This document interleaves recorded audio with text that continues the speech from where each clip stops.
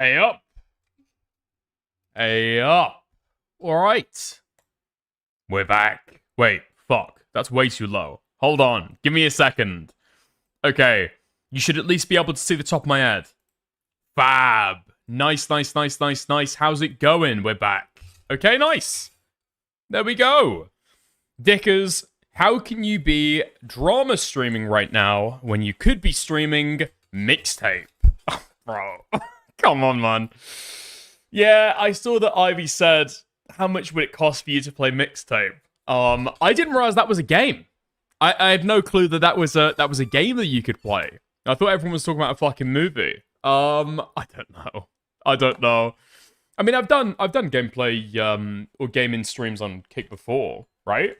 I just don't know. I just worry that I'm going to be like sitting there incredibly fucking bored like the entire time, you know? Like I'm just sitting there watching something happen. I don't know. I'll think about it. It could be fun. I guess we'd have to say, wait, what? Beckett made $500 in like 10 minutes for it. What, for people trying to get him to play the game? Or are you saying like while he was playing the game? Okay, that's the goal. That's the goal now. We've sorted it. We've fixed it. We know our goal. $500. $500. That's how much it would take for me to play mixtape. Wait, what do you mean? Yes. No. Tyrone, I just gave you two options there, mate. Okay. When he was trying to get people to like fundraise and do like, oh, we'll hit the goal and then we'll play it, or are those people who are like paying while he's playing it? Anyway. How's it going, Junkjaw? Skinwalking green now? Yeah, bro. Yeah. I'm just gonna start like randomly hitting women up in their DMs and talking about their pussy discharge. I think that's gonna be my my next stop in terms of me emulating green. You know, there are certain like keys. I think extremely successful people like green. There are certain like elements, certain aspects of them that might seem innocuous and unrelated, like on the surface, but I think actually it's kind of it belies like a little secret that they have, you know? It just works for them for reasons that you can't really understand. So yeah, I'm going to hole in, invest in absolutely everything into pussy discharge, Riz, and then we'll see how that leads us. But yeah, right. He said $500 to play it. Granted, this was right after a Durio raid. Okay. I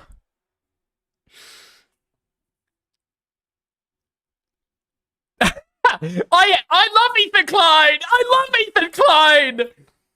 $1,000 dono goal. $1,000 dono goal to play mixtape, guys. Okay. I love Ethan Klein. Let's go. Anybody watch The Boys recently? Yeah. Awful, right? Awful. Okay. You can't even really joke on that because The Boys was actually fucking awful. Although, I will say, okay, not as bad as people say. Not nearly as bad as people say. Yeah? I think that the final episode wasn't quite as like satisfactory or satisfying as it could have been. The fight at the end was total fucking dog shit, you know? Like it just felt like it had no stakes to it. None of the hits felt like they actually fucking mattered. It just like it was like, okay, I guess I'm like watching a fight scene, you know? But it like nothing came of it. But no, I some people saying like, oh, you know, the Deep shouldn't have died. The Deep should have like had an awesome underwater battle with all of the fish and stuff. No, no, that shouldn't have been how it went. I think it was kind of like perfect, actually, how the Deep died. Homelander, okay, yes, he could have gone on a little bit of more of a rampage. There could have been some higher stakes there, all of the stuff, right? But no, I think him dying was the perfect decision, actually. Like, it wouldn't have worked any other way, you know? Where are you at in the minifigs debacle? Here's the thing, okay? So usually, I would approach a stream topic having already watched it off stream, right? Or at least done a little bit of something to look into it. I, however, this time have done absolutely nothing. Now you can see that one of two ways. Either I am feeling really fucking You got dipped. lazy today. Okay, bro, you're getting which too is the big for your truth. boots. Or you could I hope possibly you see have it a as, bad wow, day, smile. what an amazing chance to see Dickers do some impromptu, on-the-spot content, giving his real thoughts in real time. Engaging back and forth with the chat, having a debate, having a conversation, an interactive experience. We're going to sell it as the second. We're going to hope for the second. Probably going to end up being the first, though. Yeah? We'll see how it goes. Dickers didn't pre-watch this time. Yeah, I know. Usually I go ahead and have a look by, tapping about on something. Tapping about on something and kind of getting the general gist. Oh my god, it's one of these, man. Drama alert, 5.2 million views. Okay, alright, this is what we're doing for the first part of the stream. Okay, bro, you're getting too big for your boots.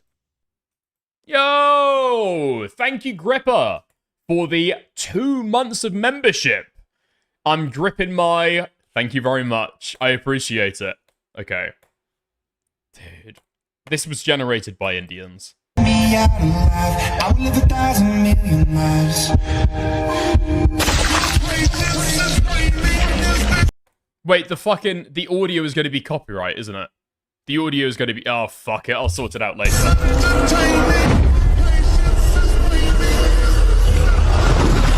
Oi!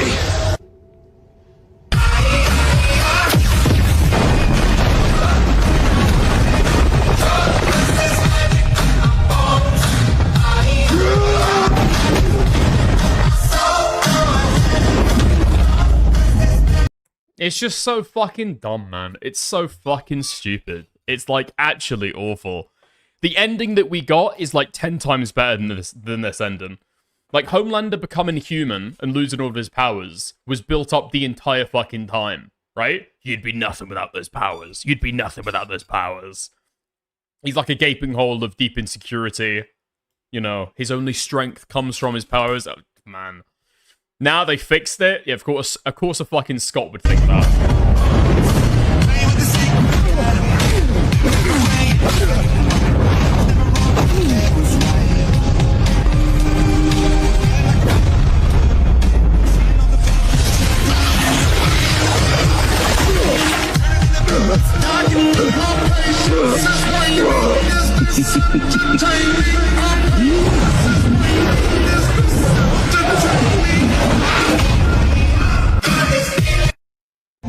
It's just so fucking bad. It's awful. It's, like, actually awful.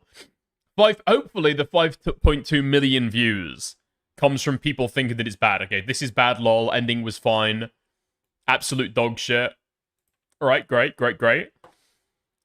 As you all know, the White House is located just outside the White House. Yeah, I'm pretty sure did Homelander's hair turn black halfway through this? Hold on. Did it? Yeah, here we go. Dude. It's so fucking bad. AI eventually will get pretty good. Until we get to that point, no. We're not fucking about with this. We're not fucking about with this at all, man. Absolutely fucking not. No thank you.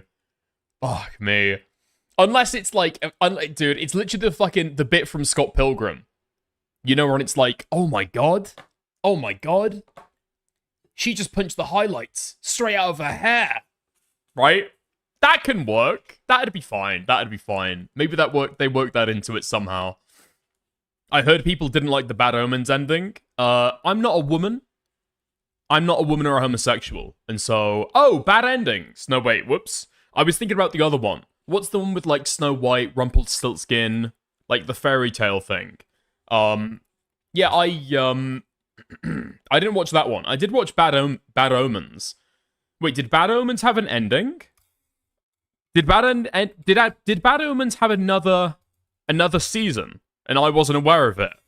Okay. Was that the ending? I thought they were leading up to a new season. I thought the Bad Omens were fucking great. Yeah.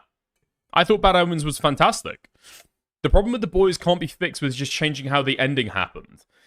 Yeah, it was just poorly executed. I think a lot of it was just very poorly executed. I don't know, it just didn't have very interesting like season build up. You know, there were several things that just like disappeared and didn't really make like a return. And then the ending, I mean, the ending just felt like the shittest, like most low stakes thing ever. Like I was watching it being like, okay, cool. I'm gonna watch this to be able to finish the series. And yeah, okay. That's all that I'm getting out of this. I'm watching this because I have to, because it's like the last scene, you know? It didn't really feel earned in like a real way. And here's the thing as well, you know for a fact that the only reason that Ryan was there and lost his powers is so they can set up like a spin-off show where he regains his powers, or that's like a big narrative arc of the first season of it, where he regains his powers or some shit. Also, hold on. A lot of people have tried to point out a lot of fucking plot holes with the boys. Really fucking retarded, because a lot of these things are explained directly in the show, right? But one thing that actually wasn't explained in the show is that Ryan was never injected with Compound V. Right? He was the first natural-born soup ever to exist. He wasn't injected with Compound V. So, how the fuck did he lose his powers? I thought the whole explanation was, well, it's like radiation and stuff, and so it fries the V straight out of your veins. And then Ryan loses his powers. How? How? Did Homelander, like, lose half of his Compound V when he gave birth? Or, like, conceptualized or conceived Ryan? Did he get, like, less powerful when that happened? Like, what actually happened there? What actually happened there? I don't know. But yeah, so that was a little bit dog shit.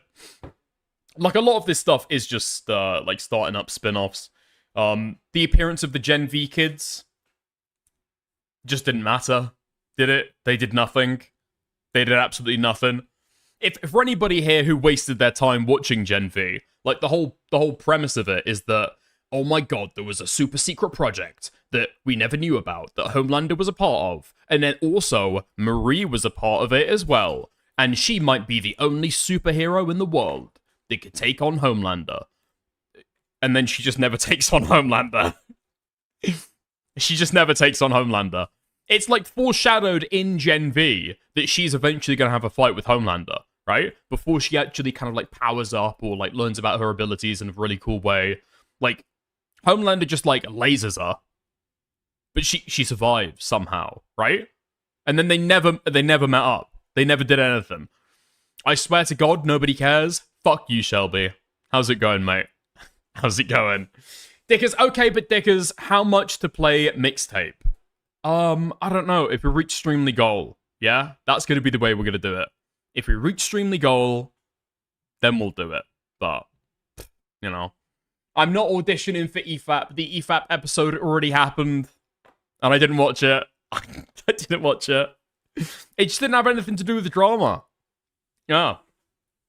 Tumblr fanfics be like, deep dark voice, make them kiss. Yeah, sometimes.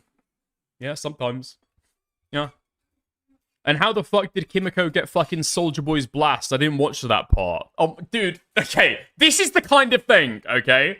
The boys' ending was kind of bad, and so everybody has decided that every plot point is a plot hole. That was not a plot hole. That was not a plot hole. That wasn't a plot hole at all. That was directly explained to you in the show how she got those powers. It felt a little impromptu and rushed at the end. Granted, okay? That probably should have been built up over the fucking, over the season, but, yeah, you know. Is the stream goal $100 and 5 memberships? It is $100 and 5 memberships, yeah. It is. I didn't say it was, I just said it was stupid. Nah, that wasn't stupid. It just wasn't well executed, you know? Season 1 okay, Season 2 bad, Season 3 abysmal, and that's the last I saw. No, I do think that people are going back. Maybe I need to go back and watch the previous seasons. But I think they're tarring it all with a broad brush, now that Season 5 was just fucking abysmal, you know? I think a lot of it is getting tarred with a bad brush. Also, you can tell that there's, like, some people are hating the show for retarded reasons, when half of the discourse that I see about the boys on Twitter is people bringing up the fact that Eric Kripke is Jewish. Whoa! Tinker, hello. Okay, bet. Thank you for the 100 Canadian dollars. Wrong currency, but we hugely appreciate it anyway. Thank you, thank you, thank you. Nothing but 07s in the chat. Thank you very much. Thank you. Holy fuck. Did you hear that Lav and Chronic are getting married? I don't know what Chronic is doing, right? I don't know what Chronic is doing at all, but I think it's getting to the point where he's kind of, you know, initially charming, She's saying stuff like, oh, well, if you say the N-word, maybe I'd be interested in you. And he's giving it the biggins with the hard R, a few months ago. That was kind of cute. Now it's getting very, I don't know, it's getting kind of sexually harassy, Just a little bit. Just a little bit. He joins this new salty chat. Okay, bro. Which is, by the way, if anybody is unaware, total honeypot. Did you hear that Lav and Chronic are getting married? Yeah. Total honeypot for people who are not aware yet. Alright? It was a new spin-off server that Kathy created, where Dan Saltman is one of the moderators there. First of all, I don't know why you'd want to be in a server where Food Shops and Stardust are regulars there. Okay? So that's number one. But then secondarily, it's just like, what are you doing? What are you doing? Like, half the most retarded, terminally online people in this space have been freaking the fuck out over the idea of Dan Saltman prying into their Discord chat rooms and seeing what they're saying. And now all of the same people are, like, migrating over to this, to a dedicated space where Dan Saltman and DGG interact with commentary. What are you doing? What are you doing? What are you doing? Like, I'm not in there because I don't want to be another fucking shitter Discord, And it just sounded, to be fair, even before I knew that Dan Saltman was a moderator there, therefore responsible for what goes on in the server, I just thought, this is just a really fucking bad idea. This is a really bad idea. There is a Splinter server from Snarky where the idea is that people are allowed to talk about Dan Saltman. Nah, that sounds like a terrible fucking idea. Just say you weren't invited. Here's the problem, Guna. I was invited. I received about 20 messages from people inviting me directly to the server. I was speaking to Shelby in DMs about it, highly considering blocking every single person who sent me an invite to that server. In fact, I've been receiving so many invites that I received an invite literally just before I went live today. Not interested. If Dan Saltman wants to have a conversation with me, he can have a conversation with me in my DMs, Fuck me, man. In fact, somebody sent this to me in DMs. Apparently chatters are not the only people who are interested in me being in the server. Apparently Dan Saltman also has a vested interest in monitoring what I say. Dickers and Aiden won't be in here, but will blow a dog for a chance to be in the Snark server. Sag.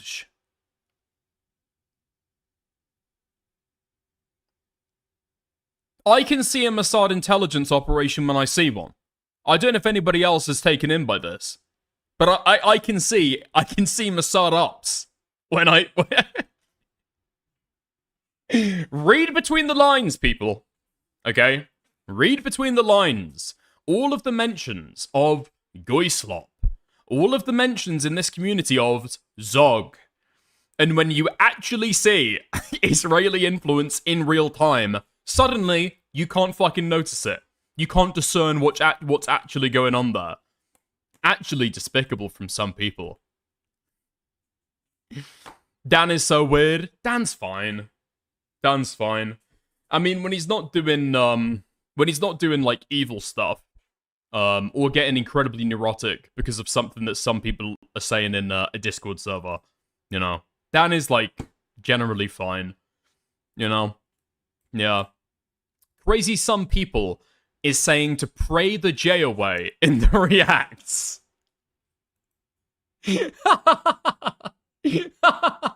I think if you see any message in a Discord from Dan Saltman, that should probably be your reaction. Yeah. I don't even know what that Pepe's called, but that should be the way that you react to it, to be able to keep yourself safe. Anything short of that, and you are inviting being doxed, harassed, swatted. You know, Dan Saltman calling your wife, mother, your next of kin, you know. Dan is the slimiest weasel around when he's not being evil, I think is what you mean. Dan is slimy. Dan is slimy. I think generally my read on Dan is that he's very bored and looking for interesting stuff to do, and so he's fucking about with different people. But, yeah. I don't know. Basically, to explain, my opinion on Dan Saltman varies probably about as much as this guy's mood changes. You know? He's like stereotypical, like, neurotic Jew. And so my opinion of him and my read on him changes and fluctuates about as much. You know? But, yeah. Agree, he seems bored and lonely. I don't know if he's lonely. But he's almost certainly bored. Yeah. No, Dan's always had, like, an interest in drama and drama communities. That's why he was on Chud's stream when he was back in the DGG orbit. And that's why he hung around JStalk at the exact same time. You know? Yeah. Asking Dickers to not be a surface-level gay contrarian when he gets invited to salty chat. Fuck me, man. Fuck me. Green, you basically live the majority of your fucking life on Discord, okay? When you get home from a hard day's work, wiping the asses of old ladies and then sniffing your fingers for their grotty discharge, get home, straight on icy. Ooh, straight on icy. Yeah, spamming the mirror emoji. Spamming the mirror. Can somebody send me the screenshot of Green talking about women's discharge, please? I just curious. Just curious. Yeah, just curious. Dude. Somebody just sent me this. If you ever bring up the dog shit moderation is a huge liability, take this, Lamau. Don't put it up on stream, though. I don't know if it's fine to do. Dude, what? So this is presumably in salty chat. Yeah, this is the kind of things that people are fucking looking for. If you think that people aren't gonna use that shit against you, you are fucking insane. You are totally fucking insane. You are like sheep. And who gets blamed for your behavior is going to be the closest streamer to you, okay? The one whose stream you frequent the most in. Now, I know, having said that, there is going to be a lot more Dickers love in salty chat. I love Dickers. I'm Dickers' top guy. I'm Dickers' top guy. As you say the most fucking deranged shit.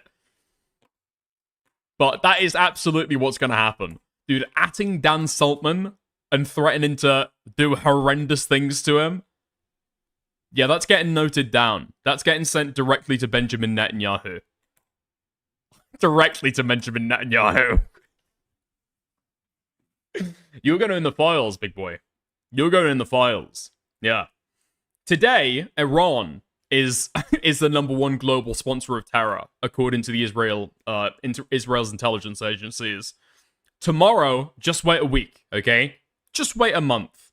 We'll see. The Snark Left server has been pointed out now by Tectone, Ethan Klein, Destiny, Nicholas Diorio. If you think that it's not going to be pointed out by top Israeli officials, you are fucking insane, alright?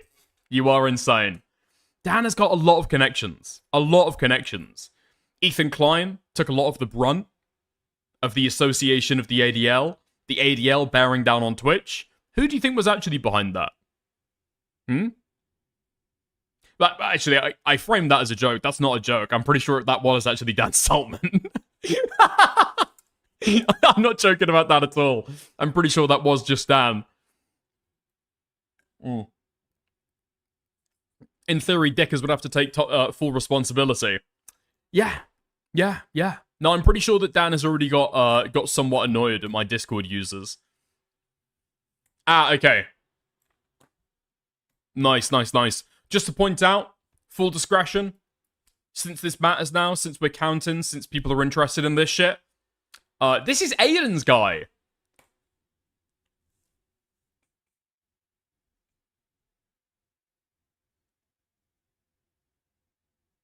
Has Aiden responded to this yet? Has Aiden spoken about this shit yet?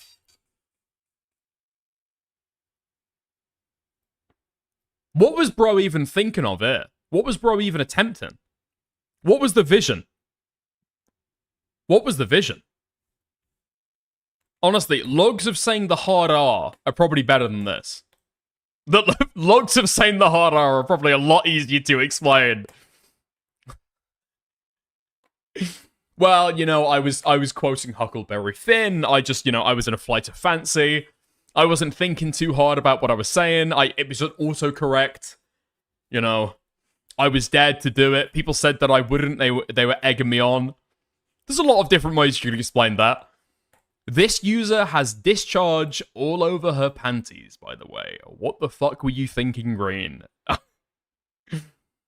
She's a bed blob who spends 20 hours on Final Fantasy and she tried to attack me. Context. That ain't context, bro.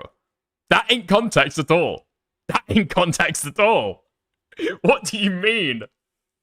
Somebody spends 20 hours on Discord and I think they've got no friends. You see somebody spend 20 hours on Discord and think about their discharge and their stanky pussy.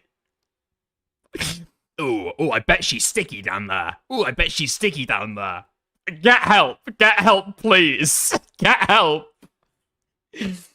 Damn, girl, your Discord profile says you've been playing Final Fantasy for the last 8 hours. Damn you, Sticky.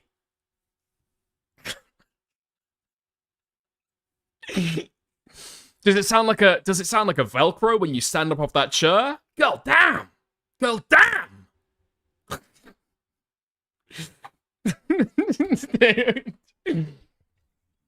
Damn, girl, I bet you smell like a whole ass bakery, girl. Damn. Oh no, I can sweep for this actually. This is probably a reference to the Spinal BJ stream, right? Yeah, probably. Okay, is there another one? What? Okay, so you know I was saying earlier that the discharge logs are probably harder to be able to explain than saying the N-word. Yeah, try and explain this. Follow my line of reasoning here. Pheromones in gushy girl goo versus Nwa ejaculate. I think I know which I'd rather chomp down. What would you rather chomp down? Green? What would you rather chomp down? If somebody asked me that question, I don't know if I'd have an answer. I don't think I'd know which I'd rather chomp down. Probably a coin flip, but me personally. Okay, the former. Yeah, of course it's the former. You're obsessed with female discharge, bro. The former. The answer is the former. Okay. Yeah. I thought the whole idea with some of these, like, would you rather, is that both options are supposed to be bad. No? Are both options bad to you? I don't know. Ask this question to Green. It's like asking, would you rather have, like, a bag of candy or eat a dog turd? Oh. What a hard quandary. Wait, what? Dude, there are so many fucking green logs. Holy shit. You need to uninstall Discord. You need to delete your account like yesterday. Wanna see my dick? No. Wanna see my dick? No. Wanna see my dick? No. Wanna see my dick? No. Wanna see my dick? No. I was throwing a lot of fucking shade on Chronic earlier for his interactions with Lavloon. We've got an explanation. We got an explanation for this. Call in and defend yourself, Green. Green, I'm gonna hop in the live, okay? Feel free to call in to be able to explain yourself if you would like. Actually, this is the way we'll do it. This is the way we'll do it, okay? Icy chat, because I know some of you guys are almost certainly listening, okay? I need a prosecutor to be able to argue this stuff to Green, okay? And put the best points to him. And Green can be the defendant. He can defend himself pro se. And I and chat will be the judge. Yeah? That's how we're going to do it. That's how we're going to do it. He repeats himself while under stress. He can't help it. Yeah? Yeah, is that the sweep? Is that the sweep? He's got the parry. He's got the parry vocal tick, where he repeats every sentence that he says like 5 times over. But it just accidentally ends up in sexual harassment. Commentary. The sector is icky. You got dick. Also commentary. Okay, bro, you're getting too big for your boots. You can't tell I'm me what's hearing- wrong with the goo, thread emoji, spider web emoji, speaking silhouette emoji, speaking silhouette emoji. True. I'm hearing people say Jimmy and Green would be good to have on the stream. Also, Junk Draw would also be good to have as a prosecutor. Is Jimmy here? Wait, I'm pretty sure Jimmy was one of the guys sending me shit, wasn't he? Hold on. Hold on. Okay, we also got another one. Somebody sending me another one. It's me, Green. When I was young, my father painted my little asshole pink to look like a pussy, so he wouldn't feel gay when he fucked me.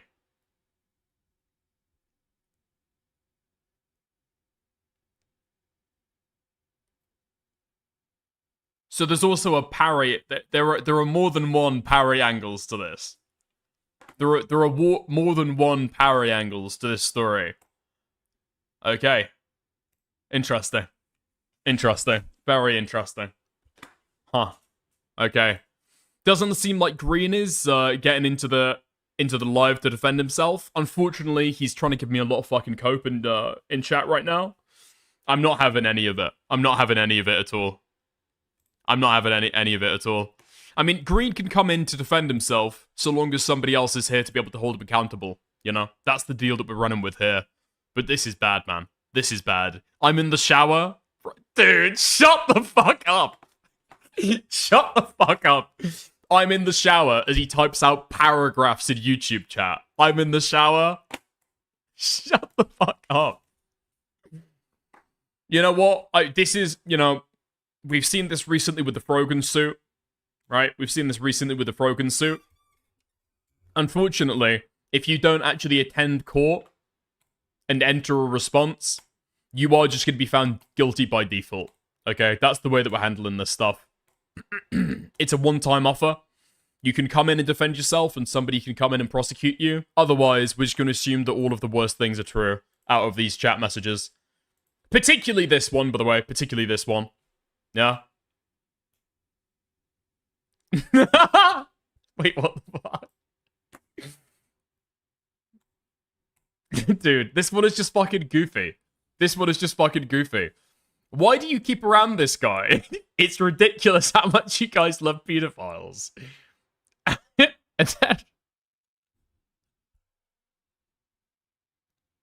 And then he responds to himself and says, "What do you mean?"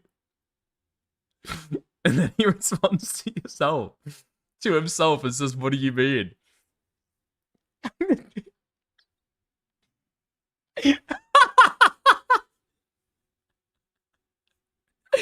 Has Green made an accusation that Aiden's Discord is full of pedophiles, and then he's read it back, forgot who sent it, and for some reason, guilty conscience some would say, he's taken it to heart. He's taken that shit deep. He's taken that shit real deep.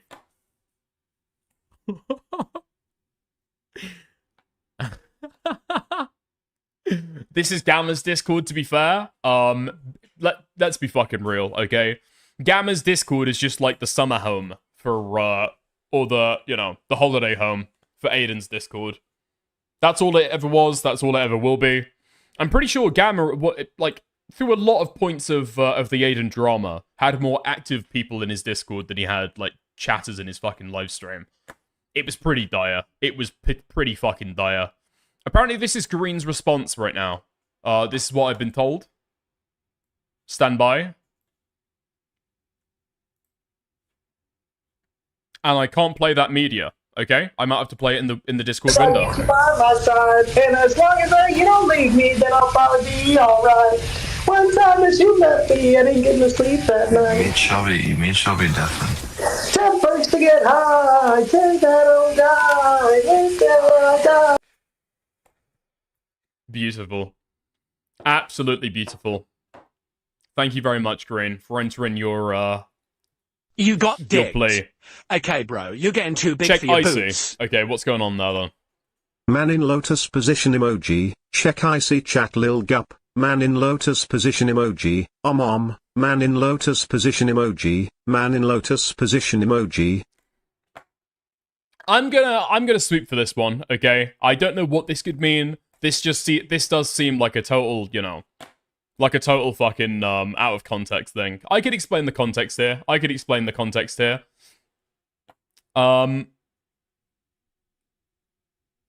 Wait, what the fuck is this? Yeah, I'm not looking at... Okay. At Dickers, true. Soul giving you dome. What are you saying in this situation?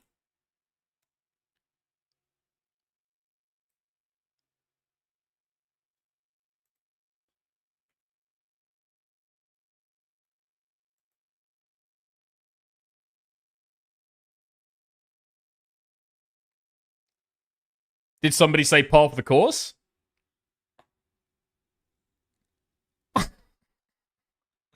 Bled from 2 holes, the entry and the exit. Interesting. Interesting stuff. Phenomenal stuff coming out of Icy right now. I can't lie. Is there anything else? Nope. It's just screen caps of me pulling up the green logs. Okay. Nice. Nice. Wait, there's no way that is the real Soul Skibbity entering into YouTube chat right now. Stop snarking my bud Green. That's not Soul Skibbity at all. That's somebody else on the Soul Skibbity account, surely. Okay. Gay as fuck. Damn. Whoa. Boring as fuck. Okay. You guys have got to come up with some good fucking snark. It's not real. Don't try and lie to me and say that it's fucking real, man. Soul Skibbity had at least 5 times that many subscribers. I know that that's not the real Soul Skibbity. Fucking hell. Okay. Alternative Kathy? It could very well be Kathy. Yeah, it could very well be Kathy. We'd have to see. Wait, is there any more? Is there any more logs? Okay, one of these is just, like, edited to have Green's face, and then Green's name is written over it. Okay, we've got that one. Are we reaching the end of the...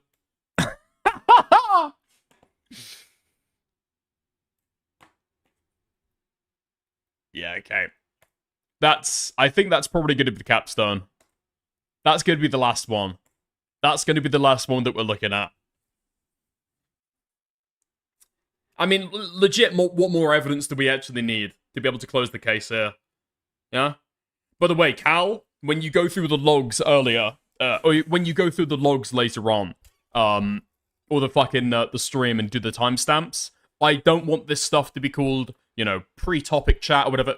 This is like the green files, okay? Just to let you know. I want this marked, I want this archived, okay? I don't want this stream ever disappearing. Kathy, fire up the Snarkiver. We're keeping this one. We are keeping this one. Okay. Is there anyone else? Okay. Wait, my Streamlabs is fucked up. Okay, never mind then. Never mind. Is there anyone else? Nah. Okay, Green is still typing in chat. On a Sunday, I might add. It's not like this guy's fucking working right now. He could call in to defend himself. I guess we just have to assume the worst, which is very, very sad. Very, very sad indeed, you know? I mean, there was a time there was a time when I was very supportive of Green, you know? He was getting a lot of snark from Icy. He had this weird dynamic going on where he was kind of like a community member with a bunch of his friends, but at the same time, a bunch of his Discord friends were only interested in him so that he went live, and I felt bad for the guy. I did feel bad for the guy. I was like, guys, you know, lay off Green, okay? If he doesn't want to stream, he doesn't have to stream, but don't push him out of your friendship group, you know? Now I realize he's a pedophile. Now I realize that he's some creep lusting after the goo of women.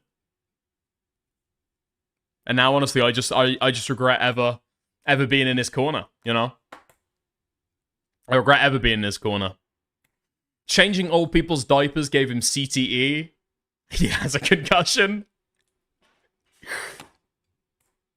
Yeah, okay. I'm pretty sure that's going to be from women, like, beating him off, you know? Well, pause, hold on. I don't know if that's ever happened. Women, like, batting him away, you know? Green is, like, climbing up the ivy at the side of their house to be able to sneak through their windows. And just when his little nose pokes through the windowsill to start sniffing, you know? They slam it shut. He falls all the way down into the bush. Gets a concussion. That's the way I could see it happening, 100%. Green is in love with Samantha, by the way. I was in VC with this guy the other day, and he was trying to explain himself then, okay? Tell me if you believe this, okay? Because this is the best defense that I think Green could give for himself at the time, was that, well, you know, I mean, I try and, I'm not flirting with Samantha, okay? This is what Green said. Green said he doesn't flirt with Samantha, you know? He just treats all people equally, you know? Men, women, adults, children. I don't know, that last part might be misremembered, but I'm pretty sure that was what he said, you know? But he tries to speak, you know, treat all people equally. Has anybody ever seen Green type out this kind of message about anybody else? Because I can say personally, Green has never asked about my discharge. No? There we are. You know? There we go. Wait, what do you mean? What do you mean? Check our DMs for the VC log. Okay. So there was a VC going on. Okay. He never... Wait, Shelby says that he never asked about his discharge earlier. Okay. Clover says that he'd say crazy stuff about my videos. Hold on. Have we got a witness to this stuff? Clover, if you want to call in to be able to explain the awful things that Green was saying about your videos, totally feel free, okay? You're more than welcome. We are centering the voices of women in this conversation, really. You know, I've never spoken to the Samantha girl, but honestly, seeing what she's had to experience, you know, she's welcome to call in as well.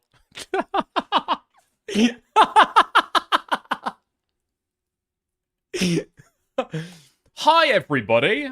This is Green's mother. He passed away this morning, and I was the first to find him. He always talked to me about internet harassment.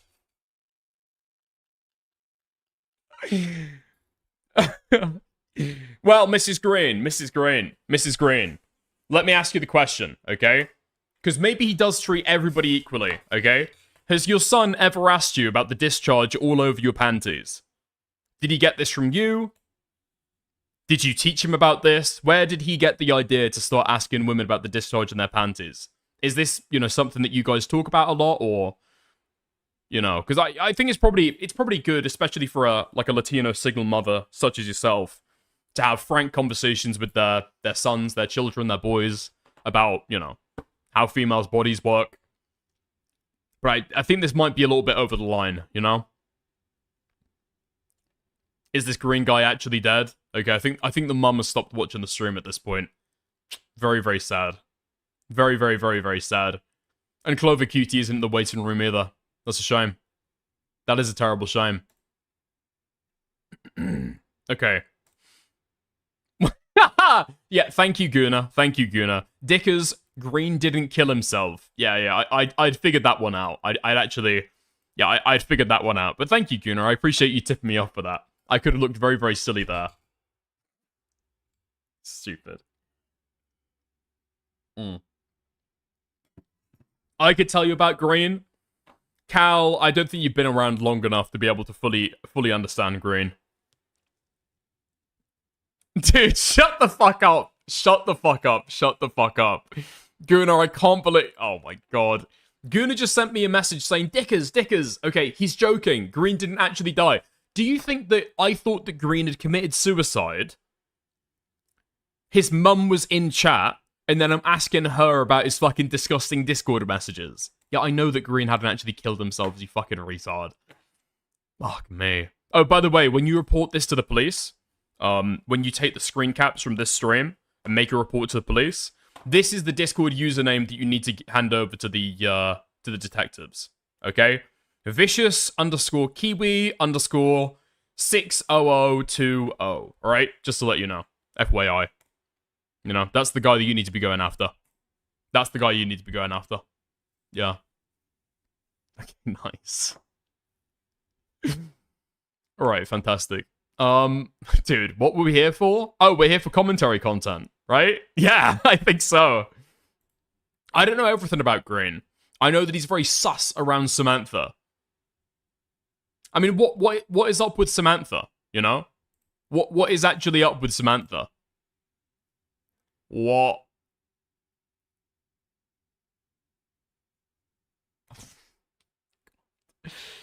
Yeah, I mean, that's just Ali Khan saying something disgusted about the Clover videos, which I will not repeat.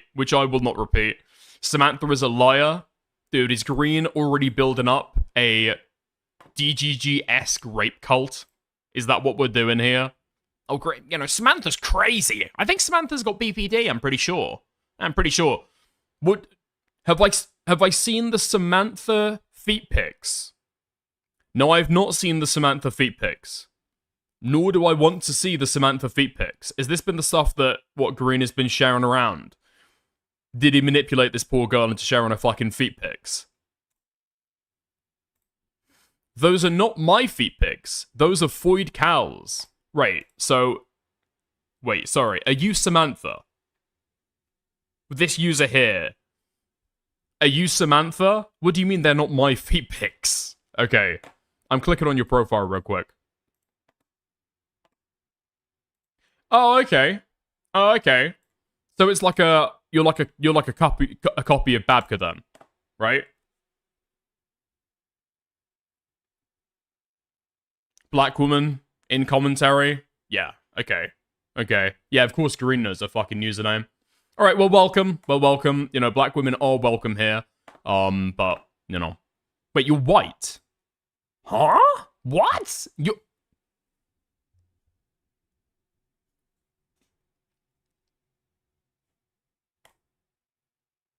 Is this like the dress thing? Is this like the dress thing again? Is it like, you see... No, okay. Yeah, I don't know why I thought she was black. Why did I think that Samantha was black? I actually don't know. What was Samantha's profile picture for the longest time not a black woman? No? That's a white dude? Samantha says it's not even her. Okay, fantastic. Never mind. Never mind. She does do... Oh, she does digital blackface. Right. Okay, okay, okay. She uses other women's pictures.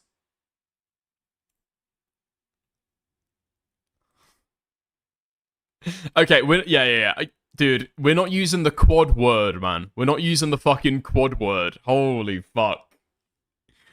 Oh, this is why I thought that she was a black woman. Right, yeah, I just assumed it. In my bowels, I just assumed she was black because of this. Right, okay. Yeah, never mind. Never mind. Dickers, don't lick your lips at that. It's a nervous habit, alright? That's not down to me. That's not down to me. That's Pink Pantress. Yeah, you can't do that, though. What do you mean? You can't do that. You can't... What, you can't set your... That is doing digital blackface. You can't set your profile picture to a black person. What do you mean? You can't do that at all. You're not allowed to do that. And who the fuck is Pink Pantress? No, I don't think women can do that. Women can't get away with doing that. Absolutely not. Has anybody heard Samantha speak in VC? Wait, did I say did I say Pantherus? What is it? What is it? What is it? Pantherus. Pantherus. Sorry, I'm still on the I'm still on the green message. I'm still on the green message about the. Never mind. We don't need to go into that again. We don't need to go into that again. Yeah. They can sound white now. Wait, black people. Okay. Yeah, that's true. That is true. That's true. I thought you libtards allowed anybody to identify as whoever they wanted. Yeah, except for white people identifying as any other race, you know? It's even sketchy. White people do try and do that shit when they're like a quarter of something else to be able to like spice it up, you know? Particularly Native American, which I don't get at all, but no, I don't think you're allowed to do that. You're not allowed to do that. I mean, people did it in the past. They did too much. They fucking ruined it. And now nobody can, you know? Now nobody can. I had to explain to my girlfriend the other day, because obviously she's not originally from the UK. Hold on. In the US, do you have those chocolates called minstrels? Do you know what I'm talking about? If I say minstrels, do you know what I'm saying? Yeah, okay, let me get the image, just so you guys can, I guess, figure it out. Do you know what these are? No. Okay, I guess I've got to explain it to you as well, then. So, obviously, like, minstrels are what, you know, like, musicians that wore blackface used to be called, right? But for us, they're also a very, you know, like, delicious chocolate. But I had to explain to my girlfriend what a minstrel was. And it was only at that point that I realized, oh, this is an explicit reference to blackface. It's like little brown, delicious, like little bits of chocolate, right? Yeah, with a shell, with a darker shell as well, with a darker shell. Yeah. Apparently Germany's got the exact same thing though. I don't know why. Just like when chocolate. It's probably because, like, chocolate first popularized and became cheap on an industrial scale at the same time when everybody was obsessed with doing blackface. I think. Right? Yeah. Like 1800s, something like that. What the fuck is up with you people? What the fuck are you talking about, dude? Americans are the one who basically invented blackface. Don't try and throw that shit back on us just because we named a few chocolates after it. You know, I'm pretty sure there are chocolates in Germany that are just called the N-word hard R. German chocolates racist. That's what I'm going to type into Google. That's what I'm going to type. I'm pretty sure they're just called toes. I'm pretty sure they're called toes. No! Oh my god, this is what I'm thinking of. Yep, I'm pretty sure these are called the exact same thing to this day. Literally N-word kisses. Literal N-word Küsse. And here's the thing. The only thing that's changed about it is the packaging. Everything else is the exact same. I'm pretty sure the name is the exact same as well. The name of the chocolates are the exact same. The only thing that's changed is the packaging. But yeah. Yeah. I can buy these right now. You can buy these right now. If you go to like a German supermarket, you can buy one of these right now. Dude. Oh my fucking god, it's so bad. It's so bad. No, it's not. That's the thing. I think somebody said it earlier. It's not even funny racism. It's just like, oh, okay. Why are you describing this as like N-word anything? Yeah, black people did used to have representation. Not anymore. Not anymore. They're not allowed shit anymore, unfortunately. Well, is it really black person representation? If all of them are like gollywogs and shit, it's basically like a white person dressing up as a black person. I'm not sure that really counts, you know? It's like Uncle Ben's. Can somebody explain to me what was racist about Uncle Ben? Because by the time it got to the UK, it was just a brand of rice that happened to have like a black person as like their figurehead, like their mascot, you know? Aunt Jemima, also don't get that either.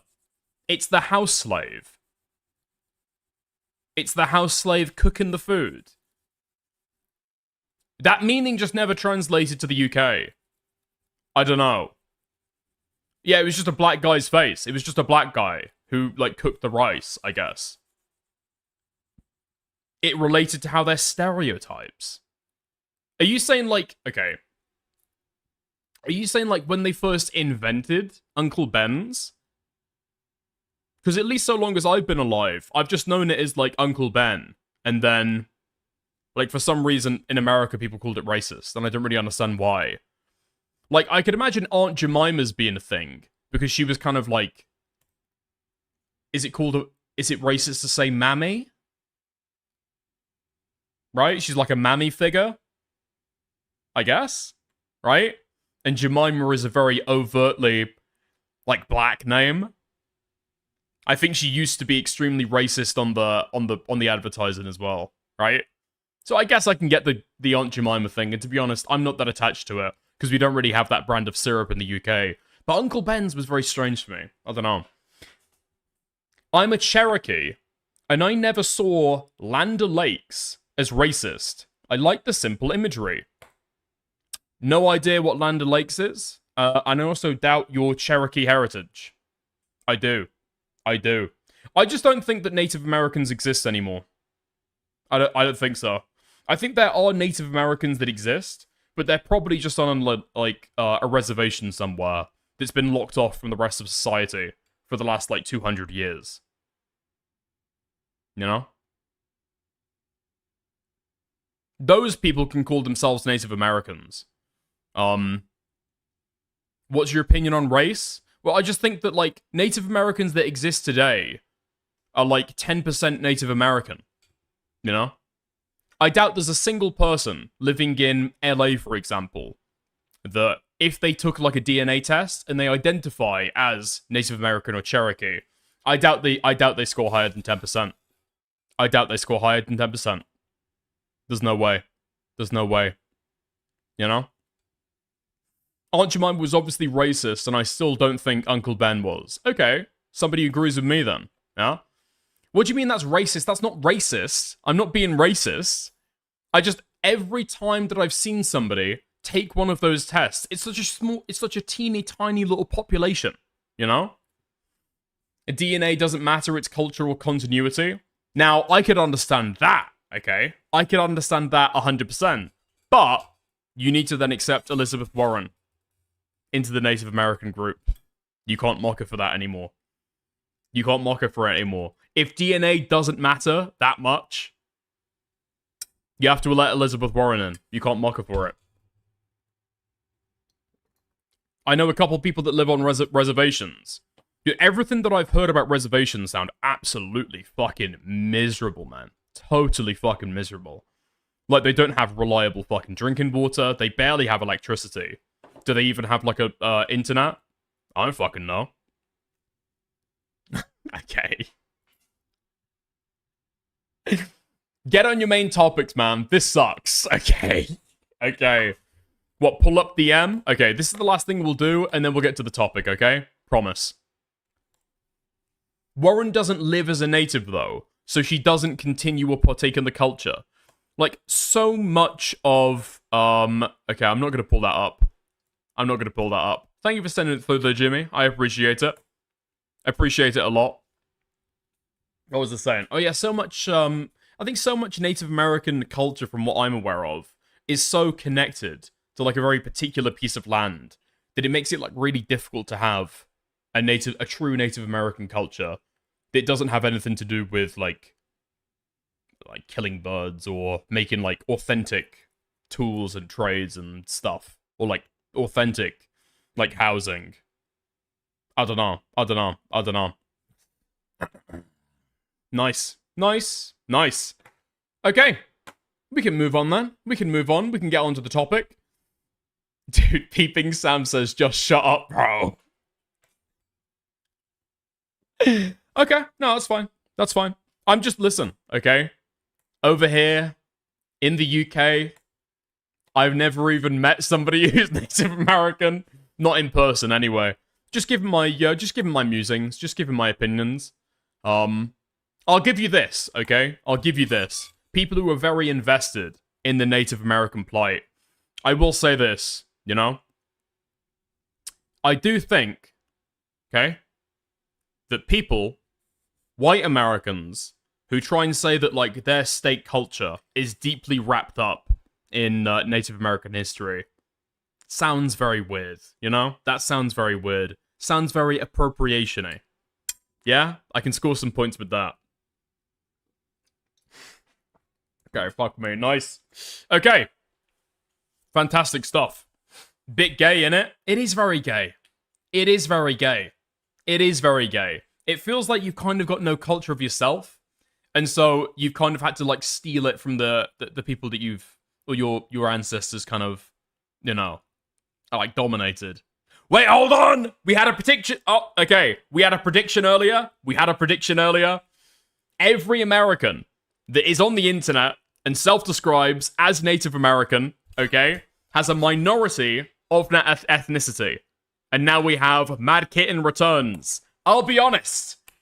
I am 1/4 on my father's side. The issue is my father left and kept me from learning anything about my culture. And I've been trying to connect and genuinely learn. Okay, well, I'm not going to take the piss, because that sounds quite nice, actually. I'm not going to take the piss. That sounds earnestly quite nice.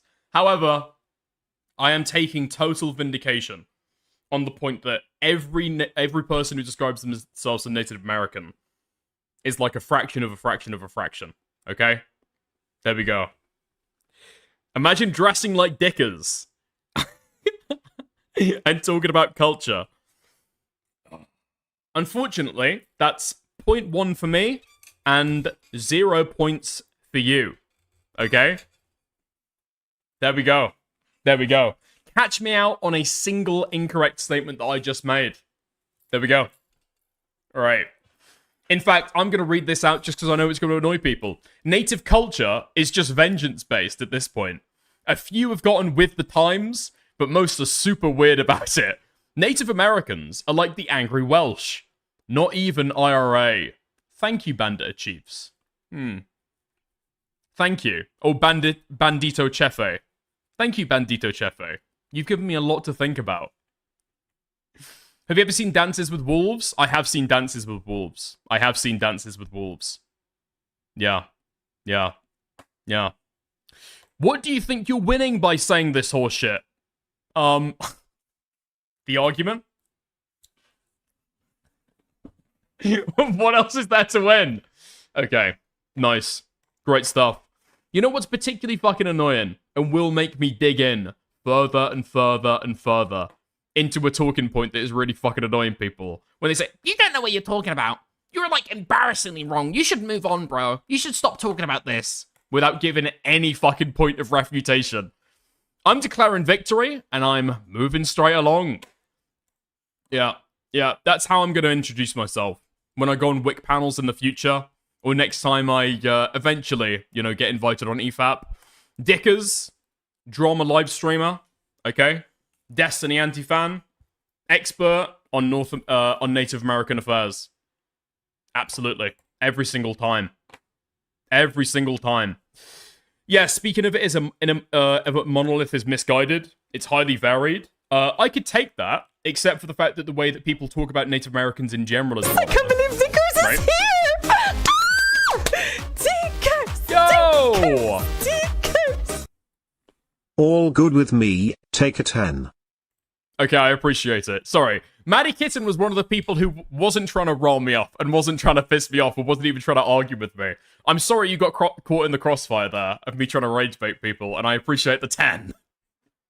Thank you very much. I hugely appreciate that. Thank you. That's more generous than I deserve. I can't lie. Okay, nice.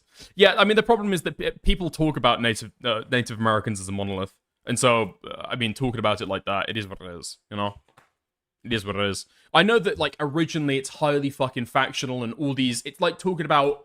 Because America is fucking huge, right? North America is huge, especially, right? Even if you ignore, like, Mexico, Canada, all the fucking rest. Because originally those divisions weren't really there, you know? But yeah, people talk about it as a monolith. But if you take a look at, like, North America, Central America, and South America, it's like trying to group all European cultures, like, into the same fucking thing. So I do Getting get how sued it's, for like, leaking painted with a sex broad tapes. brush, That's just, you know? Steven's just being a silly guy. Yo! For the mixtape bounty. Thank you for the $4.99. I hugely appreciate it. I'm so sick of the victim narrative. What of... what? What of Native Americans? Okay. There are 3 groups of people that get unequivocal fucking victim status, okay? It's African Americans, Native Americans, and Jews. Everybody else is shades of grey and slightly dubious, okay? Those guys can absolutely get fucking victim status. Jews, in their early history, sure, invaded places. Later on, genocide, right? Native Americans, okay, they might have been trying to fucking war with each other, scalp each other, do imperialism against each other for a long time. When when European settlers got there, genocide. American, well, you know, African Americans didn't really get genocide, but, you know, they did get, like, slavery and stuff, and that's pretty bad, so, yeah. Oh, fuck me. Actually, one more thing before we get into the stream. I promise that I am eventually getting into the actual content we're going to talk about today. Was anybody here when I was talking about, fuck, what was it, man? Fuck, what was it? Was anybody here when I was talking about, Bad Empanada? Bad Empanada having an argument with FD Signifier. Yeah. So during that, I think I, like, said something about, you know, the Holly is goated. The Holly is number 1. You're never going to be able to top the Holly, right? Black people try and complain about the Tuskegee experiments. Nobody cares, okay? The Holly is basically unassailable. It's always going to be the trump card for the Jews. If you want to do, like, a victim comparison between black people and Jews. Some guy took the time to write out a whole screed in my comment section. Wait, Peeping Sam says true, who was disagreeing with me earlier. And then other people are saying I'll take. This guy wrote out a whole fucking screed in my comment section about, you are so ignorant. You are so ignorant. I'm pretty sure my exact words were, the Holly is the infinite trump card. Okay? Obvious joke. I'm not taking this shit that seriously. You are unbelievably wrong about this. You shouldn't speak on this stuff if you're gonna be so ignorant about it. Dude, come on, can I not find it now? Fuck, I can't find it. I can't find it. Yes, I can. Oh my god, yes, I can. Holy shit, man. Yeah, okay. 4:15:38. Never seen this guy before. Never seen this guy in chat before, okay? The only reason why I saw this stuff is because I just happened to be looking at my YouTube notifications that day. But here we are. You are wrong. More black people died as a result of white people massacres. White people massacres than Jews have died in the Holocaust. First of all, okay, another example of black people failing to take into account per capita numbers when we're talking about statistics. Very interesting. Extremely interesting. Extremely interesting. But yeah, these people always fucking bring up the Congo. Dude. Blah, blah, blah, blah, blah. I hope Zucifer is watching today. Driven by the global boom in the rubber and ivory trade, his regime utilized forced labor, starvation, and extreme violence, resulting in the devastating death toll, estimated between 10 million and 15 million black Africans. That's not even getting into the slavery stats. Think before you speak. Okay?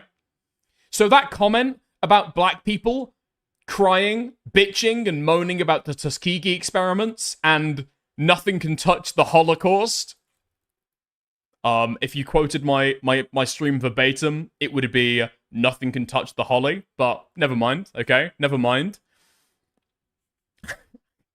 And nothing can touch the holly was so disgusting and wrong. I don't even like comparing the atrocities, but if we have to, yes, black people have absolutely suffered more than white Jews. Interesting this perspective this is coming from as well. Very interesting the perspective. Read about this. I know you people only care about atrocities committed against a certain number of people.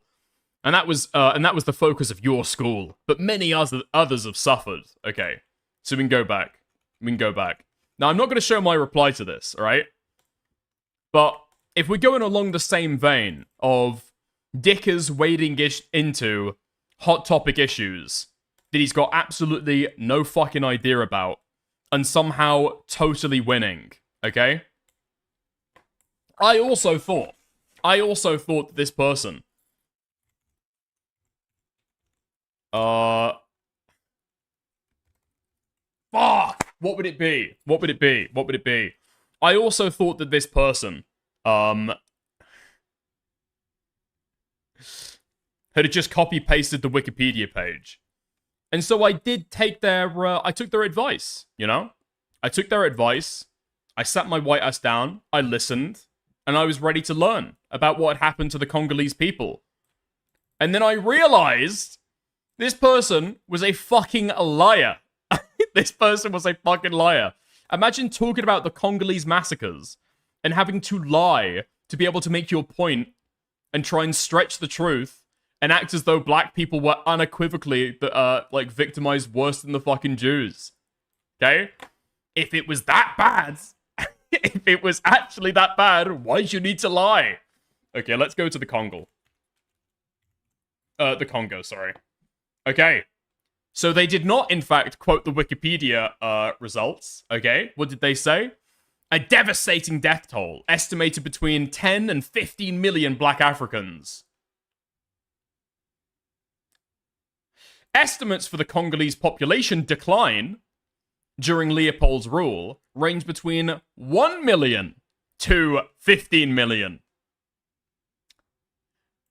The causes of the decline include epidemic diseases. Interesting. A reduction in birth rates.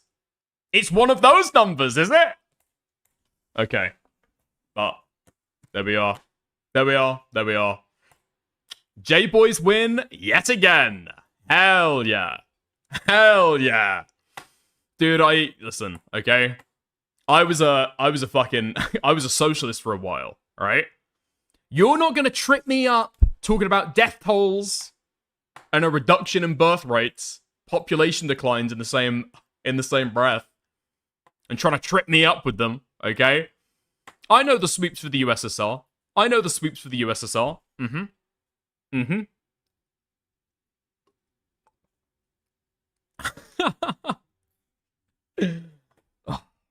Did you know why they were cutting off hands? Oh yeah, listen, okay? I'm not even trying to compare the fucking atrocities, okay? I'm not even saying that the Holly was worse than what happened in the Congo, okay? That would be far too broad a claim to make. The only thing I'm saying is that the person lied to be able to make the Congolese massacre sound worse than the Holly. Yeah, shit going on in the Congo is pretty fucking bad, you know? Shit going on in the Congo is pretty bad.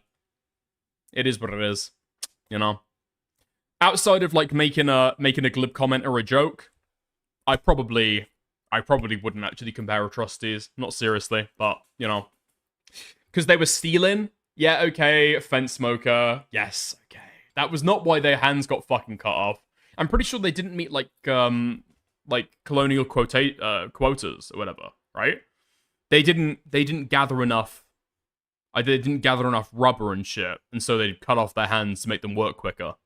I think, right? Something like that. Yeah, I don't know. Are we both drunk right now? I'm not that drunk. I don't believe that was the policy. Okay. Ah, an Asmongoy fan. Yeah, that's me. I love Asmongold. I love Asmongold. Has anybody ever played World of Warcraft before? Amazing game. All right, fantastic. Yeah, we're going to move away from this shit. We're going to move away from this shit. How did we fucking get here? Racistly named chocolates. Yeah, I'm pretty sure. Okay. Nice. Fantastic. Dickers has no idea. What about what? About what? The Congolese shit? Why are you laying that at my door? Wait, it was bad. What do you want me to say? What do you want me to say? The colonialization of the Congo was bad. All right? Happy now? Fuck me, man. He didn't know what was going on. He just ran it as a businessman, all right? He just ran it as the businessman. It was the managers and the shit who did that stuff. Can you find a direct order from King You got Leopold dicked. saying... Okay, bro, you're getting too big for your boots. DM. Yo, thank you very much. Thank you very much. The chopped hands, yeah. Wait, no, I'm pretty sure that the mutilations that happened... I'm pretty sure the mutilations that happened were as a result of people not meeting quota on the plantations, right? No? Yeah. How's it going, Beckett? Wait, so Dickers is a self-hating commie? Who would have guessed? Listen, okay, Beckett, you might want to take the fucking piss, mate. All right? You want to rib me a little bit about my political my political past. At the very least, I can stand up, okay? We'll do this test. We'll do this test, okay? We'll do this test for all Britons about whether they have an embarrassing, abysmal, shameful political history, or whether they were just misguided, okay? Hand on heart. I did not vote for Brexit. Okay, that was pretty easy for me to do. Pretty easy for me to do. Now back it. On to you. Can you take the pledge? Just wondering. Just wondering. Ooh, very quiet. Ooh, very quiet. Doesn't count, you weren't old enough. It does count, because I wouldn't have at the time. I think that's pretty fair. I think that's very fair. I think that's very fair. Queenman, I don't know if your school did the same thing. If it happened last year, you would have. What does that even mean? No, I would not. No, I would not. No, I would not. Did your school have the same thing that ours did? Our school had like a mock election because it was such an important vote to be able to inspire people for, like, I don't know, to engage in the civic voting system. They took a vote for each person about whether you would want to leave the European Union or not. We did that at the time at our school. And I voted not to leave, so... yeah, I voted remain. Wasn't quiet at all, Lamau. Call me, we can talk about how you're a moral coward. What? If you want to call, we can. If you want to call, we can. It's totally up to you, but I don't know if you're throwing that out. No, I was in 6th form when it happened. And was the only Leave supporter in my politics class. What? What? What? Oh, I forgot you're like a Sargonoid. Your political history is being like a Sargonoid, right? Yeah. Oh man. Dude. You think Queeman's insufferable now? Imagine a 17-year-old Queeman debating you on why we should leave the European Union. Jesus Christ. That is incredibly bleak. That is incredibly bleak. Especially in the fucking South as well. Oh my god. Jesus. You can tell why, you can tell, the reasons why he is who he is now. Grown up, only Leave voter in his politics class. It really shines a light, shines a deep, dark light into Queeman's psyche, I think. He read Locke. Dude, shut the fuck up. Baby Queeman was drooling, watching Sargon of Akkad, Total Biscuit, and Jontron destroy the mainstream media by talking on a live stream. I could buy that. I could buy that. If we can just get Trump, to say Gamergate, that was the first disappointment. You know, that was the first disappointment he had in his childhood. Sean Head just destroyed modern feminism. I voted Brexit because of 90s Corbyn. We are not the same, Lamau. What? That's even worse, I think. That's even worse. I think voting for Brexit because you were racist, or voting for Brexit because you're a rightoid, I think those are honourable reasons to vote for Brexit. Voting for Brexit because you were convinced by Jeremy Corbyn. Man, that is particularly fucking rough. I can't lie with you. I can't lie at all. Okay. Nice. Nice. Oh, how's it going, Beckett, man? Right. Okay. Alright. Fuck it. Let's go. Let's get into the content. Let's get into the content. Nice, nice, nice, nice, nice. Nice, nice, nice, nice, nice. Okay. Fab. Okay. Fuck me. Where did I fucking put it, man? Okay. Here we are. Fantastic shit. Let's go. Okay. So I think I mentioned earlier, right, that I've got basically no idea what's going on in this drama. I've heard some people say that this was some kind of swatting that happened over this Lego minifigure drama. I've heard other people say that he is being persecuted. An entire town has been corrupted by Lego sales. So I'm actually not fucking sure what happened. But let's have a gander. Let's have a look. Let's go from day one. Reckless Ben's first video. All right. This man spent his life collecting what's now known as the world's largest Lego Star Wars collection ever. It's estimated to be worth around $200,000. And then the entire thing got stolen, and the police are actively working with the thieves to cover the entire thing up. But the craziest part is that the collector doesn't even know that his collection's been stolen. Yeah, the collector's son, Brian, well, he reached out to me because he has no clue how to break this news to his dad. At this point, my father had a health episode. We can't bring any stress to him. The reason he's reaching out to me is because the police are covering this entire thing up. And at this moment, I promised Brian that I would not end this video until I get his entire world record Star Wars collection back. But anyways, the thief of this collection is actually a corporation called Bricks and Minifigs. Bricks and Minifigs, the biggest. Dude, I can't lie, okay? I'm gonna level. I didn't add the blur. I don't know why the blur is on screen. Yeah, I don't know why that's there. I just get I get heavy fucking. I get the same vibes as when there was that retarded Marvel Rivals drama. Do you know what I'm talking about? Yeah, I've got the exact same vibes as I get when I see somebody talking about, I don't know, like the crazy police response to somebody like buying proprietary Nintendo software or equipment that fell off the back of a fucking lorry and they're being prosecuted under like IP law or something like that. I'm getting like heavy anti-corpo stuff. I'm not getting a good vibe.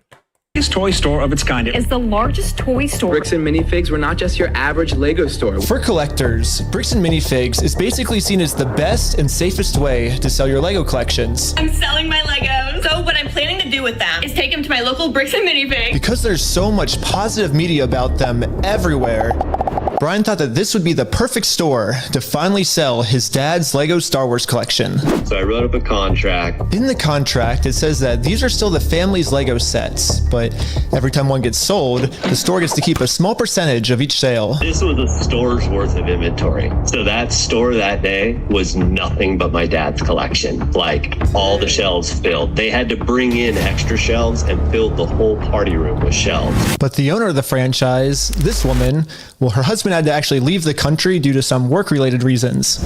My husband and I were planning on moving out of the country. I reached out to corporate to let them know, hey, this is something that's coming up in the next like 4 to 5 months. She told the Bricks and Minifigs head corporation that she was planning on selling the store, so the corporation actually was able to find a buyer to buy it from her. They let me know that they had somebody who was interested in purchasing a franchise in the area. He was going to be in town and he was going to stop by and just take a look at it. Wasn't until Brandon got there that he informed me that they were terminating my franchise agreement. We were getting threats from Brandon and from corporate that if we didn't leave the store immediately, the police were going to be called. I told corporate I wasn't comfortable leaving that night without the inventory. I was also told I was not going to be able to stay there long enough to do that inventory. But we don't just have to take this woman's word for it. She was actually able to save all the security camera footage from that night, proving that everything she just said is true. All the footage and evidence is there. In the security cam footage, it's him at the store kicking her out. In that footage they sent us is Crystal asking him, how am I supposed to pay this guy? These are sets he has not been paid for. These are ones that he has not been paid his percentage yet. And if I don't have the tickets, I won't know how much I need to pay him. That's a business thing and not necessarily yours. He's taking on the business, he takes on all that kind of side that. His own corporation is sitting there on video saying they're going to take it. After this woman got kicked out of her own store, she called Brian explaining how... Right, so this is like, she owns the business, and she's selling the business over to somebody else, and it's a franchise, and so she has to like negotiate all of that stuff with corporate, right? Okay, understood. And they accept all of the extra kind of like accountability or the agreements. They kind of inherit all of that stuff, right? Okay. Corporate just came down and is now trying to take the world's largest Lego Star Wars collection without paying for it. So, Brian called the store to see what was going on. Called the store, and I said, what happened to Crystal? And he goes, well, that's kind of a private matter, but the corporation's taking over the store. There's something I can do to help you with. I said, well, yeah. I am the owner of about half your store's inventory.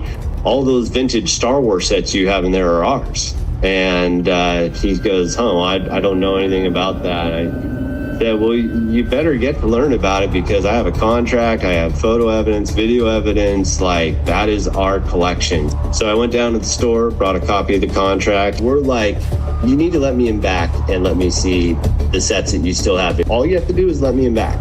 We can go that route or we can go to court. And the guy just looks at me, crosses his arms and goes, let me tell you what's going to happen. If we go to court, we're going to drag this thing out so long and you're going to end up spending so much more money than your collection is ever worth or what you ever would have gotten on it, that it ain't worth it, man. So if that's the route you want to go, and I go, that's really the route you want to go, rather than just letting me walk in there. And he goes, no. Dang. What am I to do at that point? Bricks and Minifigs knows that this family, especially with the father's health, doesn't have the resources to take them to court. And almost mockingly, they've since flooded all of their social media with tons of pictures of Star Wars Legos. At this point... No, what? No, dude.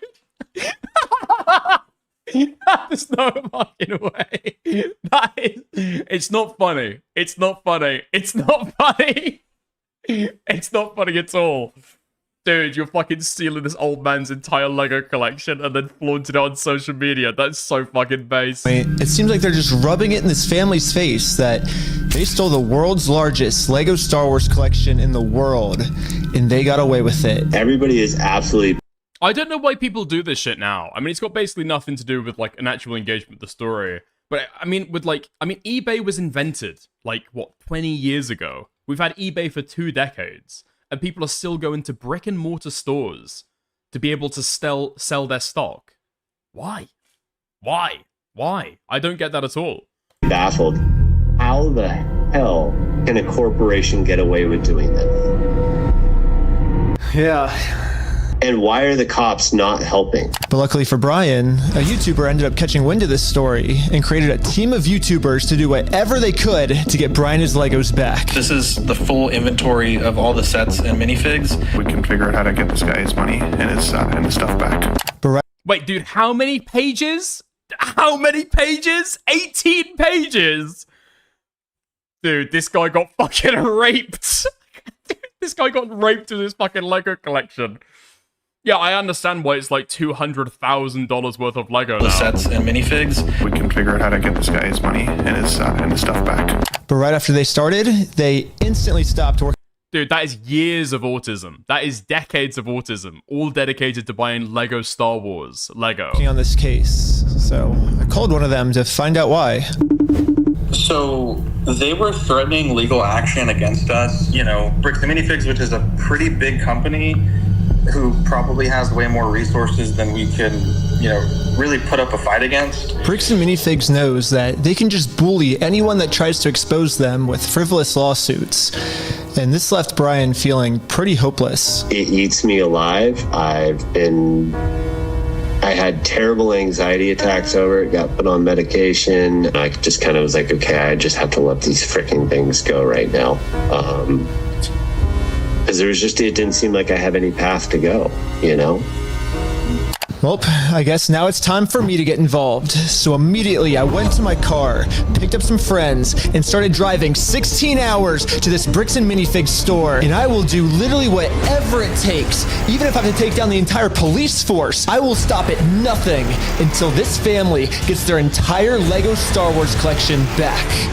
And now 16 hours later, we're finally pulling up to the Bricks and Minifigs store. So I started a pair of spy camera glasses. That's what I'm gonna use to film this. And honestly, I kind of just want to hear Bricks and Minifigs side of the story. Hi, how's it going? Wait, why is the date reading 2019? When was this video produced? 2026? I guess maybe the date was set wrong with something. Or maybe this has like been this guy's, I guess, life's work for the last 7 years. Pretty good. How about yourself? It's pretty good. So basically my friend said that you guys have some of his Legos, I think, and he told me to come here and see if I could pick. What kind of guy do you have to be that you've got like a pair of spy glasses ready to go right away? No? I feel like that's the kind of shit that you buy for an unsavory purpose. And then when the moment needs, it's like, of course, my spy glasses that I use for investigating, you know? For peeping into stories. Pick them up. Who's your friend? I think they're Brian's Legos. It's like a big like Star Wars collection set, I think. You could go ahead and leave now. Really? So you could go ahead and leave now, or I will call the police for harassment. Well, I'm not harassing you. No, you are. Hi. You want to watch the cameras? I'm being harassed by you. Watch the cameras. I am being harassed. You need to leave. Literally, all I did was just bring up that my friend has some Legos in their store, and the manager started freaking out on me. Bro, you're getting too big for your boots. He bought them to infiltrate Scientology. If that's true, that kind of sounds like a fucking, is that true, really? Is this what this guy does with his content? Okay, hold on. Scientology. Dude, what the fuck is this guy's content? It's going to, like, haunted houses and doing Mario Kart in real life? Is this it? If a Scientologist can say this word, they win $10,000. Are they going to get him to say, like, Xeno or something like that, right? Okay, interesting. Dude. Fucking with Scientology, I'm already getting a sense. I'm already getting a sense of who this guy is. But I wasn't going to leave the store without hearing her side of the story.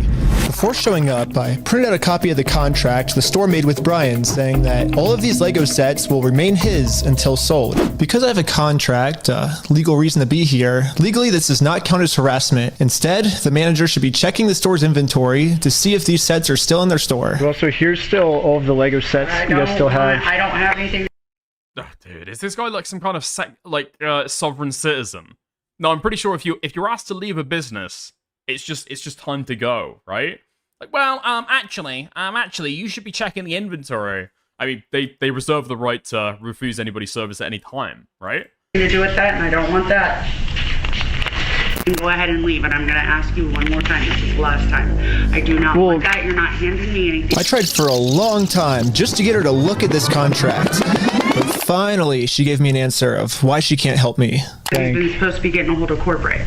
Basically, what the manager's saying is that if someone did steal the Legos, it wasn't her, it was corporate. Little does the manager know, I already did this. Yep, I literally went to the corporate Bricks and Minifigs headquarters. How's it going? And this was corporate side of the story. You have to talk to the store owner. Yeah, like they're all locally owned and operated, and we can't do anything with it here. Their decisions are their decisions. For sure. So when they say go to corporate, how do we respond next time? I have no idea. You have to take it up with them. It's your thing with them. It's the Yeah, and then 2023. Look at the date. How fucking weird. Now maybe the glass is just fucking bugging, and it's I don't know. It's like it keeps on fucking up the date or something. That is very fucking weird that it's supposedly 4 years later. doesn't involve us. So I showed the manager what corporate Bricks and Minifigs said. When corporate tells me this, I'm supposed to come back to the store, right? And so it kind of seems like you're going against what corporate's saying. That's fine. Oh, well, this is what corporate told us. I'm happy that's what corporate told you. For the last time, I'm asking you to leave the store. Can you give me a reason to leave, I guess? Have you guys heard me asking several times? I don't know about Ben is basically a troll who does guerrilla IRL stuff to mess with cults and scammers. Also, the timeline's a bit of a mess. This all began in 2024. You can see the date in the store security cam. Oh, okay. Thank you. you guys, but to me, it kind of seems like the only reason she's asking me to leave the store is to cover up this $200,000 theft. You need to leave. How many times have you been asked to leave? Was there a reason you're asking me to leave? You need to leave. I've asked you to leave. You need to leave. You need to. I've asked you how many times to leave. I've been asking to leave. Eventually, the owner of the store called in and asked if he could talk to me. Are you the owner of the Bricks and Minifigs store? Yeah, why? What you got? So basically, I just wanted to get some of the Legos back that you guys still have. I think I'm looking for the clone turbo tank. Why do you think you would be entitled to our inventory? Well, at least I confirmed the Legos are still here. The only thing is the owner's claiming that he's the owner of these Lego sets. I mean, it's pretty stupid of him to say that, considering I'm literally holding a copy of a contract he made with the store that said that this Lego Star Wars collection is not the store's property. It's the family's property. The contract makes all of this very clear, so I want to give him one more chance to answer a little bit better. Well, I just want to get it back to my friend. He said he couldn't get it back, so I was just wondering if I could just come pick him up. Because you guys still have him, right? Why do you think your friend would be entitled to our inventory? Well, it's his. He owns the Legos. Huh? He doesn't own the Legos. Well, yeah, we have a contract. He does own them. No, bro, are you an idiot? Are you stupid? Josh, the police are showing up right now. Hey, how's it going? Well, at least the police are here now, so once I show him the contract we're in with the store, we can finally get the Legos back. Basically, we have, I think it's like... Dude, this is total fucking... This is fucking daylight robbery. It is actually fucking insane. That you think you can, like, buy up a business. And it's like, yeah, okay, we'll have that. Yes, please. Thank you very much. And then you want to be super fucking obstinate to anybody who wants to come in and ask for it. I mean, it is kind of fucking great. It is great fucking business, you know? Like stealing, doing crimes. I think that does help your profit margins eventually, right? Like $200,000. Yeah, also, in terms of, like, the police being here. Like, this is what I've seen. This is what I've seen people saying. And it really kind of, like, got my back up a little bit about the story. Is the whole town is on it, okay? The police are corrupt. The government don't care. The courts are paid off by Big Brick. I don't think so. I don't think so. It sounds like a civil matter, right? With the Lego sets? As soon as you're bringing up somebody else, like, breaching a contract, that doesn't really sound like a police officer. It's not like a police matter anymore, right? You'll see, bro. Okay, maybe I'll see. Yeah. That we just have them in the store and we just like to pick them up, I guess, because they were going to sell it for us, but I guess they're not selling it for us anymore. But does it sound like they want you here, right? So they well, but they have our sets, though, yeah. I understand that. But right here, the factor is that they don't want you, they're a privately owned store, and they don't want you on the front. Okay. But I don't want them to keep the Lego sets, though. Okay. So, yeah. The police officer literally didn't care at all that the store just stole $200,000 worth of Legos. For some reason... Dude, why am I getting several people in chat saying that it's Mormons? What the fuck do you mean? In, like, some sections of America, are Mormons, like, the brand new secret society that you gotta watch out for? The Mormons will take you for everything, bro. They'll take you for everything. They'll put you in the back of a car and, like, drain you of your fucking blood. They'll pretend like they're gonna sell your Legos for you. And then they'll just fucking nab them. Is it really about the fucking Mormons? And he made it seem like I was the bad guy. So you are trespass from here. So okay. Trespass for life. So if you come back... Oh, for life? Yeah. If you come back, you could be arrested. Okay? Oh, so how do I get the Legos back then if I can't go in the store? Okay, we talked about that. Do you understand the trespass portion? If you come back, you will be arrested. Okay. So, Okay. Again, Rob, if you come back, we're in the car and we're gonna arrest you. Brian did warn me that the police are actively trying to cover this up. So Brian and I are now officially trespassed from the store, and if we ever come back to ask for his own Lego collection back, then we're gonna be arrested. is there, I guess, a reason why they're able to just take all the Legos and not give it back, or? So, we just gotta leave. I just have to leave? So, leave now. Okay. I'm not allowed to be in the parking lot? No. So, this is all private property. Oh, okay. Okay. Okay? We've been filming for 10 minutes and I'm already trespassed. Wait, what? You get kicked off? You get kicked out of one store, and so you have to leave the entire fucking strip mall. I don't know if that doesn't sound quite right. From Bricks and Minifigs, which is like the whole location of the video. So how do I film a video at Bricks and Minifigs now if I can't even legally go back there? So to continue the video without getting arrested, I went back to Bricks and Minifigs corporate office. Wait, what do you mean? They aren't actually trespassing him, but I won't elaborate. No, do elaborate. What do you mean? They're not... Wait, did they not just verbatim say to him, "You're not allowed to come here anymore. You are being trespassed"? That is trespassing somebody, sure? No? Offices in the Bricks and Minifigs. It doesn't sound right, because the cops are corrupt and in on it, dickers. Yeah, that's what I'm hearing, apparently. The cops are in the pocket of Big Lego. CEO, the guy who runs the entire company. Wait, hold on. Prediction. Because somebody else is saying don't spoil. That man is not really a police officer. Is that right? He's a member of the Mormon High Command. Yeah? Okay, prediction. Putting my prediction in now. Ammon McNeff. He personally came out to talk to us. So what's going on? So you guys are holding some of our Legos? No, we're not. You're not? No. Is that a lie? No. That's a lie. You did take the Legos. No. So we have our attorneys have visited. Like again. So who's Brian Mansell. Okay, and who is that? He's a guy who had he had like $200,000 worth of Legos in your guys' store. Nope. Never happened. I mean, it did happen, yeah. It does happen. No, we did not. Yeah, because his Legos were in the store and you guys took them.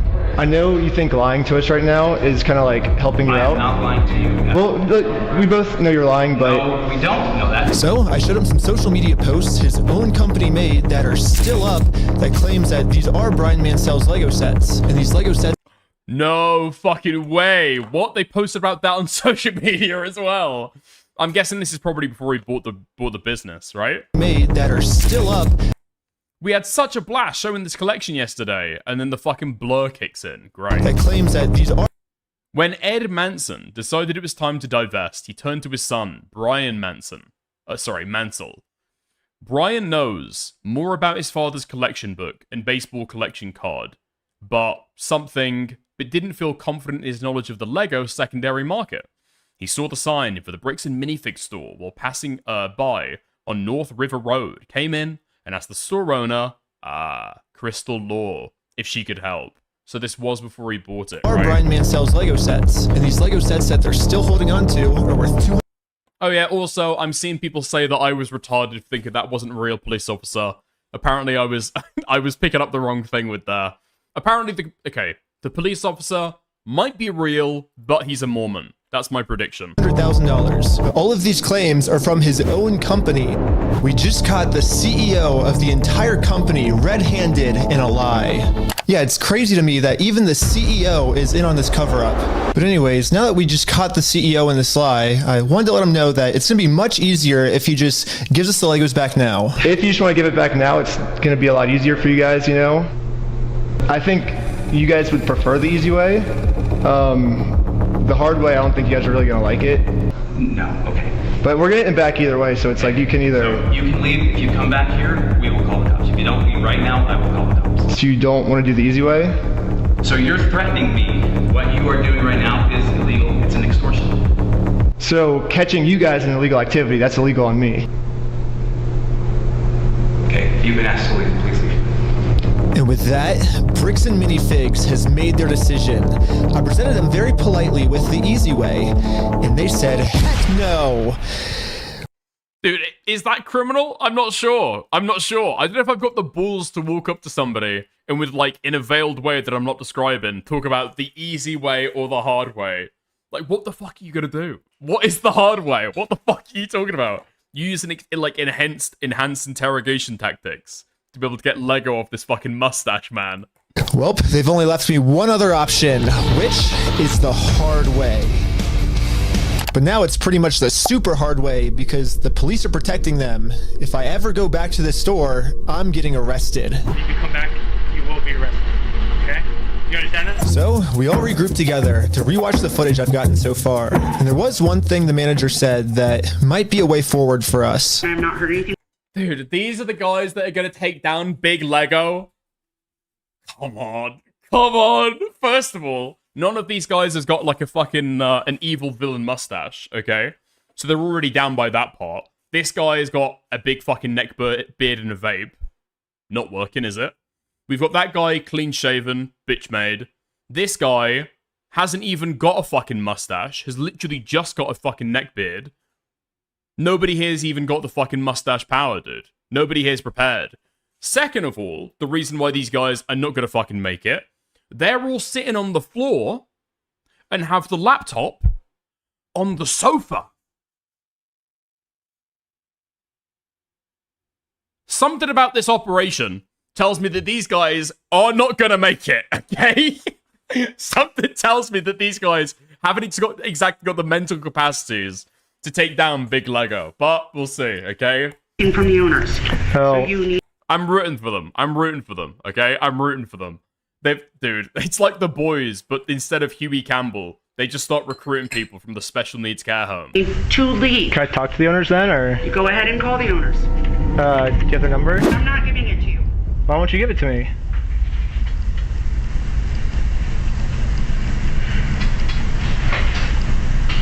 Because isn't that the logical next step if we're supposed to work with the owners? Well, you have all the information right there, right? I have the Lego sets you guys have, so I don't have the owner's number, no. So, yeah, if you give me if that's what you want me to do, then you could give me the number and I can... No, I want you to leave. Basically, she's putting all of the blame on the owner of the store, which is good to find out. The only problem is she's not giving me the owner's number. Yeah, if you could give me a number and we could call I'm not giving you anything except for calling the police. But you told me to call the owners, right? You're absolutely right, but I've asked you how many times to leave the store. But you have his number, or? No, I don't have any of their numbers. Dang. That's why I was like, corporate keeps telling me to contact the owners of the store, but with no contact info, so I try to contact the store, and the store hangs up on me and says I'm harassing them. The manager is really trying to protect the store owner from getting in trouble, so if she's not going to give me his number, I'm just going to have to find it a different way. Run the doxing tool! Let's go! Now, this is a drama where I can really fucking sink my teeth into. This is the shit that I know. He hands me the phone. We might be able to see his name and number. Josh Lego. Well, we found out the owner's name is Josh. However, the number was way too blurry on the spyglasses. No, it's so blurry! So, I checked the store's Instagram to see if it follows anyone named Josh, which it doesn't. So, I checked their business records, but everything got scrubbed. This owner is really going to any length he can to stay fully anonymous. After watching the footage over and over, my final conclusion is, yeah, the manager sucks. But she's not really the mastermind of this whole thing. She's just protecting the mastermind of this whole thing because she's brainwashed. But luckily for me, through my YouTube career, I've infiltrated tons of cults and I've personally experienced some of the most intense and crazy brainwashing in the entire world. Basically what I'm trying to say is I'm pretty sure that I could brainwash one of these Bricks and Minifigs employees way harder than any corporate offices could. Dude, we're even doing the fucking gay ops as well. Was Nicandros behind this entire thing? Dude, Nicandros could learn a thing or two, man. I guarantee what you will find, even this guy, he might be putting a fucking laptop on a sofa and sitting on the floor, okay? He might be that retarded. He might not have a villain mustache. I guarantee he's not plotting all of this stuff at a public Discord server, though. Yes, that's the plan. Brainwash the Bricks and Minifigs employees to be on my side. Yeah. This is unhinged? Nah, I think you got a free pass for this one. I think you got a free pass. It's for a seemingly legitimate purpose. the video is also entertaining enough. We give this one a free pass. I'm starting a Lego cult. I mean, a true cult would never actually call them.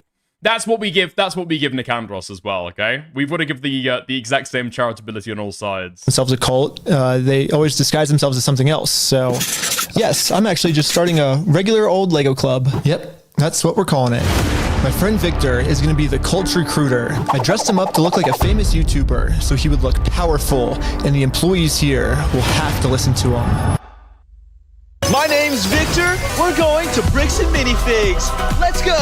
All right, guys. We are heading into the store right now. He was doing amazing, but we had to make sure that these employees know that Victor is the real deal. Dude, that's crazy. Dang, let's go. Just watching. Yo, we got a fan over here. 1, 2, 3. Toys for everyone. Yeah. Real quick pic. Hey, I'll send you that clip later, all right? You can? Yeah. So far, everything we had set up was working perfectly. But now, we have to come up with some type of way to get one of these employees out of the store so we can brainwash them. Hey, what's going on? So we're filming a quick video. Maybe you and her want to do like some kind of challenge for like $100. I mean, sure, I'm down for that. I don't let her. What's happening right now? Do they believe it? He's doing the challenge. Hell yeah, they're believing the challenge. 3, 2, 1. Yellow! Go, go, go, go, go, go! And these employees started their YouTube challenge. Oh, that's and really yeah, I'm just gonna fast forward to this part. I'm not gonna torture you guys with all this. All you really need to know is that this girl ended up winning. High five, sweet. So now I'm gonna call my producer. Okay, it's going right now. How's it going? So we have the winner right over here. We're partnering with a local Lego club, and we're gonna kind of do like an award ceremony. Like the Lego club wants to host the award ceremony for you. So, yeah. And just like that, she's in. So we traveled deep into the woods and waited for this employee to show up.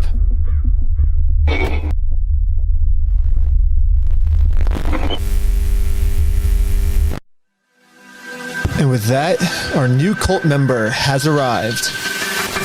You're the Lego queen! Yeah, she's the Lego queen! Dude, what the fuck am I watching? Literally, what the fuck am I watching? Fuck me. Before you can brainwash someone, they have to be open to it. And most cults achieve this by making the new recruit seem like the most special person in the entire world. Official best employee of Bricks and Minifigs. The winner goes to Caledonia! Lego Queen! Lego Queen! This is what Rosanna Pansino actually thinks that Mr. Beast is like, by the way. In her mind, when she goes to sleep and dreams about Mr. Beast, this is what she's fucking seeing. Lego Queen! Lego Queen! Lego Queen! Lego Queen! Lego Queen! Lego Queen! Lego Queen!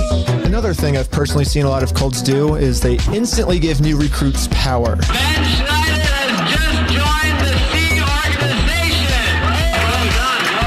If people feel powerful, they're less likely to think that they're the ones that are being manipulated. So, we gotta give this girl some power. You give me power? Yes. Yeah, we're giving you power. You're the most powerful. Queen says, jump. Wait, hold on. Let me rewind real quick. Maybe it's because she's wearing like a children's crown. Maybe it's because she's playing with Lego. Have we done an ID check on this girl? Like, how old is she? She's got literal fucking acne. Are those baby teeth? Power. You give me power? Yes. Yeah, we're giving you power. You're the most powerful. Queen says, jump. I feel like I can do anything I want. Step on the Legos, Griff. Dude, this is if Discord got made into like an IRL movie. Oh my god! Beautiful doc file. You primed it. Yeah, she looks 15, she looks 14. This is what I'm fucking saying, man. This is actually what the fuck is going on here. I know the sus vibes are supposed to be like played up and intentional, but I feel there's like a deeper issue that people aren't seeing it. Lastly, old enough to have a job? Yeah. A job in a fucking toy store. What are you talking about? A job in a fucking toy store, man. Cults do group rituals to make you feel like one with the group. So now we have to become one with this Bricks and Minifigs employee. Brick by brick, brick by brick, brick by brick, brick by brick, brick by brick, brick by brick, brick by brick, brick by. And now the employee is fully brainwashed. Okay, maybe not fully brainwashed, but we definitely did a much better job at brainwashing her than corporate bricks and minifigs did. So hopefully now I'm finally safe to bring up these Star Wars Lego sets. We heard something about like some like Star Wars sets. Yeah. Do you know anything about that or? I know some of it. They were gonna reimburse him for everything, and then I think they did, and he's still upset about everything, which I get. They reimbursed him for everything? Yeah, we don't have any of his stuff on the shelves. Really? Yeah, we don't have any of it. But just like every other cult member out there, these employees have been told a lie and are now willing to pretty much die to defend this lie. But good thing now, she's been brainwashed even harder by our cult, and our cult is now going to give her the freedom to finally be able to think logically about this situation. So we think they've been lying to you. So these were all the sets in the store, and they're all metadata time-stamped. Wait, we do have these ones. Yeah, those are all his. No, some of them I think we do still have. Yeah, I know you guys do. You showed me one of them when I asked. Did I? Yeah. Wait. Oh, it's called on you? Yeah, all I did was... Oh my god. You know what's really funny is after you left, I got a call from my boss, and it was like, how do we get them arrested? How do we Dang. get them arrested? Now that we have a Bricks and Minifigs employee on our side, it's time to finally complete our mission and get Josh, the owner's number. Wait, but you have like their numbers and stuff, right? Yeah, I do. Oh, did he give you Josh's number? Can I take a picture of it? Yeah.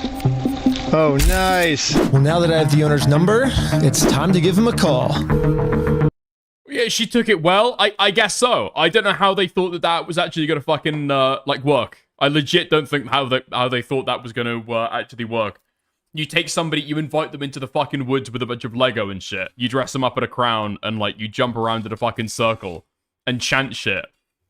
That shouldn't have worked. Literally, in every understanding of human psychology, that girl should have like immediately thought, "Oh, right, I know what's going on here. I'm about to be raped," and ran.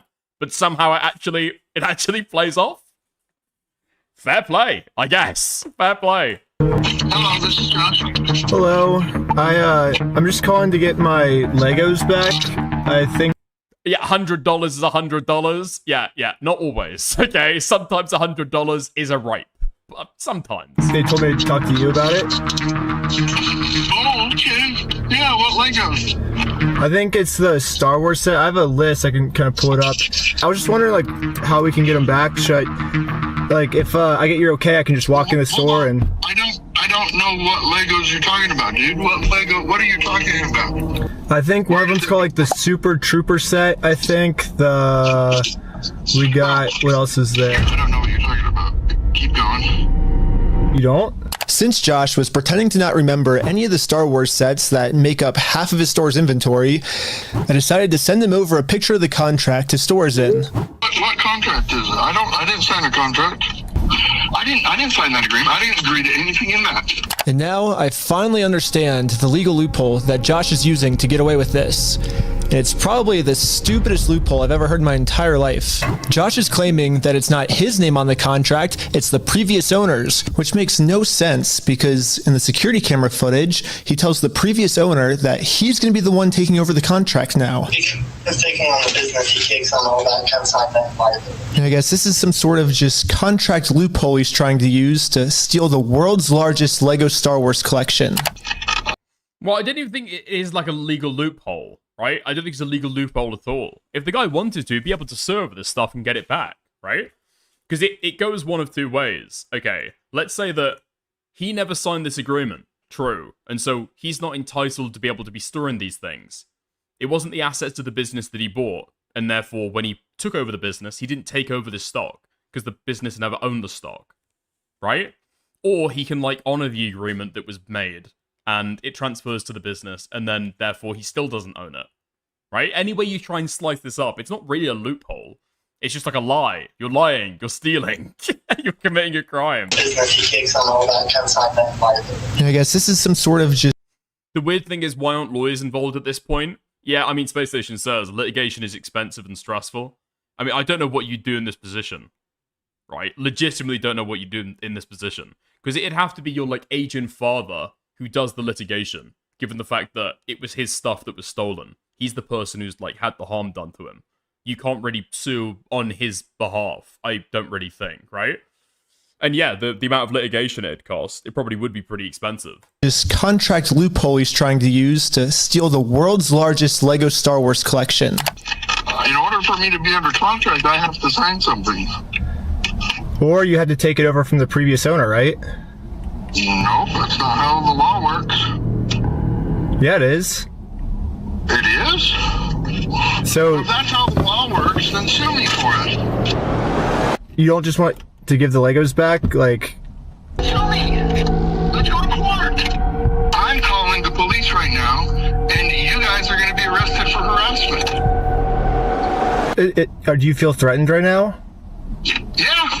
I was surprised at how much the owner wanted us to sue him. He wants this because Brian already tried to sue him, and it didn't work. We've been to a couple attorneys and they basically spelled it out saying here's the path that's going to happen if you go down each of these routes. They're now in Spain, so we're getting into that whole international thing just to have them an injunction on the store to have them go back and prove what they sold and not. And that's like $60,000 to $70,000.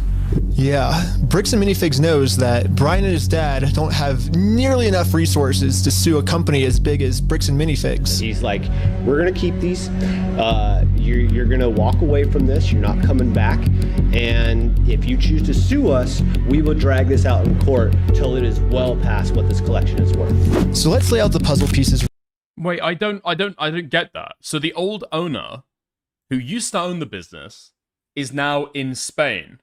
And so, what? They'd have to subpoena her for her to come back to the United States to be able to give witness testimony for it? Am I understanding that right? Really quick. If Brian and his I feel like we've just been teased with, well, there's a couple ways that this can go. And then he's just like fast forwarded through all the fucking explanation. dad sue Bricks and Minifigs, it's gonna ruin their lives. And by the way, this The old owner is the one that was wronged by the new owner. In relation to this property, I don't think that's technically true, right? The agreement is by the business and then the old guy, right? I don't think the old owner has anything to do with this except to be like a witness to, yes, I can say that I was the one who signed that agreement, and yes, I can say that it was, made clear that I'm signing on behalf of the business, and then when I handed it over, right, stuff like that, right?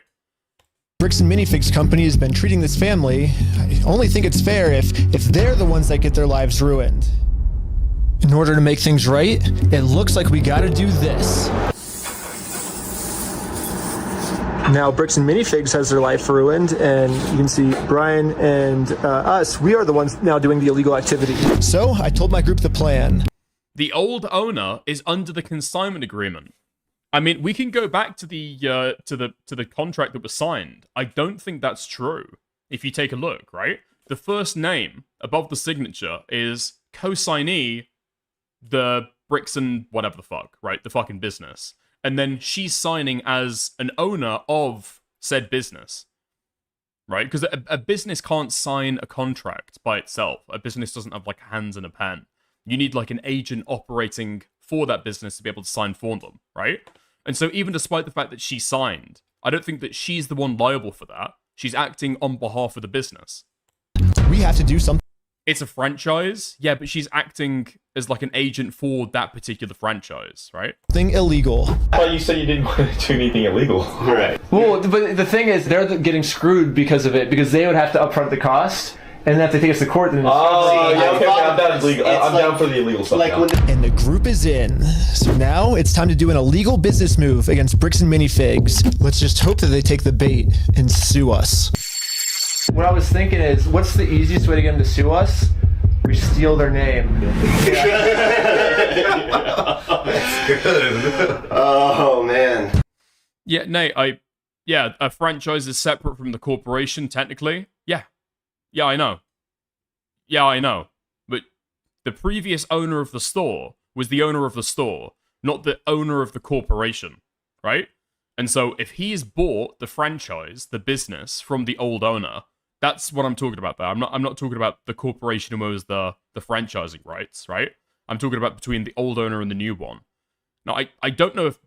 I don't know legally if the new owner would have to honor the old agreement, but if he didn't honor it, then he would have to, like, give it back, right? because it's not the assets of the business. Perfect. First, I went to Google Maps and took a screenshot of the sign outside their store. I got rid of their tagline because it's boring, and I changed it to "We steal from old people." And now the tagline's actually accurate. Also added a cute little company logo. And this is my plan of how I'm gonna make it into court with Bricks and Minifigs for free. Once we're in court, we can finally hold Bricks and Minifigs accountable for stealing the world's largest Star Wars Lego collection. And of course, they're also gonna try and get me in trouble, but... Wait, hold on. A franchise owner was under contract. I don't think that was the case. I think the franchise was under contract, and she signed as the signatory to that agreement, right? Given the fact that, again, a business doesn't have hands, doesn't have fingers to be able to sign it, I think she signed as an agent of that business, right? Of that franchise. I don't think that the agreement is with her, it's with the business. This is where I'm going to make my grand reveal. You see, this entire time, my company name was actually called We Steal From Old People. Yeah, the words Bricks and Minifigs, that's just the company tagline. In America, there's no specific law that says whether the tagline has to be above or beneath the company name, so I'm just allowed to do this. So people are just assuming that the name is Bricks and Minifigs, when that's really just the tagline of our company, and our company name is actually We Steal From Old People. Yeah. And now, because I'm actually not stealing their name, it's gonna be so easy for me to win this court case, and Brian's gonna get his entire Star Wars Lego collection back. All while Bricks and Minifigs pays for all the legal fees. So I'm not sure if that's how that works, right? Dude, wait. There's no way this can go well. No, I'm pretty sure that in like copyright law, it's going to be pretty clear that it's what is common to the consumer. If a consumer can be tricked by something like this, then it's like totally fucking illegal, right? So I registered We Steal From Old People as an official Oregon company. And now that my company's legally approved, I made a website, and you can visit us at www.westealfromoldpeople.com. You can help support us by buying some of our We Steal From Old People merch, or give us a call. But as you can see, we have great reviews. And so now to promote this website, I'm going to put my company logo directly over top of the Bricks and Minifigs company logo. So I asked ChatGPT what the dimensions of this billboard is. Sick. I'm making my logo with the exact same dimensions. Yes, dude! Oh my god! It looks exactly the same. This is where we started to realize we are taking this way further than just a bad business practice. I'm pretty sure putting my logo over their logo is actually criminally illegal. But luckily for us, though, if we go back to the beginning of the video, Bricks and Minifigs actually gave us a solution of how any company pretty much can get away with this. You have to talk to the store owner. Yeah, they're all locally owned and operated, and we can't do anything with it here. Their decisions are their decisions. For sure. So when they say go to corporate, how do we respond next time? I have no idea. You have to take it up with them. It's your thing with them. So basically, if you put all the blame on your lower franchises, you're safe. So I registered 5 franchises under my We Steal From Old People company. Who wants to be the owner of the first company? Ooh, I want to be an owner. Congratulations, you're a franchise owner! If you choose to put a bunch of banners on their store, I can't get in trouble for anything. Yeah, every one of my friends is now a legal franchise owner of We Steal From Old People.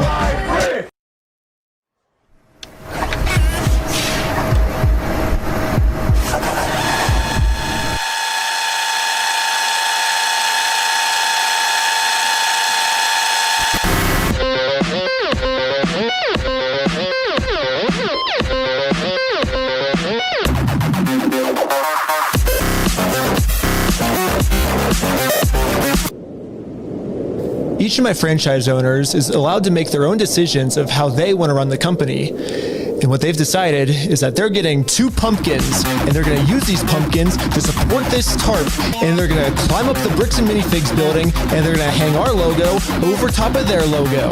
And I basically just sit down here and, have my franchise owner do everything for me. And we did it. And the sign is way too small. What the heck, ChatGPT? Dude, there's no fucking way these guys asked ChatGPT. I completely missed that detail. Yeah, I miscalculated the size. So, sorry, guys. It'll work for now. So, we're still going on with the plan. 2, 1, let's go. We're setting up a Bricks and Minifigs We Steal From Old People company booth. booth right outside of their entrance. If anyone wants to walk into the Bricks and Minifig store, they have to get through me and my merch. You know, I have all of the... This is conspiracy to commit. Yeah.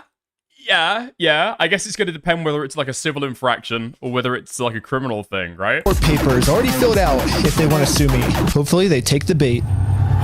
What up? You want to buy some merch? Yeah. Oh, dude, yeah, this is like totally fucking illegal. Okay, I'm getting what people are fucking saying. Just send that right in front. Oh my god, dude. What's this? Yeah, we also got some We Steal From People barf bags because honestly what they're doing in this store is so... Dude, the crazy fucking thing as well is this guy clearly paid for legal advice over this stuff, right?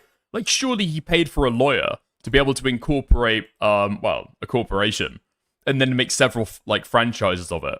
Like, surely you can just ask at one point, by the way, listen, we've got, like, an idea. We've got, like, an idea to do like a booth, you know, to trick people into buying from us instead of, you know, like, buying from the actual store. Just want to run by you real quick, okay? Give me, like, 30-second opinion, $5. Is that legal? Am I okay doing that? Okay. Thank you for the advice. So gross, it's probably going to make all the customers throw up. Or actually, that's a good point. Yeah, did he get the same person to give his legal advice as he did to check the dimensions of the store sign? I could see that. I really could see that. Do you have an XL? Take a large. Well, we stopped a customer from going into Bricks and Minifigs, and he left with our merch. It was going pretty good, and I was stopping a lot of customers from entering the actual Bricks and Minifigs store. A cup? Okay. Yeah, I might just be out here all day. This is going very well. It was almost going too well. It's basically the end of the day now. They haven't really seen me because these windows are tinted, I guess. In order to get the store's attention, my friend Jay is going to walk into the store just pretending to be a normal customer and ask what's going on. Is this the main store or is it the one that's out front? Wait, like, is this the main entrance? Yeah. No. I'm saying like the counters. There's two. There's No, it's the girl that got wrecked in the woods. one here and then one outside. No, there's a guy who's selling stuff out front. I don't know what he's selling. Wait, what? What? Hello, you want to buy a shirt? What? You can't be out here doing this. If you want to buy one, I can give you 50% off if you want. No, you cannot be out here doing this. Why not? Were you the guy that was just trespassed out of here? It's the guy that was out there. It was the guy that we just trespassed. What was it? Yes. She's calling the cops right now. Dude, when is she going to confess about her terrible evening in the woods? When is she going to confess about the information that she gave? Yeah, by the way, those guys, like, paid me $100 and asked for the boss's number. Yeah. No, I gave it. Yeah, I gave it over 100%. Uh-oh, the police are here. This is a problem. The police told me yesterday that if I ever come back to this store in my lifetime, I'm getting arrested. If you come back, you will be arrested. Okay? You understand that? Uh-huh. And as you can see, they still haven't sued me. I can't just give up on the plan before being sued. So I did a switcheroo with this guy. He's wearing my exact same clothes and his legal name is also Ben. And once the police find out that they caught the wrong Ben, I'm gonna be super far away. Oh, it's so cold. Okay, I couldn't get that far away. The water was freezing, but I think I got far away enough at least. But anyways, back to the store. The police instantly tried removing our booth because us stealing their name is very illegal. But if we want to get away with this is it? I don't think it is. I don't think it is at all, right? It's like a civil infraction. The police can't enforce that shit, can they? crime, all we have to do is copy Bricks and Minifigs. We have to put all of the blame on an anonymous corporate person, and then when they ask who corporate is, we just don't tell them. Police wanted to speak to corporate. Oh, hello, this is corporate. We steal from old people. How's it going? You do what? Well, the corporation's called We Steal From Old People. And our tagline is Bricks and Minifigs. We're a legitimate business, so yeah. What? Who am I talking to? This is corporate. I know it's corporate, but who are you, corporate? Corporate, we steal from old people. No, I know who you are. I mean, who are you, the person? Oh, I'm just the owner that runs it. Who am I talking here? This is the owner of We Steal From Old People. It kind of seems like a civil matter, doesn't it? Like, we have the plaintiff's claim if they want to... Here's the situation. Do you really want to get in go round and around? And now, Bricks and Minifigs finally gets a taste of their own medicine. They're now in a situation the police can't help them with. The only way this will ever end is if they sue us. So I went back to the Bricks and Minifigs corporate offices to see if the CEO of this company would sue me. Going about things the way that you continue to do this is not the right way. Uh-huh. You understand that? So what's the right way then? Do you understand Yeah. that like the harassment style that you have conducted and bragging to people that you've vandalized the store and done other things along those lines? That's not the right way of doing it. Well, I never vandalized the store, but people have told us that you have. I mean, whatever like my like franchises do like underneath me, I guess that's like I can't really control. Oh my fucking god, no way, no way, no way. Wait, so this was out of order then? Control them, I'm just corporate, I guess. Are you a registered franchise? Yeah. You guys have FDDs and everything else? Yeah. What states are you registered in? Oregon. You're a registered franchisor, so... Yeah, I'm actually a franchise owner of the franchise, too. The CEO of this company knows pretty much better than anyone that he can't get us in trouble for what we're doing, because we can always just keep passing the blame onto our lower franchises. We're just doing the exact same thing he's doing. Brick by brick! Brick by brick! Okay. But yeah, it's like a legal organization. We have like legal franchises and everything. It's 100% by the books, and yeah. Dude, I've never seen a guy so fucking sad with a fucking villain mustache in my life. He's just so defeated. There's no whimsy. There's no carnival energy left in this guy at all. Okay. Okay. Yeah, okay. I'm fucked. I'm right. I get what you're doing. I appreciate that you think you're being very clever. And that you think that you can do all sorts of fun stuff this way, but it's... Dude, he's literally, 1 HP. I've never heard such a fucking 1 HP voice. Total dejection. He knows there's nothing that he can fucking do anymore.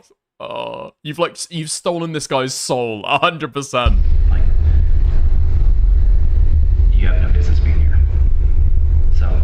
Well, we do have business. We have, like, you guys have a bunch of our Legos. All right. Well, if Bricks and Minifigs is not going to sue me, then I guess we have to settle this outside of court, which is going to be hard, because right now, Bricks and Minifigs has somehow convinced the police that they aren't criminals, they just participated in a bad business deal. I mean, Josh has literally already exposed their entire plan to me of how they're planning on getting away with this. I feel bad for him.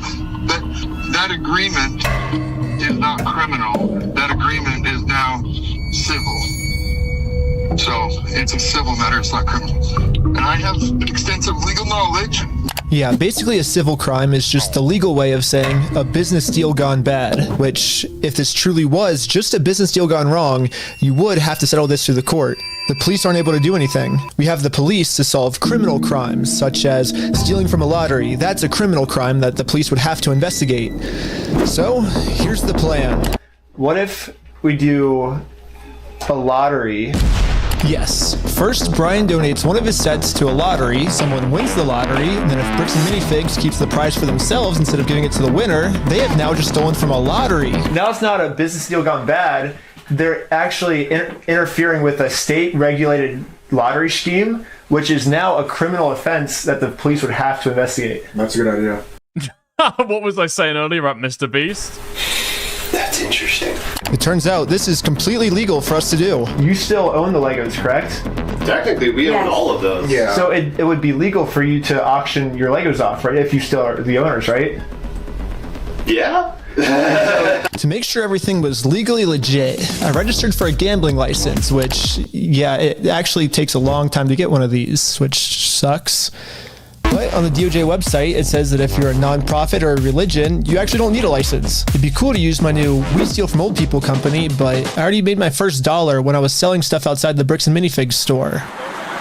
And then I used that money to buy food from a robot. But luckily for me, I'm already the leader of a religion called Scientology Sucks, officially approved in California, which is another problem. I guess technically I need it registered in Oregon for this to work. So I registered for the Oregon PO box, which costs $35. I used it for this new Oregon Scientology Stuff nonprofit. I made work with a corporation, new company asset, new board membership, Okay, I'm pretty sure I lost everyone, but all you need to know is that I put a lot of work into making sure that this is a legal, legit raffle. That means that if Bricks and Minifigs decide to steal from this raffle, they have now committed a criminal crime, which the police are required to investigate.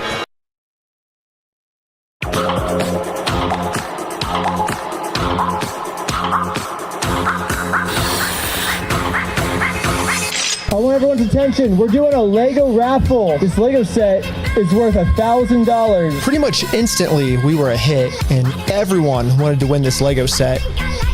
But there's a problem. Dude, that is actually so fucking clever. That is so fucking clever. Under ORS 167.117, each participant must pay something of value in order for this to be considered an official lottery. We're about to charge lots of people money just to maybe be the next victim of Bricks and Minifigs.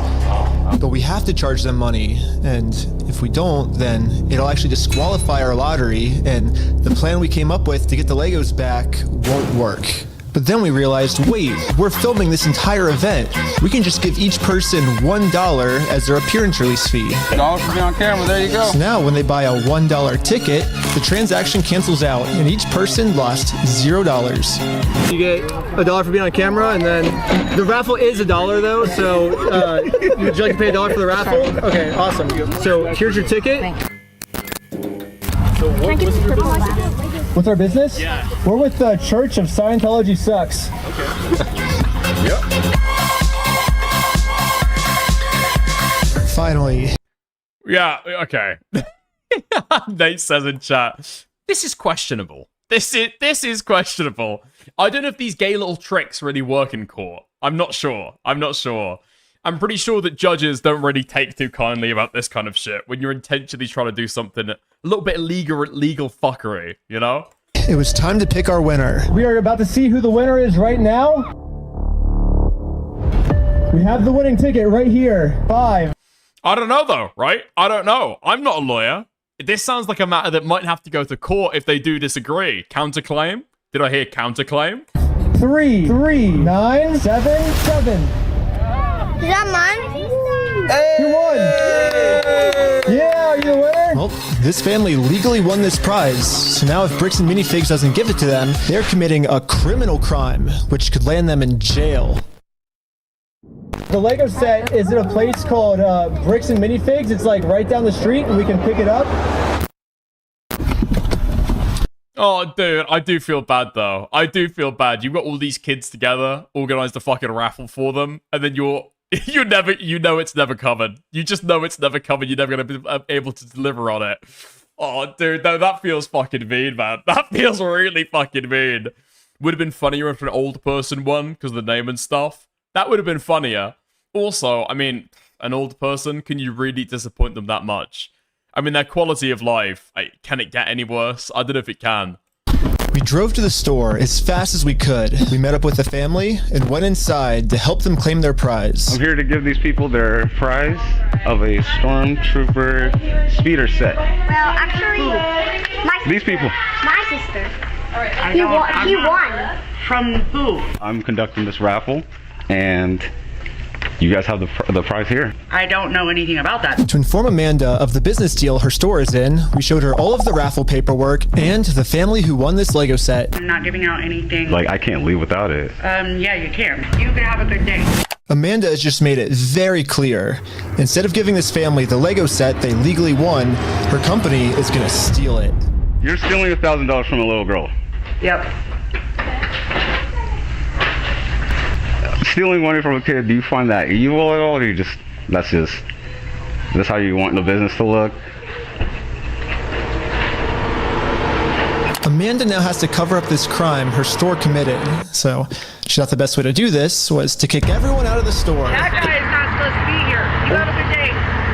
Wait, she's not gonna give him a prize? But good thing for us, this isn't a civil crime anymore. Amanda just stole from a lottery. Now that they have officially committed a criminal crime, it's time to get the police involved. This company just stole the prize from our lottery. Okay, thank you. Thank you. And now the police are here. But for some reason, I think they thought that I was the criminal.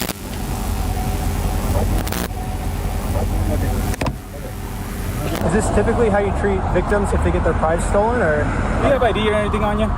No. What's your date of birth? 12/30/1995. Did we commit a crime? I'm trying to figure that out right now. The police were very confused on who the actual criminals in this situation were. So, we explained everything to them. I'm supposed to be getting this prize from here. Okay. And they're not going to give it to me? But the police don't just have to take our word for it. I'm carrying all of the legal raffle paperwork, plus the Oregon law book that specifically states this is a criminal crime the police are required to investigate. Oh, we have all the paperwork here. Stealing from a DOJ-approved raffling scheme is a criminal offense which the police have to investigate. Now that the police have seen the law, they actually agree that a crime has been committed. They're now finally going to do a police investigation on this Lego theft. The investigator started by taking some notes. They're selling stuff because they're thieves and stole stuff. It's a raffle? Yes. Okay. And we need to investigate some sort of raffle thievery. Well, he started taking notes until another police officer came and whispered in his ear. I don't know what he said to him, but whatever it was, it made them all completely change their attitudes. And you're trespassing the property for life, okay? You come back, you're gonna go in handcuffs and go to jail. But they trespass you? But we're just trying to claim our prize. You guys have no right or have no connection to the store. You're not. Well, yeah, we do. They stole a bunch of, like, they have our prize, so there's a connection. That is a civil issue.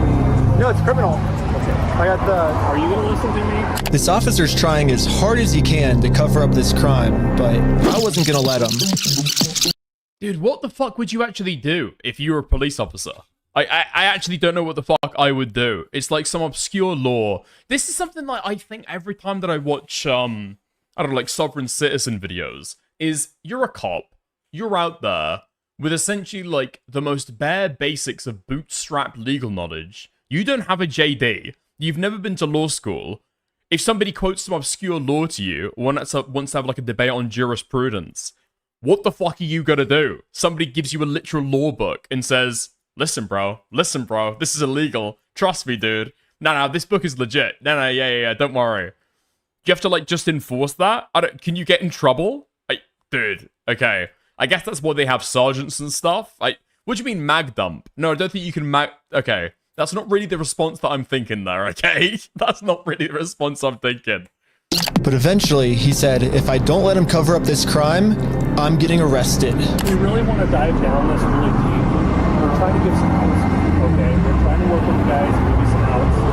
We can start looking at that you guys falsified a raffle. Whatever that raffle looks like. Well, here's the thing is, it's not a falsified raffle. We have all the legal paperwork right here. You don't have authority to give out a prize. We're just going to get to the point that we're not going to have these conversations. We're just going to put you in handcuffs. Are we all on the same page? No.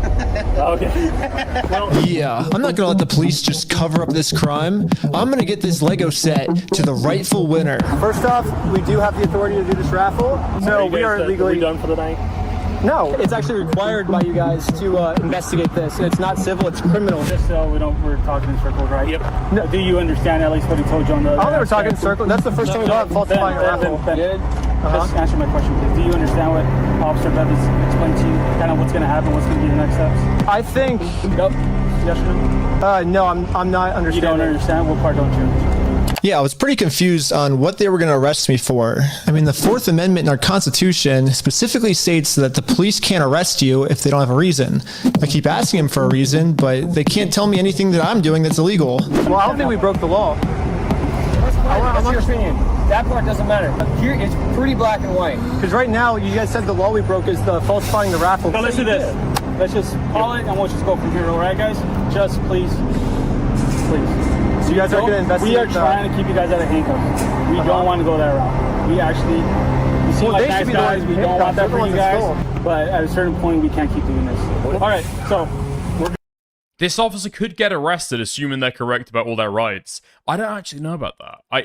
I don't know at all. Like, about a legal raffle for saying, be careful doing this stuff, otherwise you might get arrested. Even bringing up the idea of arresting you, what would that even be under? That wouldn't be a Fourth Amendment thing, right? That wouldn't be like, because I know in the UK, I think that if you're arrested and it was deemed that the police never had a right to arrest you, you can sue them for like false imprisonment, right? But I'm just not sure in this instance. If you're saying like, well, you could be arrested, legal immunity, well, they have qualified immunity, right? So long as they're acting in within their duties as a police officer, then they have legal immunity. But if you're committing an illegal action outside of your duties, then you don't have that immunity, right? We're good. All right, I don't think we're good. We're not good at all. It's pretty clear. You go on the property, you're gonna get arrested. When I came up with this plan, I was under the assumption that the police are supposed to follow the law, but I was wrong. In Kaiser, Oregon, the police don't follow the law, and because of this, another family got scammed by Bricks and Minifigs. I felt pretty bad, so I just paid this family what this Lego set was worth myself. Do we call the police office? Like, what do you do when there's just corrupt police? Should you go to the police department? Should we go to the police department? So we went to the police department to tell them that some of their police are corrupt. And then we realized we're literally just telling the police that they are corrupt. Of course they're not going to do anything about it. Yeah, they just sent us home.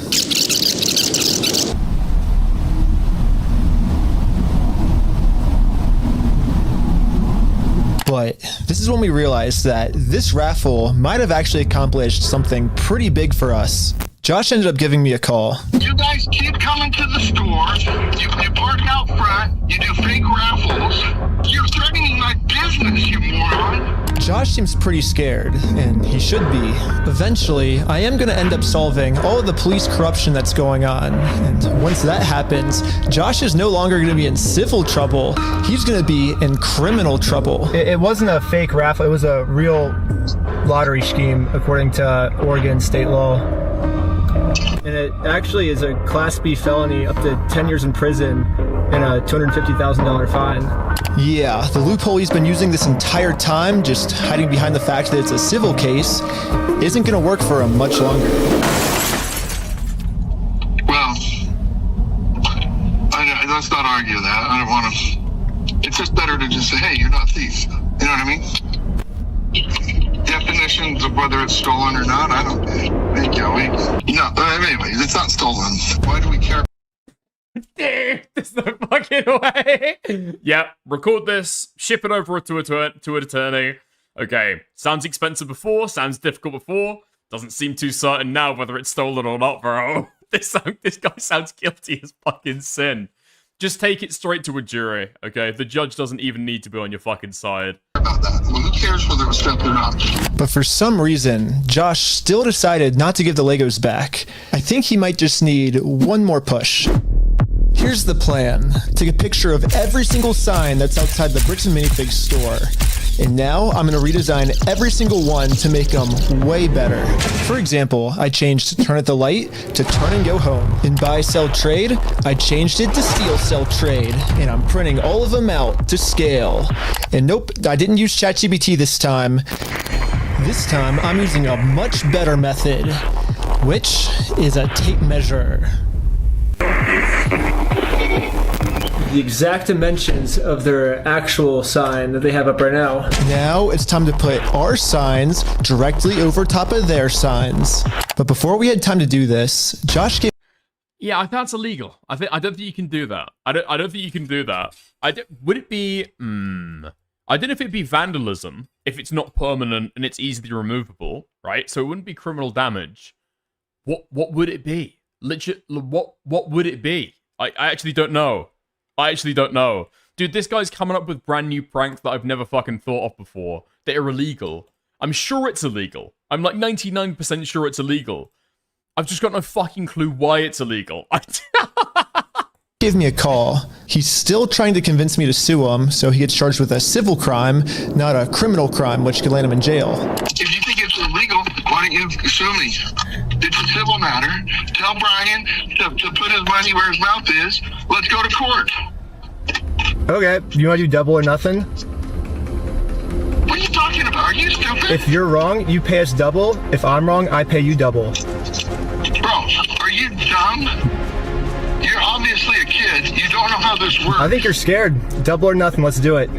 You're so dumb, bro. I think you're scared. Okay, I'm not scared. Let's do double or nothing. I'm not doing If you lose, you pay us $400,000. You're scared. You're a chicken. I'm calling you out. You're scared. I'm calling you out. You're too scared. You're scared. Put your money where your mouth is. Are you just going to be a pussy, or are you going to? I'm putting my money where my mouth is. You put your money where your mouth is. Okay, let me talk. Okay. When Brian first came in, we identified anything that was on that list that would have been his that Amanda didn't sell, and we set it aside. And it's still sitting there. We're happy to give you your stuff back. I just don't want any more damage to the store. I guess Josh has finally realized that whatever he's going through right now will literally never end for him unless he gives the Legos back. I'm happy to give you the inventory. It's only bringing me harm because you guys are doing wackadoo crap trying to attack us. Well, it looks like we won. And Brian is finally getting his Legos back. It's definitely... Wait. Hold on. Why does the video still have 35 minutes of runtime? changes the trajectory of a lot of the things that we had in yeah, dude, we had some really good ideas. Yeah.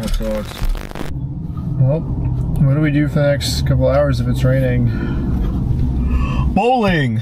Go bowling. Let's go bowling. We waited a few hours for Brian to get off work, and now he's off work. Hey, Brian's off work. So we showed him our entire conversation with Josh. So what can we do now to work with you guys to get the sets back? Okay, this is what I need done. I need a written apology from Brian. What? This guy is such a fucking pussy. I need a written apology. Oh my fucking god. Oh my fucking god. I'm gonna actually know. I need to start taking lessons from this fucking guy, actually. I do need to start taking lessons. First step, okay? Growing out the mustache. Twirling that shit. That's step 1, okay? Step 2, 10 times more fucking petty. Okay. All the negative comments taken off. I need positive reviews on there to make up for the damage. And then I'll give them back. So you're holding my sets hostage. Oh, you thought we were getting the Legos back already? We're not even halfway through the video yet. Yeah, so basically before Brian can get his Star Wars Lego collection back, he has to write Bricks and Minifigs an apology letter for making this Facebook post. Bricks and Minifigs really doesn't like this Facebook post being up, because in this Facebook post, Brian calls Bricks and Minifigs out for stealing his Lego Star Wars collection. I'm not apologizing for shit. I agree, but yeah. It's well, here's like where we're at. That's extortionist. That's illegal. I guess maybe they have to argue that in court. What I don't get is like, okay, right. You want the written apology? I can kind of understand that. Right, you're a petty bastard. All right, okay, I get it. But you want him to write you a positive review on Google and then get other people to write you a positive review as well. That just sounds impossible. You want him to do what? X amount of advertising? How do you even quantify whether you've met that legal responsibility or not? Do you know what I mean? Right, if you could just write the letter, like, we can get the Legos back. I walked in there with the best of intentions. Here's proof of my collection in the store. I want it back. And they've done nothing but lie and make my life a living fucking hell over this. I've gone through 9 months of anxiety, stress, hospital-ridden, medication-taking types of burden. I'm downplaying what happened to you. It's just, no, I am not apologizing to this fucking asshole. It sounds kind of crazy that Brian would be saying this, but I see where he's coming from. I've gotten to personally see a tiny bit of how this company bullying his family has just torn his entire life apart. I just want to say thanks, guys. I have to go because I got a gnarly panic attack right now. But at the same time, if Brian just writes this apology letter to Bricks and Minifigs, he'll get all his Legos back. I get it. You're asking me to swallow my pride and write this letter. I get it. Then Brian told us a bigger reason we shouldn't write this apology letter. Because Brian told us that this apology letter is really a trap. Yeah, this is... Wait, really? Is that like, what? If you write an apology, do you accept, like, legal culpability for some stuff? Josh trying to trick us into giving him a get-out-of-jail-free card. What I mean by this is if Brian... Oh, right, okay. Brian makes an apology letter to Bricks and Minifigs, then Bricks and Minifigs can now use this letter as written evidence in court that they're not the bad guys, Brian's the bad person. Brian told us that if we give them this get-out-of-jail-free card, then they have absolutely no reason to ever give the Legos back. I just want to say, if this is actually what Bricks and Minifigs' plan is, then that's insane. But well, I doubt it's just going to be that, right? Because undoubtedly, some of the shit has been fucking, like, sold in the time span, right? Some of the stuff has almost certainly been sold. And so you can give them the remaining stock back, however much that is. Let's say it's like 100,000, right? But then in terms of getting the other 100,000 of that value, you're never going to see that shit again, right? They've got no, like, reason to ever give it to you. Really wanted to find that is, dude, only somebody with a villainous fucking mustache could come up with out if this is what their plan was. So I decided to tell Josh that Brian is going to send him an apology video. He makes the apology, then we can get the Legos back like today or tomorrow, you think, or? Yeah. Just in case Bricks and Minifigs has evil intentions with this apology video, I wanted to give him something that they couldn't use in court. So I went back to the beginning of the video and took a screenshot of Brian's face and put it into this website. I also uploaded this video of Sheldon. Hi, I'm Brian Mansell. And after just a little bit of deep faking, it now looks like this. Hi, I'm Brian Mansell, and I apologize sincerely for accusing you guys of stealing my Legos. I was wrong, and you were right. This is the ultimate test. Was Josh being sincere, or was this all just one big trick? I want to give it back to him. That's the long and the short of it. We've run me over. I'm good. We got to win Amanda over, right? Apologize to Amanda. Okay. I guess Brian's just a little worried that you guys are just going to keep postponing it until, No. You're going to get him. You're going to get him. I'm not going to screw you. You have my word. That's not who I am. I promise you. I swear to God. Go apologize to her. Say, sorry, man. Sorry. We did a fake raffle. So before we can get the Legos back, Josh made up one new thing I have to do. I have to apologize to Amanda for my raffle being fake, even though I put in a lot of effort to make sure my raffle was actually real. I don't know. It almost feels like another trap. The employee we brainwashed from before told us that the owners are coming up with schemes to try to get us arrested. After you left, I got a call from my boss, and it was like, how do we get them arrested? Dang. How do we get them arrested? Maybe Josh is saying this to trick me into going back into the store so Amanda can call the police on me and have me arrested. I don't think that's how that. I don't think that's what he's planning, right? I don't think that's quite what he's planning. I think if you admit to doing a fake raffle, then pass that on to the fucking feds, and then they will be the ones who arrest you for doing that, surely. No? If you invite somebody into the store explicitly, and you've got that on camera, then you're not trespassing. You've been invited in explicitly, right? You've been given permission. But I had to find out for sure. You give me permission to go into the store to apologize to her? To make peace? Sure, yeah. Okay. Hi Amanda, how's it going? We came to make peace, and we talked to Josh. He told us to come back and make peace with you. Is that okay? It turns out I was right. This was a trap. Bricks and Minifigs doesn't care about giving us the Legos back. They just want to get us arrested. There was a Oh, well, these guys are fucking retarded then. What a stupid fucking scheme, dude. You've got them on camera inviting you in directly. Oh, okay. Dude, this entire time that I thought this was like a game of Death Note that was being played over fucking Lego minifigures. Now I come to realize that, like, both sides are slightly retarded and can't see the most optimal strategy here. gentleman who was trespassed off the property maybe 4 or 5 days ago, and he's literally standing right in front of the store. Right here in the store in front of me. We only have a very small amount of time before the police arrest us. So we decided to use this time to see if we could finally convince Amanda to...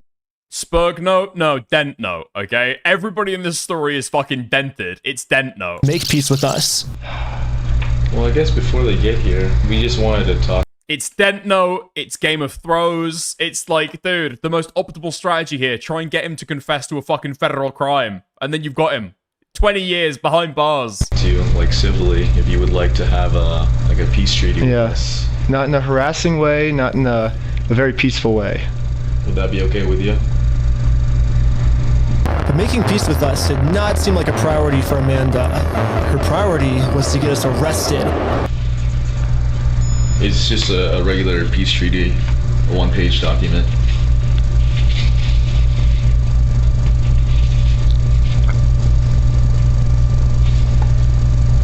if you need to go over it, like, you know, you need to take your time.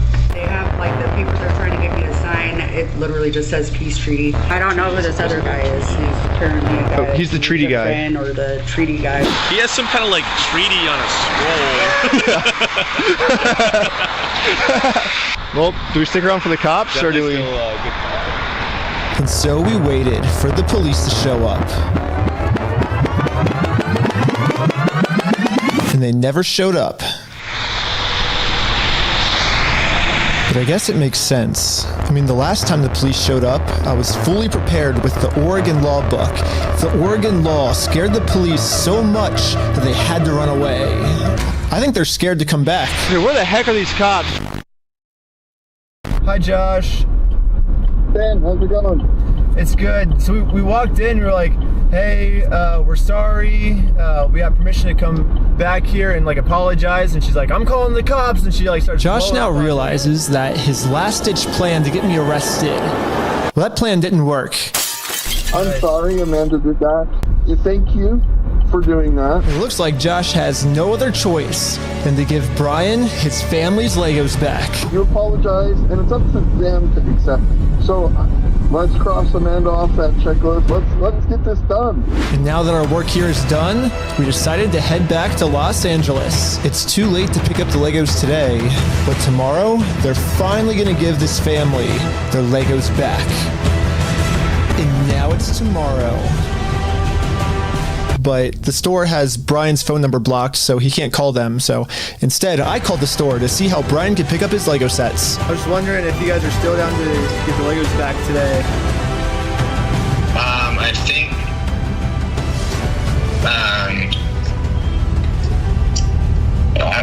I just want to make sure everything's properly, The guy I'm on the phone with was trying as hard as he could to stall. It turns out that this is actually the same guy in the security camera footage that kicked the old owner out of the store. Google says his name is Brandon Best. Whoa! Dude, that's tall 4! What the fuck? There's no way you could fucking do that, surely? What? You can't fucking do that, can you? What, just pump it into fucking Google AI and find out the person's real name? And apparently he's co-owners of this franchise along with Joshua Johnson. But for some mission... This is the way that we're going to be doing the stream. Probably for the foreseeable future. Until we can figure out the Google AI situation, okay? reason, they weren't able to give the Legos back today. they said they'd give me an update on Monday type thing. Now it's Monday. Today is Monday. Hey, I was just calling to see it.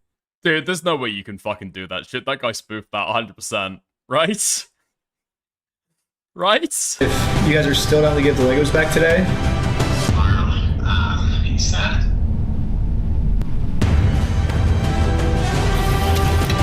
Imagine. Dude, what the fuck is this guy cooking? What was that?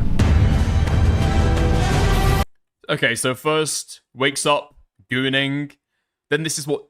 This is spaghetti and dry beef? Like, unsourced beef? I imagine it'll get done sometime this weekend, so I don't know for sure.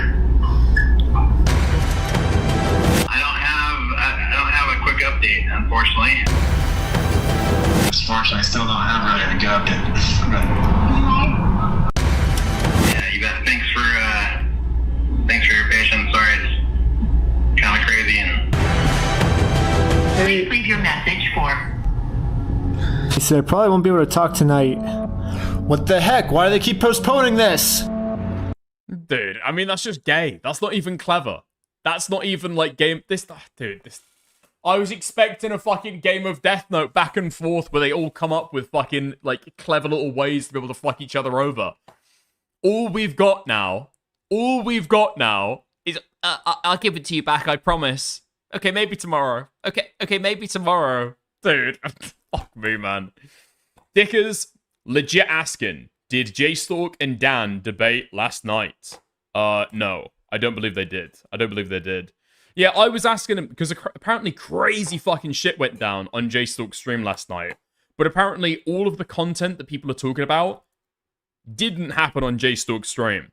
Like, Stardust called J-Stalk out publicly and was like, "Oh, J-Stalk, do you want to have a conversation with me? I want to have a conversation with you," which is just a repeat of something that happened like fucking 6 months ago as well, and it played out in the exact same way. J-Stalk said, "Yeah, sure, yeah, hop in the server, you can hop on stream, we'll have a conversation." And then Stardust goes, "Nuh-uh, nuh-uh, I don't want to talk in your server. I want to have a conversation in a different Discord server." It's like, okay, well, join the stream or don't join the stream then. You're running. You're running. You're running. I mean, it's like, it was gay the first time it happened. I'm just like, I'm befuddled that she is trying the exact same thing several months later in the exact same way. But, yeah, I don't know. I don't know. This is the problem with new commentary. Insane shit happens, but everyone is a live streamer, and nobody's willing to make an actual video about it. Yeah, that's kind of true. That's kind of true. I've thought a few times about doing, like, okay, do I stream less, and instead I make, like, a daily commentary slop video, like, summarizing little dramas that happen? It's just not fucking worth it, is it? It's just not fucking worth it at all.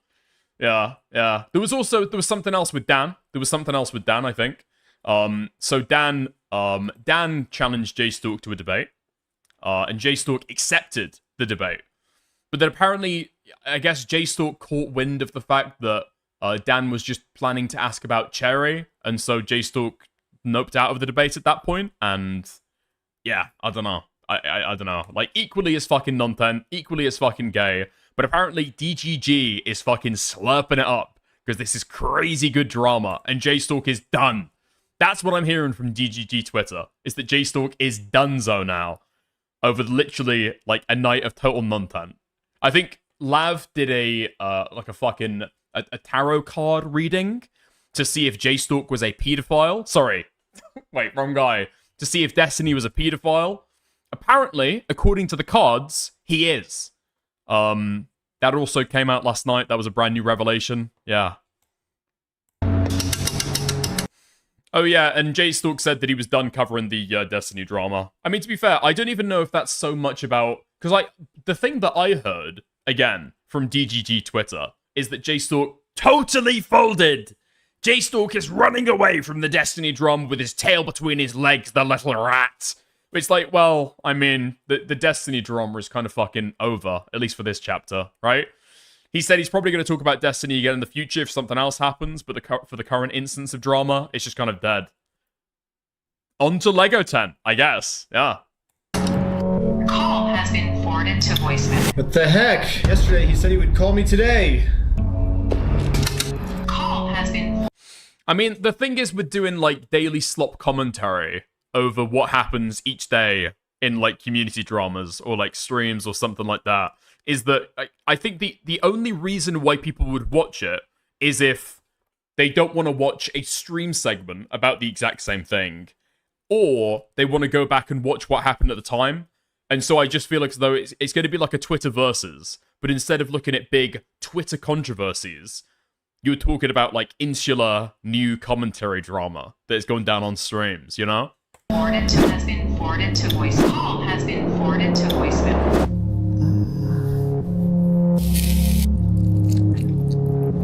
Is not available. Please leave your message for... It's been over a month now. Dude, there's no fucking way. Really? Mean. Connor did say he was going to compile his evidence and hand it over to the authorities because of the kids stuff. Okay, when you're talking about the kids stuff, you're talking about Destiny posting an image of Connor's child to Twitter in a diaper with, like, Connor holding it. Or are you talking about the kid fantasies? There's just not enough there. There's just not enough there. What is it? Is it fucking illegal? Even if that's what Destiny was doing, right? The most excessive allegation that nobody's got direct evidence for at all. And the only source is some, like, legitimately mentally ill BPD e-girl that keeps on changing her fucking story with an incentive to lie on both sides. Like, there's just no evidence for that, right? But even if that accusation was true, that he actually was, like, role-playing, molesting a child, it's not even illegal. Like, you're legally allowed to do that. I don't know what crime people are expected to find here. It's so fucking overblown. It's insane. They can look and find something that is illegal. What? So you're expecting the police to also be Destiny anti-fans and go on a fishing expedition to be able to find something that they can charge him over? If he didn't get charged over having CSAM of Rose, okay, he's not going to get charged over this shit. Let's be real. And yeah, I've gotten no answer. And finally, after a really... The parents? I don't know. Tell me if I'm wrong, okay? Tell me if I'm wrong. Cite me a fucking statute in the US code. If I have a child and I, with another sex partner, want to roleplay as my child and then molesting me while gross and pedophilic, okay, and degenerate, I don't know if the US legal code has even considered of such a circumstance. I don't know if that is illegal. Really... Now, if that woman is looking to be able to get, I don't know, custody of her children for the purpose of, you know, if that's being, like, assessed in a family court, whether or not she's going to get custody, maybe that's going to be taken into account, right? But in terms of, like, a police matter, yeah, I don't think so. I don't think so. Really long amount of time. They finally answered my call. I'm not going to distribute those things at this point. We've kept them on hold for... Okay. Looking back in. What did I say earlier? Yeah, the Lego tent is... the Destiny tent is done. We're on Lego tent now. Wait, one more. Photos of a child need to be... Sorry, not? Pardon me? Photos of a child need not be nude. I think they only need to be taken for the purpose of titillating. But I don't know for sure. I don't know. Because don't forget, right? This was a whole controversy during the, oh, fuck me. Big black pedophile, Lakari. During the Lakari drama, this was like an important footnote, right? There is technically like a legal gray zone or a loophole for like legal CSAM, right? Where it's not for the purpose of producing something pornographic, but it's in the context of like family photos and stuff, right? It's like family porn or whatever the fucking pedo loophole is for this shit. I'm pretty sure that kids playing about on the beach with their toes out, well, gross to consider, okay, would probably like be totally legal under that loophole. Do you know what I mean? This long, so I've just been told that Bricks and Mini... Okay, back to Lego. No more talking about CSAM. No more talking about Destiny. Figs is no longer going to give Brian his Legos back like they promised. And at this moment, I finally realized what I did wrong. Josh said we could get the Legos back once we make peace with Amanda, but we never actually really made peace with her. And I'm not signing nothing from anybody. Now it all makes sense. Unless we can somehow find a way to make peace with Amanda, we are never getting these Legos back. So, I printed out a more official-looking peace treaty and traveled from Los Angeles all the way back to Bricks and Minifigs in Oregon. Oh, I made it to Oregon. Hopefully, I can get Amanda to sign the peace treaty this time, and we can finally get the Legos back. Dude, what the fuck are you doing? Are you trying to bait an arrest? I mean, that's what it sounds like, right? You were trying to bait getting arrested by the fucking police for a, I don't know, like a clickbait thumbnail.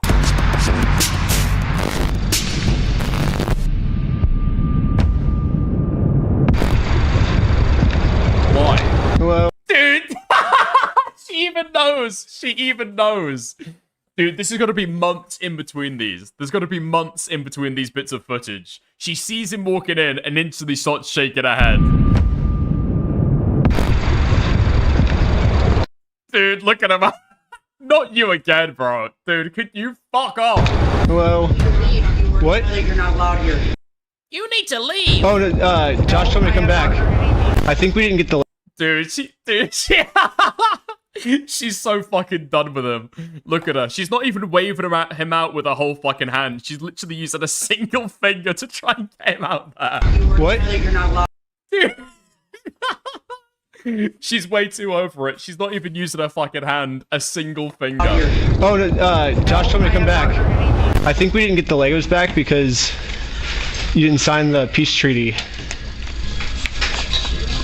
You want to call Josh? No, I'm calling the police. Bricks and Minifigs is still doing the same thing they've always done. They're still trying to get me arrested just to avoid giving the Legos back. The problem with their plan, though, is Bricks and Minifigs is never going to be able to arrest me because I have a get out of jail free card. I've actually had this card the entire video. I just haven't used it yet. Let's rewind all the way to the beginning so I can show you what I mean. So basically my friend said that you guys have some of his Legos, I think? Nope, it was even before this, right here. I made a contract with Amanda that says I, Ben Schneider, should not be trespassed in all of these legal words for any circumstance whatsoever and for literally any reason. They cannot trespass me. And it's effective. There's no fucking way that's legal, surely. There is no fucking way that that is legal. For the next 10 years. But this only really works as a get out of jail free card if I can get Amanda to sign it. But how the heck am I going to do that?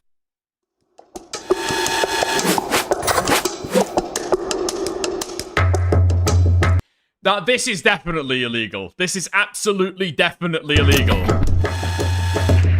You can't induce somebody to fucking sign something under false pretenses. Yeah, I mean, if you... Spoiler alert, by the way. You can probably see the next video that we're going to watch today directly under this. I got arrested because of Legos. Yeah. Yeah, I wonder why. I legitimately, I'm not lying when I say that, I actually wonder why. Because there's like 50 different fucking reasons why this guy could have got arrested in this video. Sorry, I got a delivery. Can I get a signature? For some reason, Amanda just started signing our contract without even reading it. Thank you so much. You're welcome. In America, we have a duty to read contracts law, which states that you have to read a contract before you sign it. And if you forget to read it or you just choose not to read it, it's your fault and you still have to do everything the contract says. So even yeah, you have to have knowledge that you're signing a fucking contract, though. Not just signing for receipt of a fucking parcel. No, Amanda didn't read it. She signed it, so she has to follow everything, including a clause that says for every police officer she calls on me, she owes me $5,000 in liquidated damages. So let's fast forward and see how much Amanda owes me. We got $5,000, keep going, $10,000, $15,000, $20,000, $25,000, $30,000, $35,000, $40,000.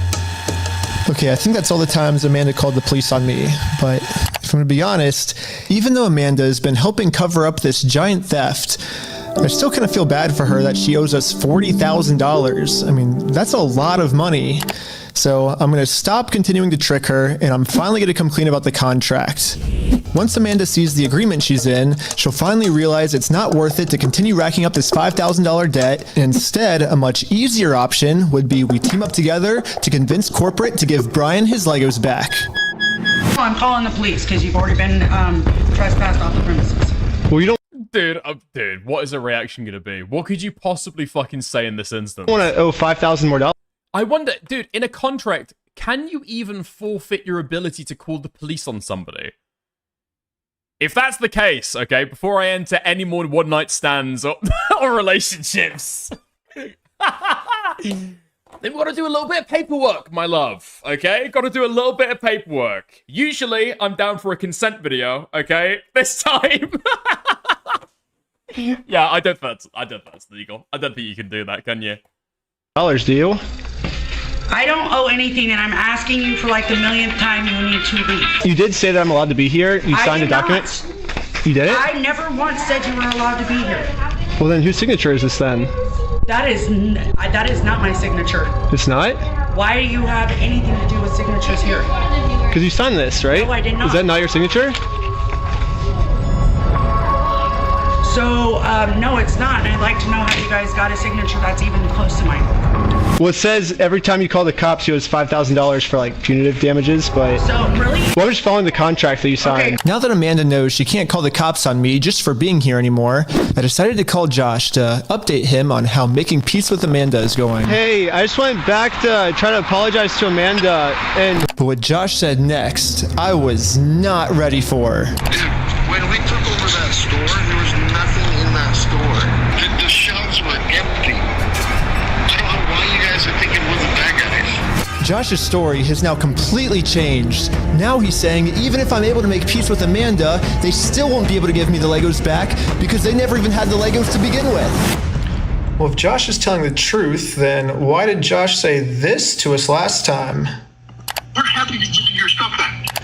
I mean, what stuff of ours would he be giving back if none of our stuff was even ever in his store? They're like, what about this? I'm happy to go open that stupid cupboard and you can have all the sets in there. I want to give it back to him. I'm happy to give you the inventory. Get the inventory to Brian, I'll give him back. I'm not gonna screw you. You have my word. That's not who I am. I promise you, I swear to God. I promise you I'll get everything. I mean, Josh is on video swearing to God and on everything he'll give us the Legos back. But now, for some reason, he never even had the Legos. What, this Alright, that's a rough angle. makes no sense. The shelves were empty. So I decided to remind him of all of these examples where he claims they do have Brian's Legos in the store still. And this was his response. I never said that. Yeah, you did. I don't give a damn of your fucking little opinion. It's wrong. And if you want to test your fucking opinion, let's go to court. Who enforces the law? The court. So Exactly. So you're saying that. And it's just a So you're saying. difference of opinion. So basically, what you're saying is I'm wrong, but you can sue me for it. Is what you're saying. Yeah, that's the long and the short of it. So you know you're wrong. So you know that you stole the Legos then. Let's go to court then.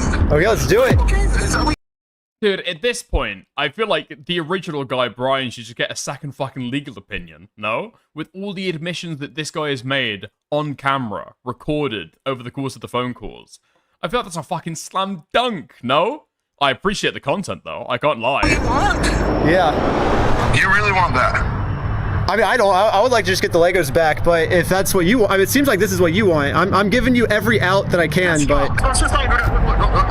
Dang. Let's don't go down that route. It doesn't really matter because. I just want to get the Legos back. They're Brian's Legos. Give them back. It's pretty easy. It's kind of funny that this entire video. Oh. I feel like that might be short foreshadowing. Hold on. My eyes have just glanced over at a chat message that I suddenly feel is very relevant. Is Oregon a two-party consent state for recording? Google AI is thinking. Google AI is thinking. While there are some exceptions, Oregon is considered a two-party consent state. No! What? Oh, wait. Hold on. Oregon uses a hybrid consent system. Interesting. I will have to look into this. Rather than a strict two-party system, you can record electronic communications, like phone calls, with one-party consent. But in-person conversations generally require two-party consent, if there is an expectation of privacy. Okay. So for phone calls, like what he's doing, that's A-okay, one-party consent. But you can't secretly wiretap somebody else's conversations. Yeah? Okay. Nice. Josh has just been begging me to sue him. Show me. Let's go to court. But the second I agree to it, his attitude completely changes. It's almost like Josh doesn't want me to sue him, and the only reason he's saying that is because he knows that by saying it, he can get away with his crimes. But now that Josh thinks that there's a chance I might actually sue him, he's getting scared. In fact, he said if I do sue him, he's gonna tell the world that I'm the one that stole the Legos. You can go f*** yourself. Dang. You, man, you stole them, bitch.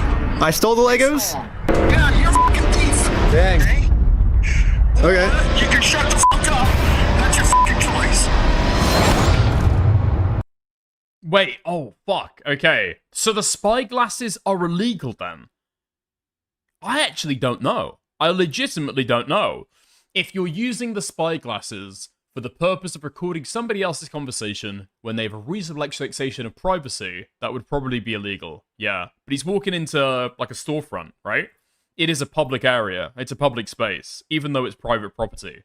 You don't have a reasonable expectation to privacy in that, surely. So basically, these are my two options. I can do what Josh wants me to do and shut up, which I can say right now, I'm definitely not doing that. So what's the alternative? I can, I guess, raise hundreds of thousands of dollars somehow, and then maybe spend 3 to 4 years in court fighting them, and somehow, if I win, then we can finally get the family their Legos back. Yeah, both of these options suck. Or maybe I can somehow find a way to engineer a third option, which I call option number 3, small claims court. Think about it, small claims court is basically just like big boy court, except it costs basically nothing, and you get a judgment pretty much instantly. So I gathered my friends around a campfire to tell them about option number 3. One of the thoughts you had was taking the... Wait, hold on. There's no way you can do this shit. There's no way you can do this shit. What, you just break up the crime or the like civil infraction into smaller cases and then sue over them individually in small claims. There's got to be something to fucking stop you from doing this, man. There's got to be fucking something to stop you doing from it. If somebody steals like $1 million worth of sand or like sugar from you, you can just like sue them for what, like $20,000 worth of sugar at a time. Small claims court, right? No, because it's way too much money to take to okay, yeah. small claims court. You can't take someone to small claims court, Ben, for $200,000. Yeah, it's 12,000 at the most, right? 12,500. Everyone hated option number 3. And I guess it makes sense. We ended up looking it up, and you can actually only sue for $10,000 at the most. So if we go with option number 3, Brian actually could win $10,000 pretty easily, but then this is what would happen to his $190,000. But I'm not giving up. We just need to get creative. Theoretically, if you wanted to, could you take them to small claims court? If you wanted to limit it. If I wanted to limit it, But you would at least get $10,000 out of that though, right? we could, but it would be giving up $100,000 more, you know. So here's the here's the pitch. Here we go. What if we have 10 people sue 10 different times for $10,000 and we get $100,000? No. Well, why not? The reason that this will never work is because of a legal term called claim splitting. Yeah, so it turns out my idea is called claim splitting, which is when a civil plaintiff splits one lawsuit into 2 or more lawsuits, and that is illegal. Yes, if 10 different people sue and win money for one crime, then that is illegal. But we have already established that if one person sues for this crime, it is a very easy win. So what if this exact scenario just so happens to happen 10 different times? Think about it. If 10 different people get their Legos stolen by Bricks and Minifigs, all 10 people can individually sue, and it turns out that that is I guess if each of them own the requisite Lego. It's actually not considered claim splitting. So basically, if I can find 10 different victims of Bricks and Minifigs, my plan will work. And maybe I don't have to find 10 victims. Maybe I can create them. Starting with myself. First, I signed up for a credit card, and then used that credit card to walk into the bank and take out a $10,000 loan. I then used this $10,000 to buy a few Lego sets from Brian. Specifically, these Lego sets, and according to the legal paperwork, they're still Brian's to sell to me. But just in case Bricks and Minifigs tries to argue that for some reason this wasn't a legal sale, I hired a public notary to officially approve the purchase. It's official, we have a public notary approving it. A notary public. We have a notary public approving it. I own these Lego sets now, right? Once I stamp it, it's all yours. Here we go. Pleasure. Congratulations. It looks like Why do I feel like they're celebrating a little bit too fucking early? Something tells me this is just like totally fucking illegal. Like you can't do this. I legally now have $10,000 worth of inventory inside this Bricks and Minifigs store. So I wrote a... I mean, again, dude, throughout this entire fucking video, this is illegal. But for like reasons that I can't fucking describe. You can't do this like legal gay fuckery doohickery to be able to get around rules like that, surely. A judge is going to throw that out immediately. Very stern demand letter to Bricks and Minifigs demanding that they give me all... But I can't tell you why that's illegal. All of my $10,000 of Legos back. And they never got back to me. So I'm going to sue them in small claims court, completely separate of Brian.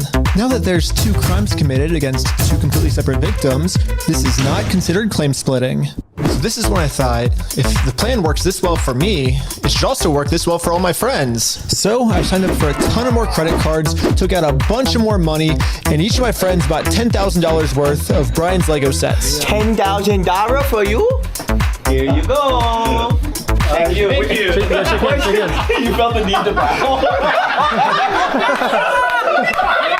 This is when we realized there's actually a big problem with our plan because we're now all $10,000 in debt, and if we don't pay the banks back soon, the interest is gonna destroy us.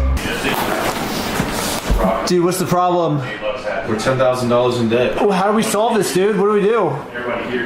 We just ask our friends if they have like money to like loan us. Tommy! I'm in a lot of debt, and I just wanted to know if you have $10,000 to loan me.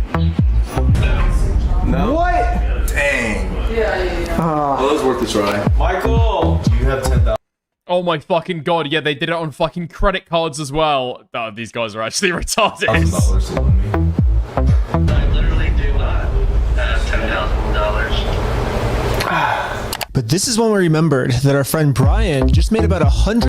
I mean, did they not realize that it doesn't have to be $10,000, right? Brian does not have to have sold those for $10,000, surely. He can gift them. They can be like a legal gift, and he can transfer ownership that way. He doesn't actually have to sell them for... Oh my god, dude. What did I say earlier? What did I say earlier? What did I say earlier? Dent note. $100,000 from all the Lego sets he just sold us. I bet he has extra money he could lend us.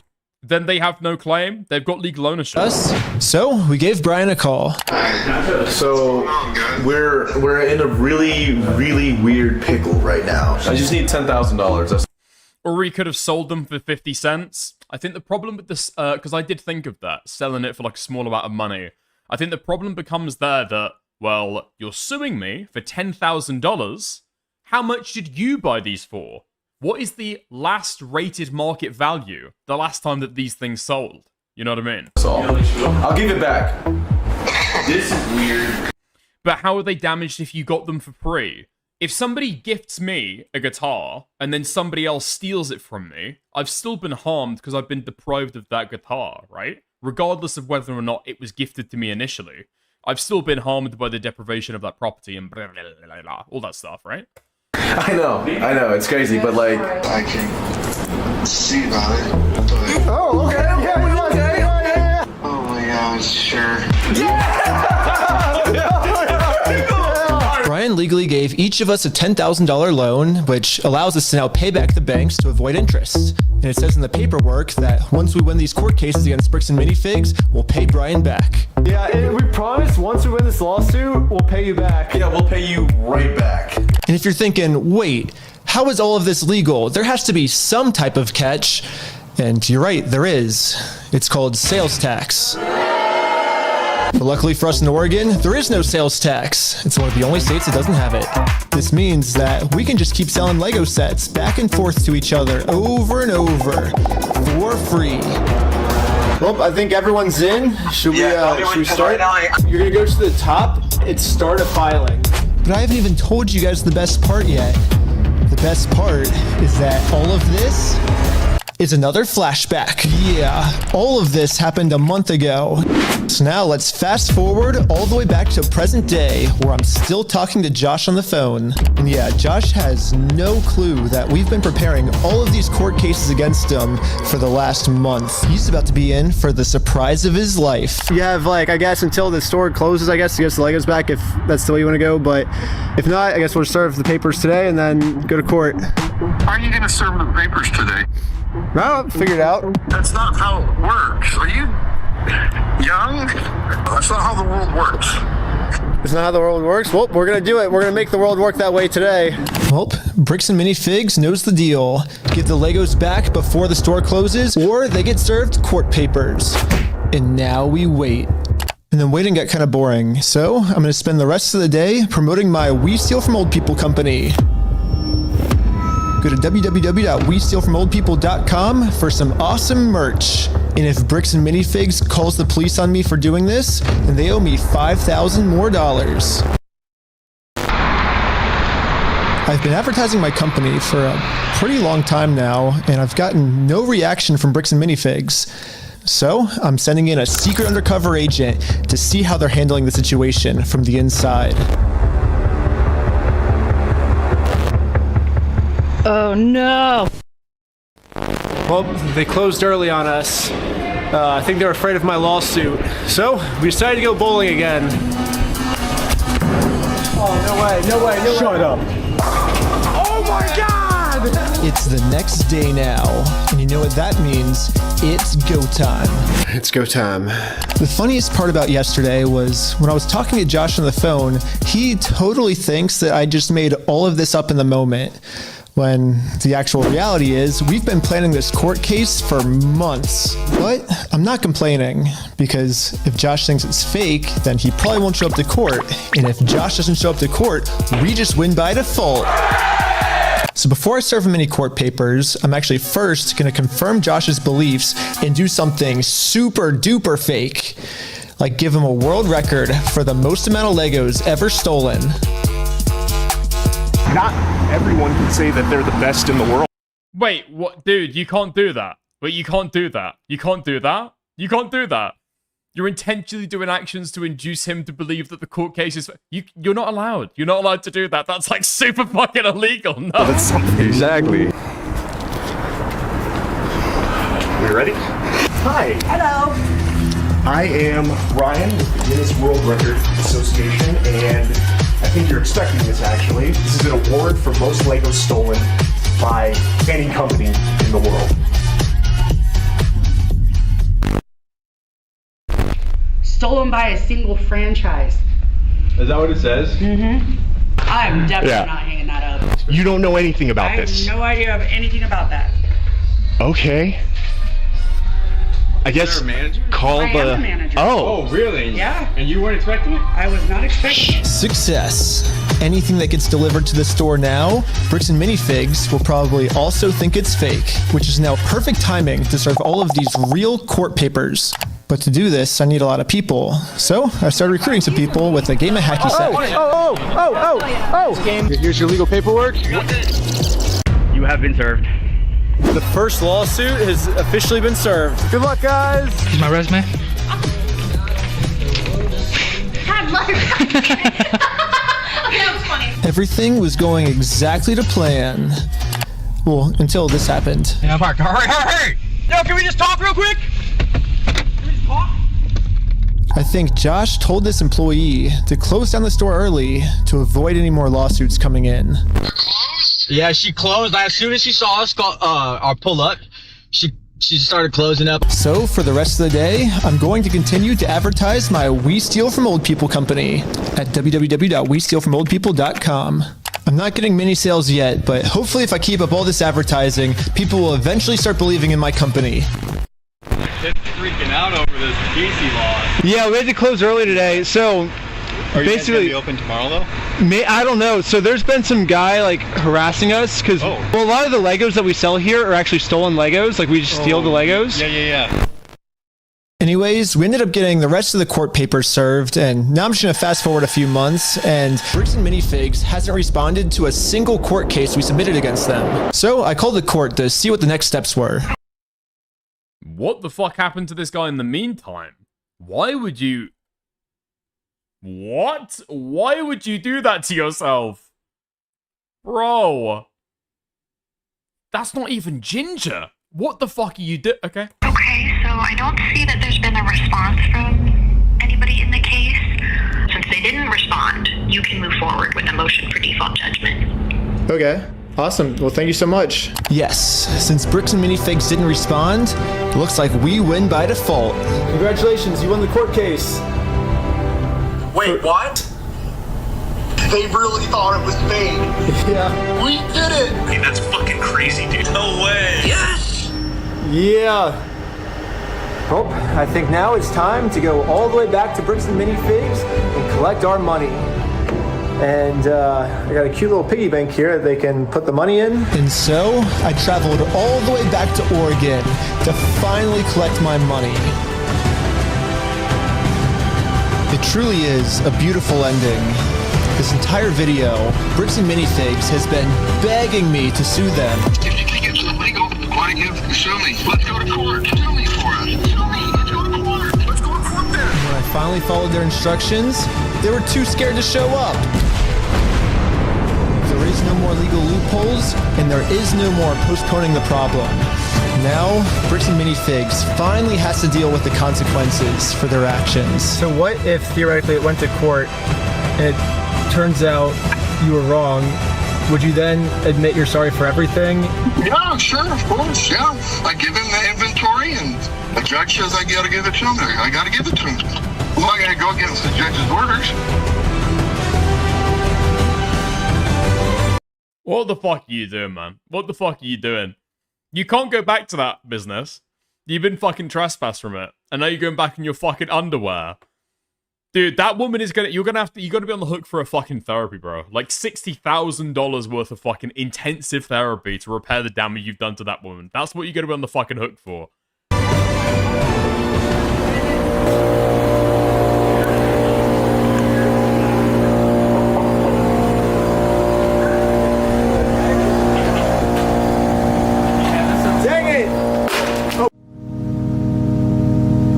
Couldn't believe it. Literally one day after we filed motion for default judgment, they permanently closed down the store. At first, it did feel kind of cool that our plan worked so well, it completely shut them down. But pretty quickly it sunk in that we are not the winners here. The only winners today is Bricks and Minifigs.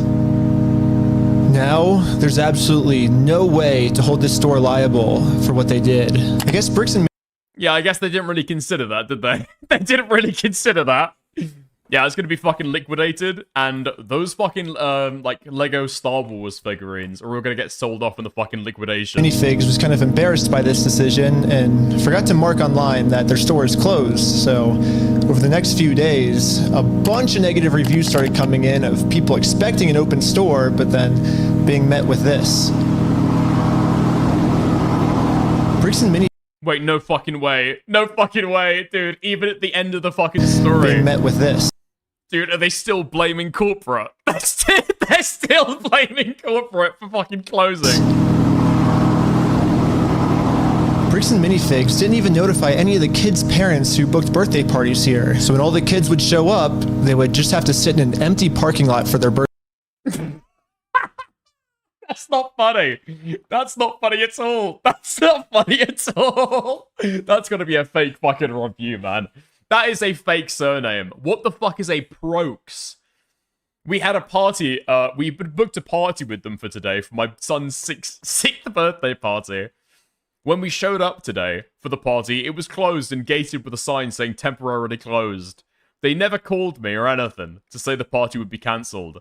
So I sat in the parking lot with my son, and all of his friends showed up, trying to figure out what to do. Thankfully, the day was saved by Nathaniel at The Wreck. But I'm still so very mad at this place. If they ever do open again, I will definitely be talking to them. Strong worded letter. Yeah, that's the way to be able to solve this. A strongly worded letter. Birthday. If Bricks and Minifigs is too scared to show the world that they're closed. Imagine a dozen kids crying in the parking lot. Why are you trying to make me laugh by saying that? And why the fuck is it working? And the only way to let the world know is for me to give them an official closing ceremony. I guess someone driving by happened to take a picture of the sign we put up and posted it on social media. And pretty much immediately, we started going absolutely viral. The entire world has now seen this crime that Bricks and Minifigs has committed. And because of this, they finally marked on Google that their store is permanently closed. I've been reading about this Bricks and Minifigs in Salem, Oregon. It's got this sign out in front of it. It's been over a week. The sign is still up, and people have been traveling from all over just to come and take a picture with this sign. If you drive through Kaiser, you may have have noticed a mysterious sign appear recently outside the closed mini Bricks and Fig store. Permanently closed, we stole a family's life savings. They sued, we lost. By closing the store, we got out of having to pay the family what we owe them. Just closed down his entire place of business to not pay you $100,000. I don't know, like, we didn't get the Legos back, but I mean, we shut down an entire business. Like, that's almost... We still gotta get the Legos back. Which is why, even though Bricks and Minifigs closed down this store, I am not stopping until we get this entire Star Wars collection back to its rightful owner. I don't know, it's just, this video's going on for so long now. Yeah, I bet you wouldn't believe me if I told you that this is still literally just the beginning of this Lego story. And if you want to watch part 2, it's live right now on my Patreon at Reckless Ben. And part 2 gets insane. Everybody just chill. I like how the Lego video became the craziest video. Also, by subscribing to Patreon is the movie.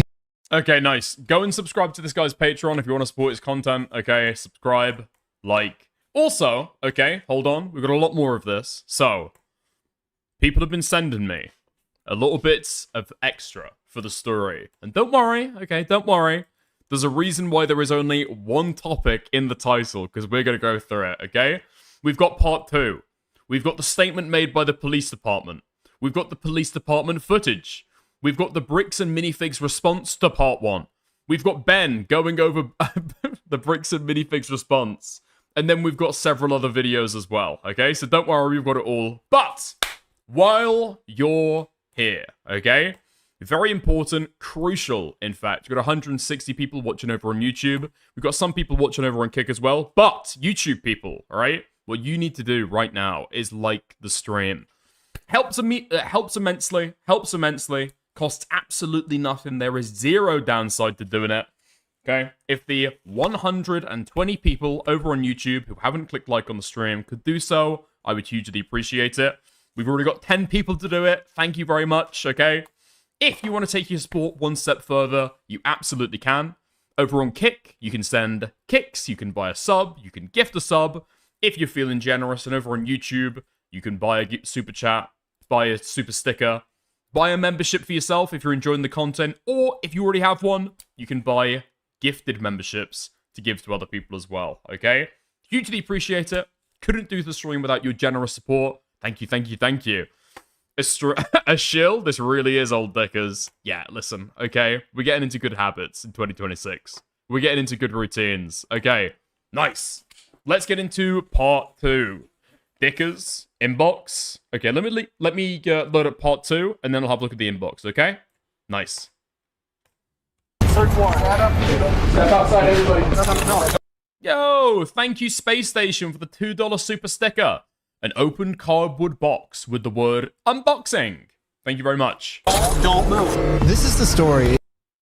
Okay, wait, the other review. Wait, what's this? No way. No, shut the fuck up. So the woman who left a poor review on the fucking Lego place left a positive 5-star review on the wreck. This place saved the day for my son's birthday party. We'd planned a party at a local venue, and when we arrived, they were closed. No notice, no contract, just closed. I wasn't sure what we were going to do, but I had a bunch of 6-year-olds showing up, and my son ready to have a party. We called a bunch of places, and no one seemed able or willing to help. I called the wreck and talked to Nathaniel, and he said they had room. We could bring our food and cake, and the whole group over, and they had tables we could use. You know what, I'm not going to read this because this isn't content.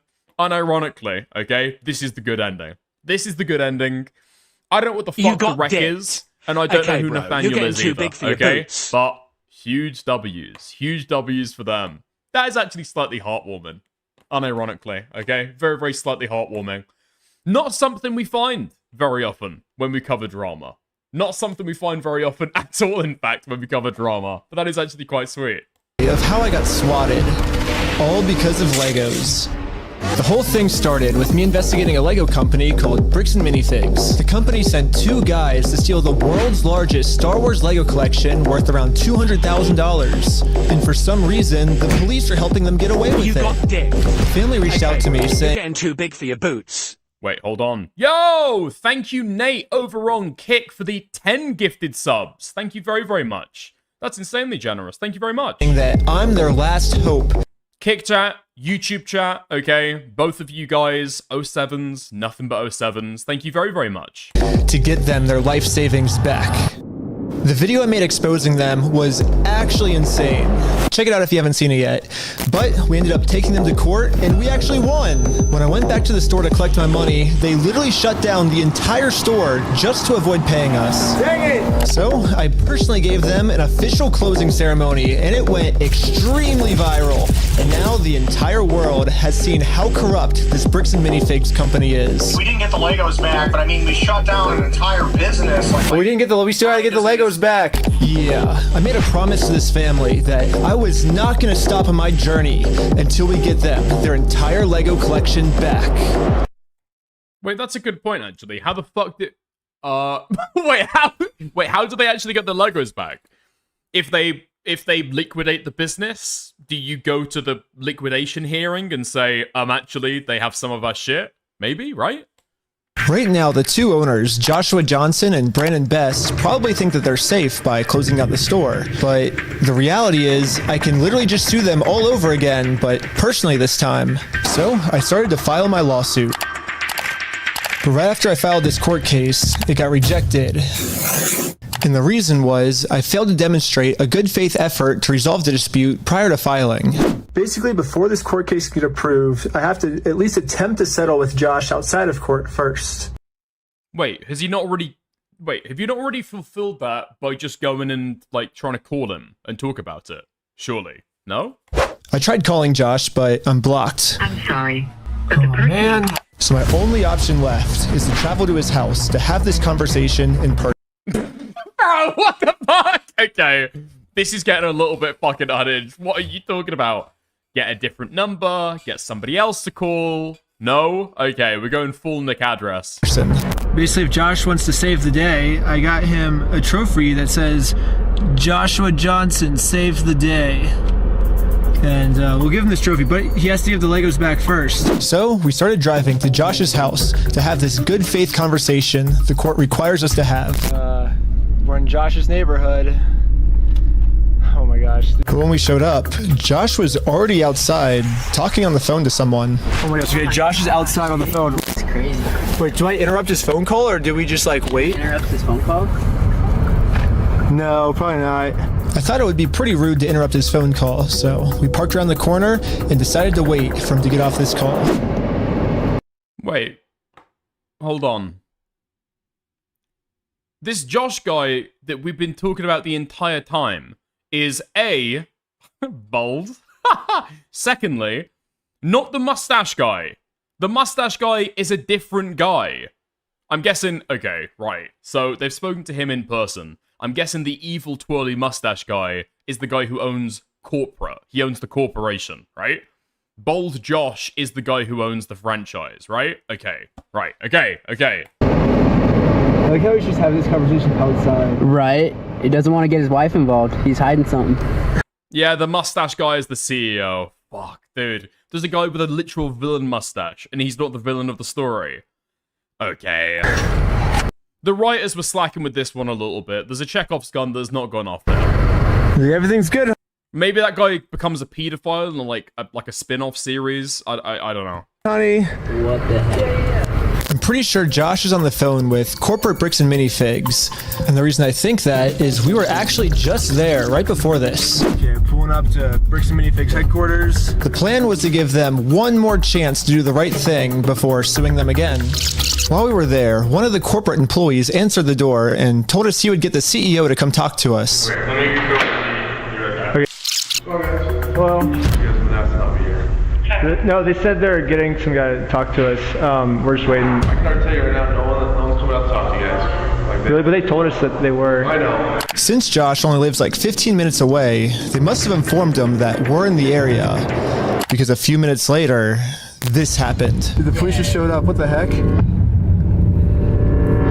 Why are the police at his house? Oh, there's another one, dude. 2 cop cars. 3 cop cars? Oh my Yeah, I'm pretty sure this meets the federal statute at the very least for stalking. No? Cop cars. There's why is there 3 cop cars in his house? We didn't even walk up to his house yet. The cops are following us. What the heck? That's so crazy, dude. Obey every traffic law. He's got his lights on. Oh shoot. He's pulling us over. My name's Officer Maricourt Police. The reason I stopped you is to stop somebody from stop that. I didn't? I thought I stopped. Yeah, you definitely stopped.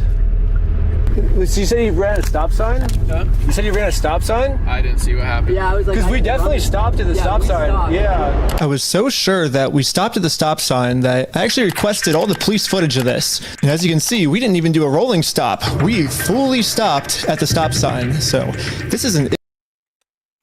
We don't have stop signs in the UK, okay?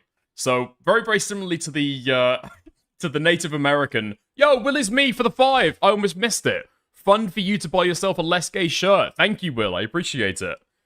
But well, okay. Yes, okay, we do have stop signs, just not as common, okay? Just not as common, just not as common, just not as common, alright? But, I want to have a look at this, right? This is going to be very, very similar, okay, to the Native American thing, the Native American discussion at the start of stream. We didn't even do a rolling stop. We fully stopped at the... Is it just me, or is that guy over the fucking line? No? Must come to a full stop technically. No, I know the difference between like an actual stop and a rolling stop, right? I've watched enough US fucking body cam videos to know that. Is that guy over the line though? Yeah, he's out in the intersection. I think so. I think so. The stop sign. So this is an illegal traffic stop. So who's Ben? Me? Ben? How's Utah? It's good. Like it? Okay, it's pretty obvious that the police know why we're here, so I just explained to them the entire situation. This old... Okay, Trucker Nate is saying, as an expert, I can say yes, he failed to stop. I'm taking Nate's opinion on it. Man spent his entire life collecting the world's largest Star Wars Lego collection set. The only problem is it's a crazy story, and the police officer did not believe me. $200,000? $200,000. It sounds crazy. Yeah, when the officer went back to his car, this is the message that he radioed in. Hey, can you get the contact for Reckless Ben? He said he didn't have his ID, but you're just straight lying to me about everything else, so... Since the cops don't believe my story, they trespassed me from the property. Everybody today is being trespassed from that property. Okay.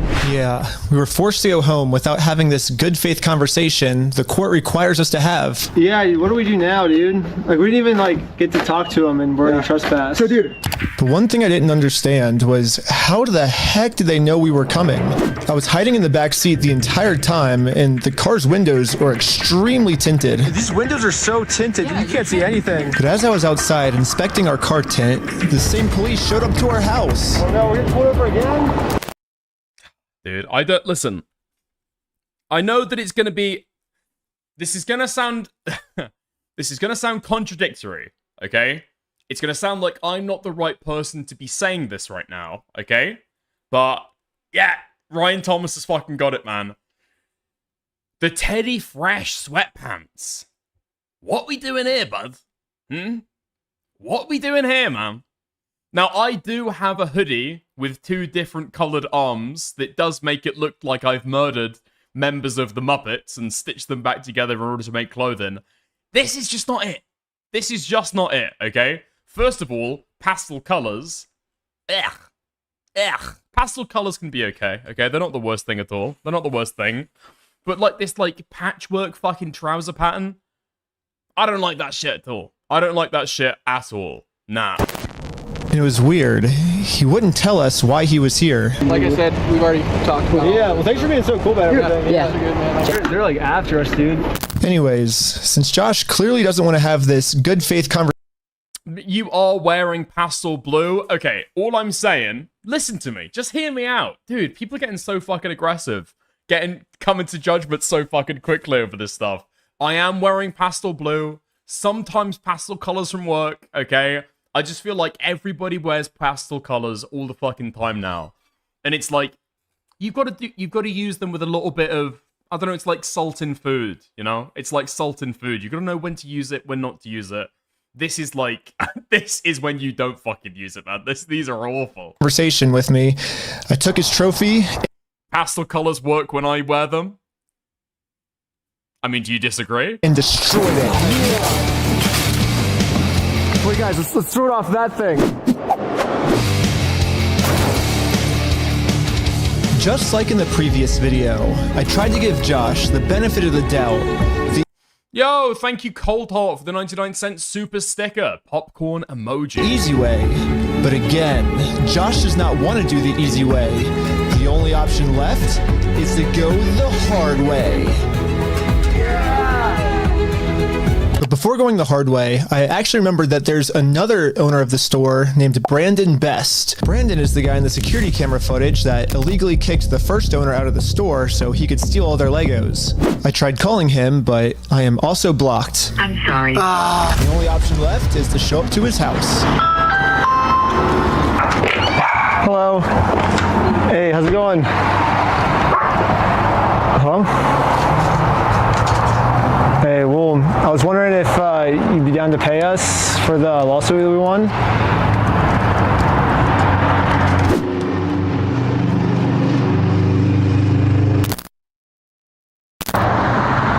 Do we need to... Oh, that was like the strangest fucking interaction I've ever seen. No. Ben has missed a fucking trick with this, okay? Ben has missed a massive fucking trick with this.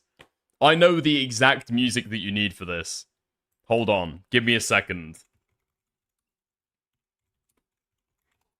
Yeah? Yeah. Okay. Okay, here we go.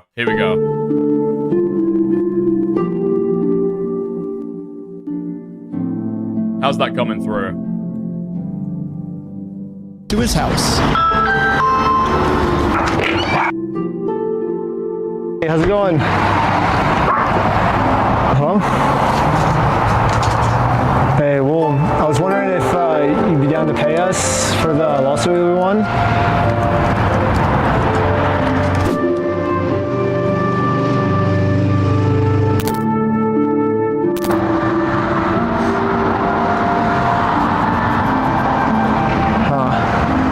It kind of seems like Brandon doesn't want to have this good Bugged quest.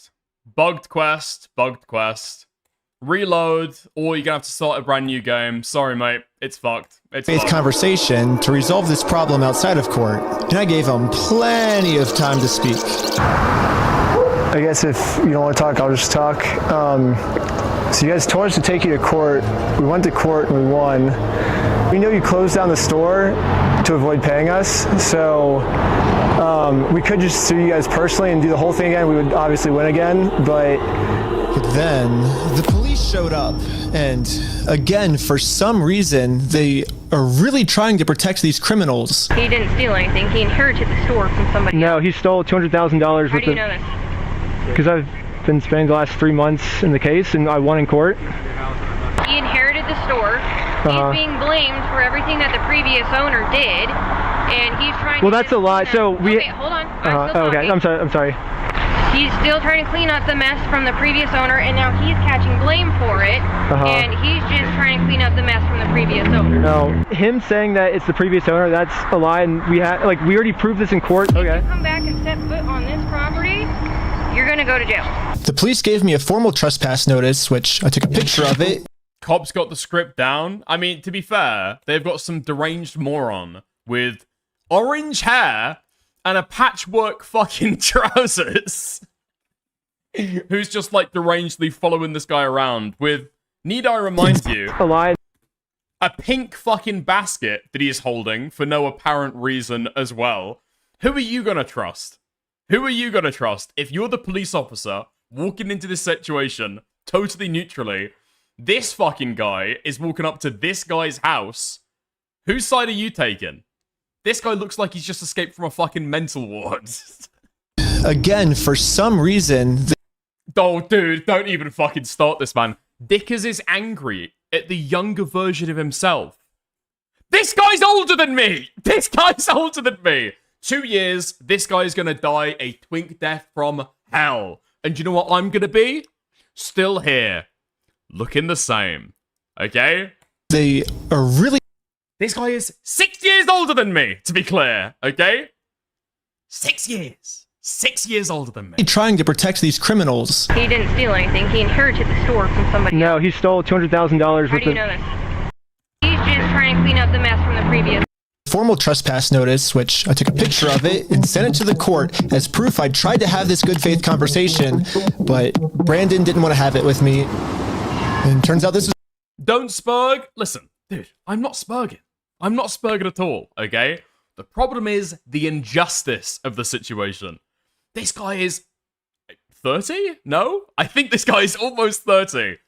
And yet he's being called the younger version of me. Early 20s. I'm in my early 20s. Well, early mid-20s. This is good enough. My court case with Brandon Best got accepted. But my court case with Josh is still going to be rejected until I find a way to have this good faith conversation with him. So I decided to see if I could find Josh online, to see if I could look up any more information about him. Hey guys. Yeah, they all look the same. No. Joshua Johnson. Yeah, Joshua Johnson. Lower their tax liabilities and minimize their exposure to lawsuits. That's hella ironic. Are you kidding me, dude? That's what he's known for, is reducing people's exposure to lawsuits. After some more research, we found out that both Josh and Brandon are super hardcore Mormon, which was actually extremely surprising to me, because if Josh and Brandon are truly Mormons, they believe that stealing is wrong, and if they steal, they're gonna go to hell. Or I guess in Mormonism they call it the outer darkness. But still, Brandon and Josh probably actually believe that this is going to be eternity for them. I mean, Josh even Wait, Mormons don't believe in hell? What? Mormons don't believe in hell? Okay. Admittedly, I'm going to hold my hands up, okay? I may have got the majority of my knowledge of Mormons from the musical, but wasn't there there was a spooky Mormon hell dream thing in that, with the devil and fire and shit? No? swore to me on his Mormon God in the last video that he would give us the Legos back. I promise you, I swear to God. I promise you on everything. But maybe I can use this to my advantage. My problem right now seems to be that Josh is never going to listen to anything I ever tell him. But if someone from his church heard this audio, maybe he would listen to them. So after finding exactly what church these guys go to, we went to it and showed one of the Mormons there this audio clip. And the Mormon thought that the best thing to do was to have a talk with Josh to save him from going to this outer darkness. Okay, good luck. And I guess me and Tyler are staying back because we're already trespassed. So yeah, we ended up just driving home, but dude, yeah. They pulled up at his house, they pulled up at his store, they're now going to the church. They've ratted him out to the court, and now they're making sure that he's in trouble with God as well. On our way back, this happened. What? Pull over again? Yeah, I'm pretty sure, especially at this point, what they're doing has got to be criminal harassment, surely. For what? How's it going? How's it going? I'm Officer Hawkins, American Fork Police Department. How you doing? Good, how are you? Good. Well, what's your name? Where you been? Hanging out down here. At this point, we realized what's going on. Yesterday, I told Brandon that our plan is to now sue them personally. We could just sue you guys personally and do the whole thing again. We would obviously win again. It seems like they're getting so desperate that... Not if you're trying to serve legal papers. They're not trying to serve legal papers. They're trying to... Oh, that's a good point, actually. They're trying to reach like an early settlement. That's a very good point. But you can get like a third party to be able to do it instead of yourself, right? If you've been told to leave them alone. They're going to resort back to the same strategy they used in the last video. You know what's really funny is after you left, I got a call from my boss, and it was like, how do we get them arrested? Dang. How do we get them arrested?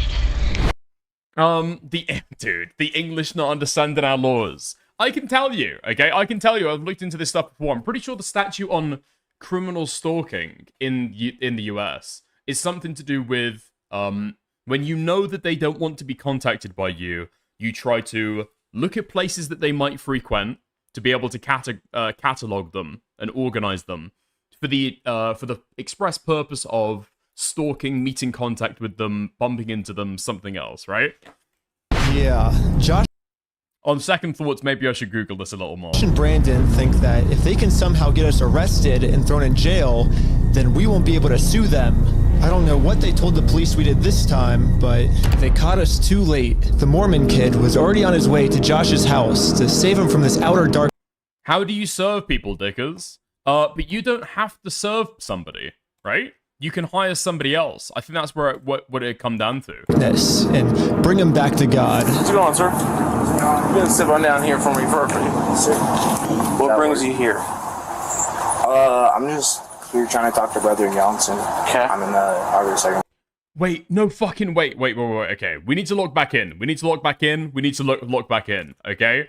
The Mormon kid ended up getting in trouble. His house to save him from this outer darkness and bring him back to God. What's going on, sir? You can sit on down here. No, no fucking way. Here for me for a minute. Sir. What brings you here? I'm just here trying to talk to Brother Johnson. Okay. I'm in the Harvard second ward. There's been an audio going around with the young men group. Okay. What's the audio that you wanted to play? Here's the audio. I'm not gonna screw you. You have my word. That's not who I am. I promise you. I swear to God. I promise you like everything. Who's that? So I guess that's him. No, I know that. I could tell that from the voice, but I was just gonna ask him, like, is he willing to give up everything like he said? Because he swore on everything. He swore on God. This might be a crazy ask, but could you take a selfie with me? But anyways, back to us. The police apparently got a call that we had heroin on us. this officer is going to conduct the search of your person because there's no substances in the vehicle. Really? So he's going to do that. I'm going to put this away, and then we'll be right. Don't reach in your pockets. Okay? Sounds good. Thank you. The vehicle will be searched.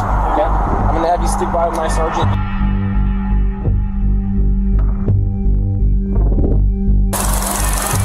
After 2 hours of searching the car, obviously they found no drugs. So, he didn't find I explained to the police that we didn't have drugs, and the reality of the situation is that Bricks and Minifigs is so desperate at this point that they're willing to do anything to get us arrested so they don't have to pay for the property they stole.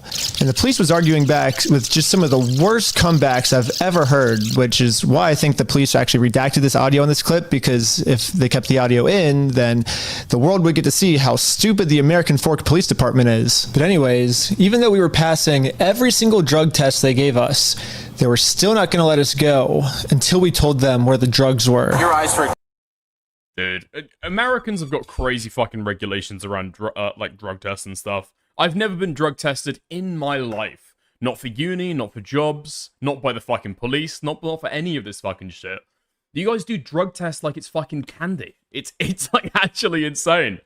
I don't know if I would pass one. I don't know if I would fucking pass one. Example, right? There's a constriction, which is dilated. Dude, it's just like, it's totally fucking crazy. The idea that you get like a random drug test every now and again, and then because you did something 4 weeks ago, you fucking fail it. And then you notice it? So I haven't been looking at this. I'll show him. Not by jobs. No, I've never heard of any job that anybody, like, any of my friends have ever had doing fucking drug testing. I don't think we do it as like a routine course as you guys do in the States, in the UK. Like, maybe if you're a truck driver, you might have a random drug test. And maybe, I think police officers have drug tests as well. But never at like regular jobs, no. Go ahead and look at him. Oh, look at you? Yep. You do see it? So. It's crazy. I have no idea, because I've never done any drugs in my life. I don't do drugs, I don't do alcohol. I've never done any of that in my life. I'm willing to do any drug tests. Yeah. Like, I'm very cooperative. I don't understand, what you're seeing in my eyes. I'm gonna have a discussion with this officer. And then the police department illegally redacted this conversation too. My guess is that they acknowledged that it's very obvious we don't have drugs on us, but they were going to try and pressure us into giving some type of false confession anyways. I'm not sure if you're lying to me or not, to be honest. I'm willing to take any drug test you want. I'm walking a very dangerous line, which should get you hemmed up a lot. Yeah. You could end up in jail in Utah when you're from Cali. Okay. Not worth it, right? Yeah. We play differently here. that make sense? Yeah. I'm willing to cooperate with you guys and do anything you want me to because I'm not hiding anything. I can promise you that. I promise. We weren't giving the police a false confession like they wanted, so eventually I guess they just got tired and let us go. Well, we'll let you guys go now, but you're walking a thin line. Just be mindful of that. Does that make sense? Okay. At this point, I've documented everything I've been. What? What were they even doing a police stop for then? I legit don't. I actually don't understand. I actually don't understand what the fucking purpose of that was. Is that literally just for the purpose of, like, intimidation? I actually don't fucking get it. I don't get it at all. What probable cause could they possibly have for that kind of search? Been through to the court that I've tried to have this good faith conversation with Josh. I mean, he looks skinny, right? If you had to, ask me, Dickers, flip a coin, if you're betting, is this guy on heroin or not? Yeah, probably. Yeah, he's probably on heroin. Fuck it. Yeah, but they've got no fucking evidence of that. He just doesn't want to have it with me. And because of everything I went through, my court case finally got approved. And attached to this email are court papers to serve Josh. The only problem is Josh is not going to open this door for anyone. He wouldn't even talk to another Mormon. Instead, he just called the police on him. In order to get Josh to come outside, I'm really going to have to get creative. So, I made this poster that says, "I stole a dying man's life savings," and printed it out. Now I'm placing this poster in a public space right across the street from Josh's house. Yeah, it turns out this tiny patch of land is actually free for any person of the public to use. And since we have the freedom of speech, I am breaking no laws by doing this. So when Josh walks outside to take down this sign, I have a process server to serve him his court papers. But almost immediately, my sign got blocked. Oh no, he's blocking our sign.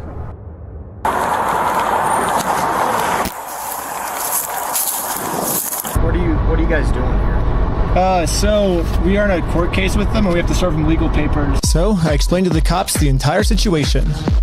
I'm not going on his property. Right, no, that's fine. Yeah. That's fine. The police realized that we're not breaking any laws and they've been called here for a false reason, so they decided to leave. Awesome, thank you. This is going so much better than yesterday. Okay, bro, you're getting too big for your boots. There's no way you can't do that. They might have took the drug test to collect DNA. There's no way you can't lie about that shit, can you? I'm pretty sure you gotta have a warrant or permission to be able to take somebody's DNA. Well, not always, right? Not always, I guess. If you can find DNA, like, lying around in a space, you can technically take that without their explicit permission. But for, like, drawing blood and stuff, interesting, okay? They can. What you're saying they can. Interesting. Okay, interesting. Now it's time to serve Josh these court papers. And then we got the police called on us again. Hello. This man stole basically his family's life savings. So we're just here to serve him his court papers. Again, I explained to this police officer the entire situation. I wish we could just send him an email or a phone call, but yeah, the court requires us to come in person for some reason, so... Again, the cops realized that we are doing nothing illegal and decided to leave. Now it's time to serve Josh his court papers. But we got the police called on us again. Hello. Yep, can I see those papers? Yeah. So this is what you're trying to serve him with? Yes. That's required by the court. Again, the police agree that we are not breaking the law. They've been called out here for a false reason. This guy told me that he could even just serve the papers for me. You okay if I give these papers to him? Yeah, for sure. Okay, just give me 1 minute. Okay, thank you. Sadly, we can't see the police officer serve Josh because the police department redacted all of it. But the only thing that really matters is that Josh is getting served. He does not want the paper. So he does not want the papers? Here's that back for you. Okay. Wait, what do you mean he doesn't want the papers? What do you mean? What do you mean? You tell me if a police officer acts as a process server for legal papers, somebody can just say, nah, I don't want to be sued. What do you mean? And you take it back from him. You can't do that, can you? Yeah, the police told me that they can't serve the papers for me because I'm lying to them, and these aren't even real court papers. Not sure what this is. I've never seen something like that. to be honest with you. These are court papers. Okay. It doesn't have a judge's name or anything like that on it? Because it hasn't gotten to the judge yet. So this is serving him, and then we'll go to the court, and then the judge will be there. So the judge doesn't get involved until we're in court. Why is he saying that you guys went on the property? Because he wants us arrested, so he doesn't have to go to court. It doesn't look good when you've been trespassed. Yeah. Trying to serve papers. Well, I think it looks exactly how we're supposed to do it legally. This is the legal way to do it. Well, we have 2 or 3 incidents. Yeah, well, first, so they're incidents because he's lying to you guys. He's making them incidents. We came to do a good faith conversation, which is required by the courts before you can get a court case approved, so we did that. I don't even know if, like, okay, people are saying a lot like, oh, the police are corrupt. The police are corrupt. I don't know if the police are corrupt in this instance, right? I think you've got, because here's the thing, right? There are, like, other dynamics going on here, I think. You've got a guy, relatively wealthy, probably known in the community, in his 40s, and then you've got a couple of kids in a car that's, like, driving up, possibly known by the police already. Maybe there's been something written on his fucking file.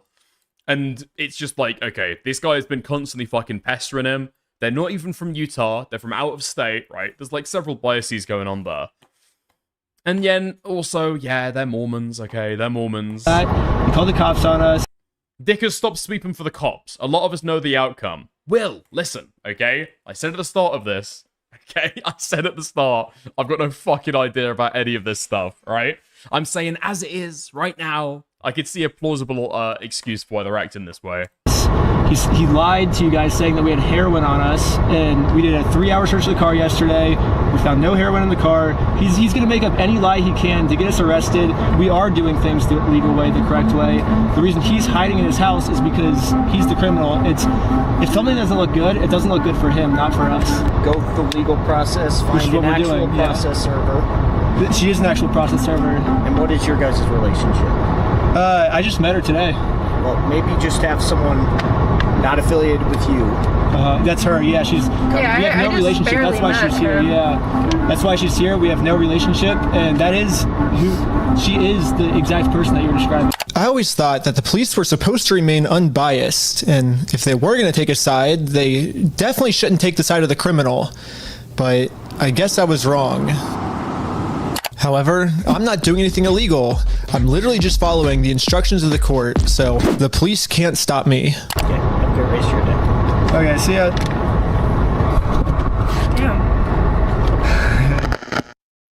Now that the police are finally leaving. I mean, to be fair, if you're gonna ask the police to, like, believe you, or, like, be fair, probably best not to lie to them, right? Probably best not to lie to them.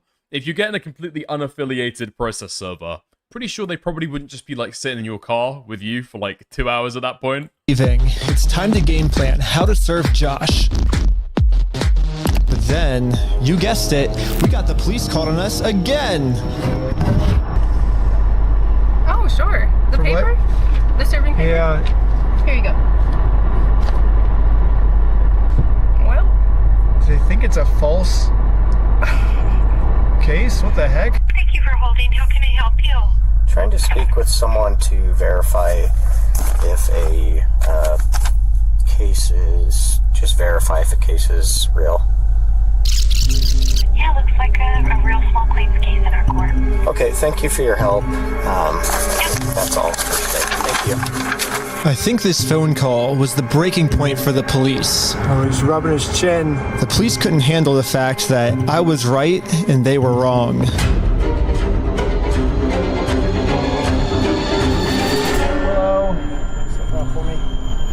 Okay. Okay. We're gonna find you back. Am I being arrested? Really?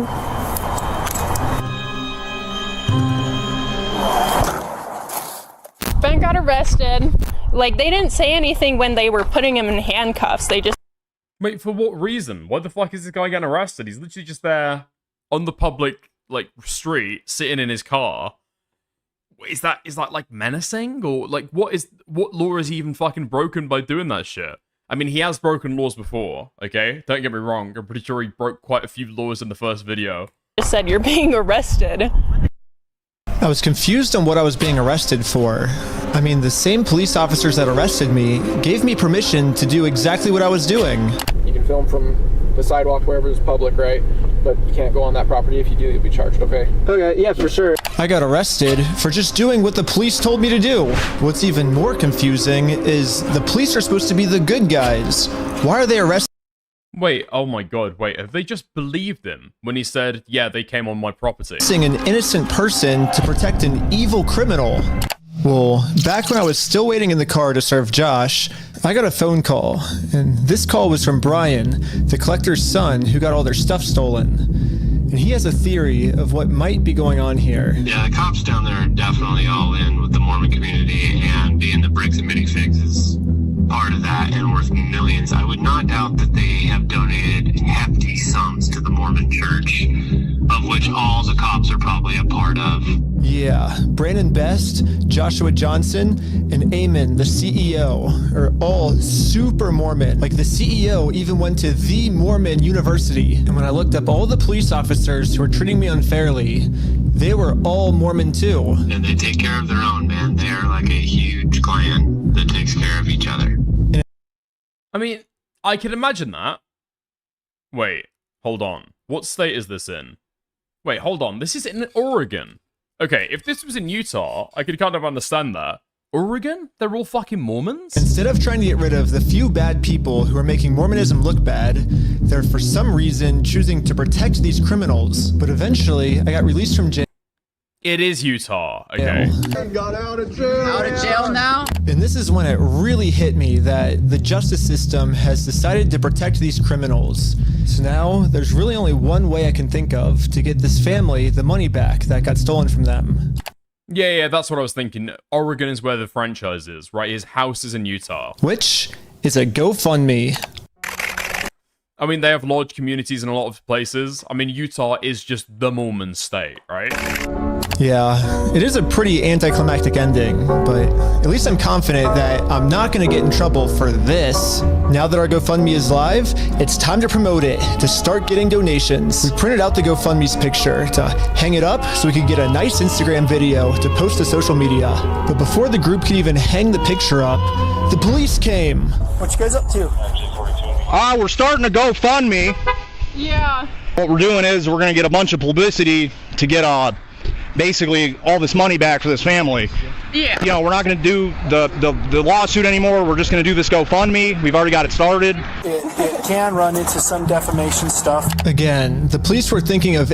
What? Dude, the police are scolding you or chiding you of a civil matter. Any technicality they could...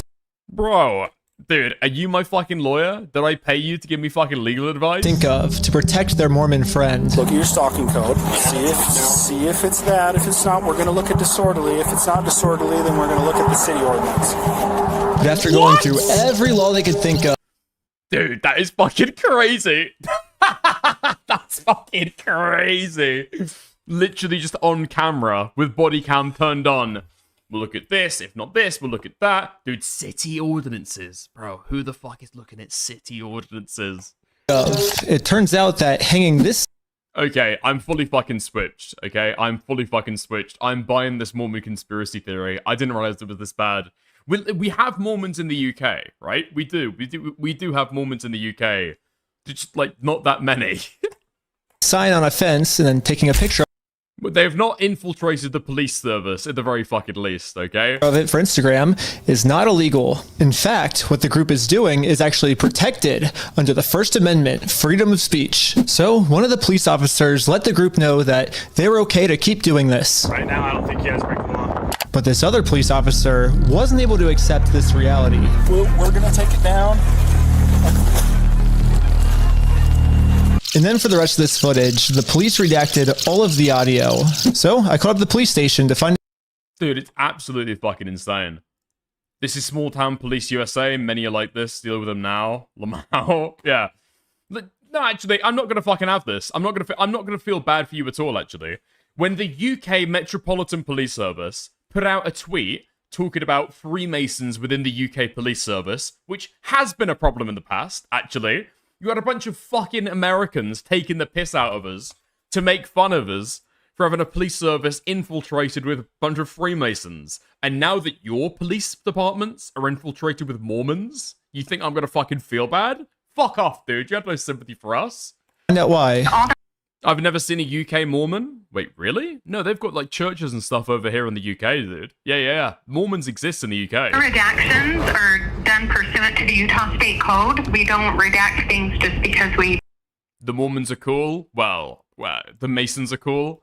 The real conspiracy theory, okay? If you actually want to take the red pill, the Mormons and the Masons are basically the same group. Joseph Smith was almost undoubtedly a member of the Freemasons. That is an actual belief that I hold, which sounds like I'm smoking crack, okay? But I've read something and there's a lot of evidence for it. I'm pretty sure before the guy died, he was like trying to let out like a Mormon like a Masonic fucking sign or something. A lot of Mormon teachings are like weirdly similar to a lot of Masonic teachments as well. Yeah. So like it, or, you know, just because something looks funny. Everything is redacted pursuant to Utah State Code. And other than that, I can't really delve into any more detail. But the police made a mistake. They accidentally forgot to mute this police officer's audio, so when you sync the two clips together, I can actually hear what they're saying here. He sees it or give back? Is it an occasional crime? Is it disorderly conduct? Why? Is he upset about it? I mean, I guess, but that's not... Yeah, this police officer is right. Just because this might make Josh upset does not make this poster illegal. So, I decided to let the police department know that some of the redactions they made aren't exactly what they're claiming they are. I think you guys might have accidentally forgot to redact another clip that was at the same time, and when I synced the two clips together, I was able to see what they were saying, like what the redaction was, and he was talking about how what we're doing actually isn't illegal, and how the police officer might be wrong, and so it wasn't about protecting a victim, it wasn't any personal information, and so I was wondering, it seems like there might be a lot of stuff like that got redacted, maybe to protect the police officers, not to protect the victims, if that makes sense. And so... yeah, we don't do that. So like I said, anything that's redacted is pursuant to Utah State Code. I can tell because when I sync the two clips together, I'm actually able to see that that's what the redaction was. Okay, well, that didn't happen. That definitely didn't happen? No, I don't do that, Ben. I follow the Utah State Code, like I just said. Okay. I don't know. It seems like the police department redacted this entire conversation because right here the police are actually admitting to themselves that none of this is illegal, but they're still going to try to arrest us anyways. It seems like the only reason they're getting rid of this audio is to protect the police officers from getting fired. I don't know what the police officers are saying in this next clip, but I'm pretty sure they're scheming up a way to get the group arrested, because this is what happens next. And Lieutenant Adamson can correct me if I'm wrong, but we're going to seize your phone right now. What? Don't. Do not do that. You understand me? Right now you're attempting to destroy evidence. Okay? Put your hands behind your back. I was just locking my phone. Okay, I'm going to switch over to the police officer's body cam POV so we can dissect what just happened. First, the police officer asks if he can confiscate Sheldon's phone, so... Dude, what basis? Holy fuck. Yeah, these guys are fucking begging for a lawsuit, man. No? Listen, okay. I'm talking about this as it's been presented. I'm not necessarily making any fucking, like, hard legal claims. I try not to do that, okay? Try not to do that. But this seems absolutely fucking, like, outrageous. No? What reason do they have to believe that anything on that phone is going to give them any kind of criminal evidence? You have to have, like, a pretty high belief. It's not just... What would it be? What would it be for a seizure of that kind? Is it a reasonable suspicion to be able to detain somebody's phone? Sheldon says, okay, and reaches in his pocket to give it to him. But at this point, Sheldon sees that his phone is unlocked. And at this moment, he decided that before giving it to the police officer, he was going to lock his phone, which is totally... Just because this guy got dicked in the end, let's not forget how they started with him being total law-breaking shitters. Yes. But law-breaking shitters in Oregon, okay? Completely different jurisdictions. The sweep is now on for the other side. Totally legal. Also, this guy didn't do fucking anything, okay? And he's getting caught up into this stuff for, like, no fucking good reason. There's no search warrant, so Sheldon is legally allowed to lock his phone. But as the police officer saw Sheldon's thumb moving towards that lock button, he snatched it out of his hands. And now the police officer's claiming that because he tried to lock his phone, he's destroying evidence. Silence. Yeah, I was giving it to you. Stop talking. I was Stop giving talking, it to you. Okay? It's That's on my problem. it's on my money. Look, it's on my wallet. I was turning it off. Right now, this phone is being seized as part of this investigation, and you're being arrested. Okay, let's put him in the back of the car. And again, the police decided to break the law, arrest Sheldon, all to protect an evil criminal. That's battery at this point. I was thinking that. If you're, like, batting somebody's hand away and, like, forcibly moving them, and you've got no legal justification for it, that becomes another crime at that point, no? Because here's the difficult thing, right? Here's the difficult thing. Because sometimes you can have it oftentimes in YouTube videos where certain conversations get clipped up and something gets presented a certain way, and then later on, or you can sometimes read between the lines and realize something's being left out.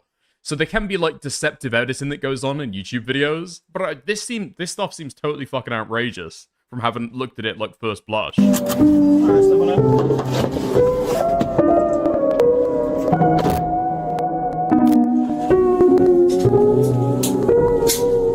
Okay. My name's Detective Nikosha. I work here at the police department. I did willingly hand over my phone, but when I handed him my phone, my wallet popped up. So I said, hold up, let me hit my power button. And, I have it recorded as well. That's all I went and did. That's not obstruction of evidence. And then I let him have the phone. I wasn't trying to delete anything. In fact, it is actually impossible to delete something from an iPhone from a locked screen by hitting the power button. So in no context could I have been trying to erase something by hitting one button on my phone. Now, I'm sure you have a phone as well. When you hit the power button, that doesn't delete anything, does it? I imagine it wouldn't, yeah. Yeah, so that's all I did. So I don't know how that's obstruction of evidence, but that is what it is. Now that... Like, I understand wanting to, like, give your side when the police brings you in for an interrogation, but it's like, that's not what they're there to do, right? They're not there to get your side of things. They're there to just gather evidence for a fucking court case and see if they can do anything on you. Yeah, Nate's fucking got it. Yeah, that cop is not your friend. Do not speak. Ask, I'm not gonna fucking speak to you right now, and then just, like, get a fucking lawyer, right? Explain all of that shit in court, because they're trying to use it against you. That Sheldon is in jail just for promoting our GoFundMe, we started doubting if we'll ever even be able to get Brian his money back for... Because he did actually technically lie, right? He did just lie to the police officer right then. He didn't say, hold up, let me just turn it off real quick. He didn't say anything. He just decided to turn it off. It's just the fucking, like, strings you start tying yourself up in by giving full statements. For his dad's Lego collection. It's crazy that out of all the powerful organizations I've got... I mean, I'm saying that's a lie. The guy might legitimately think that in that moment, he did say, hold up, let me turn it off, or some shit like that. Or maybe you misspoke in the moment. But, like, dude, it's just not fucking worth it, It's not worth it at all. Up against. The one company I'm not able to beat is a Lego company. I literally couldn't have imagined a worse ending for this video. But I had no clue that it was about to get way worse.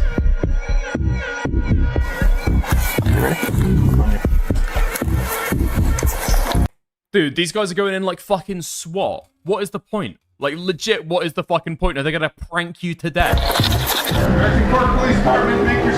Bro, they've got fucking rifles! What the fuck? No, search warrant. Stand up.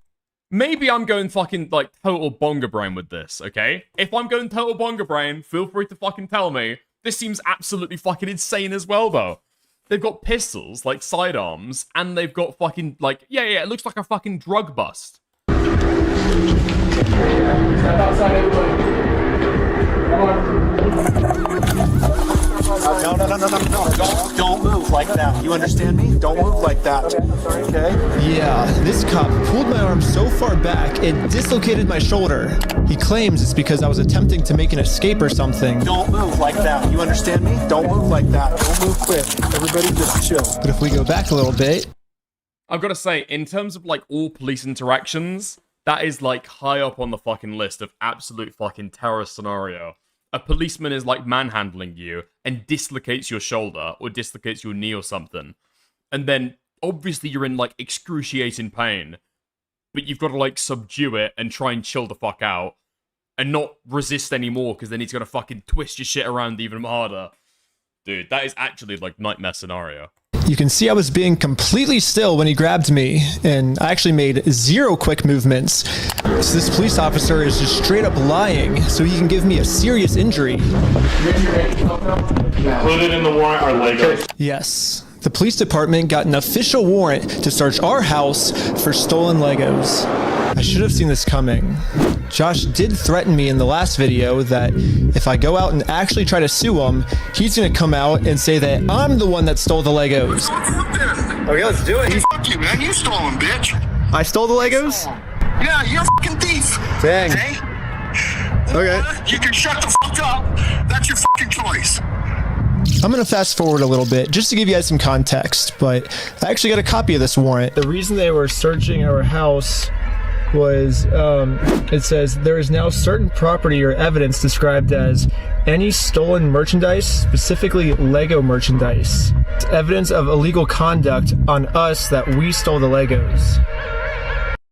Wait. What do you mean? What do you mean? Dickers, are you actually a bit retarded?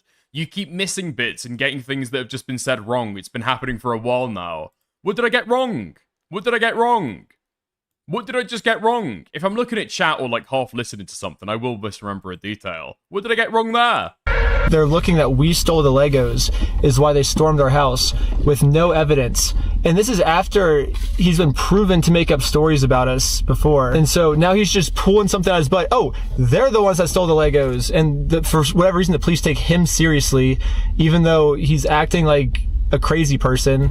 Anyways, the cops probably felt pretty stupid when they searched our entire house and didn't find any stolen Legos. Again, the police illegally redacted this conversation to avoid them looking stupid, but I'm pretty sure that's what they were talking about. But instead of doing what any rational police officer would do and let us go, they're sticking to their story that we're the thieves.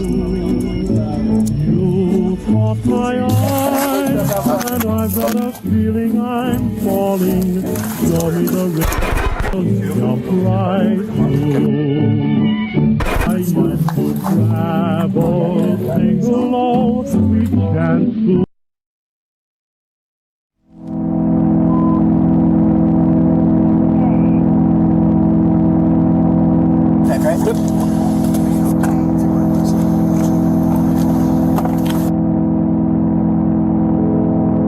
Yes. Now the entire group, we are all on our way to jail.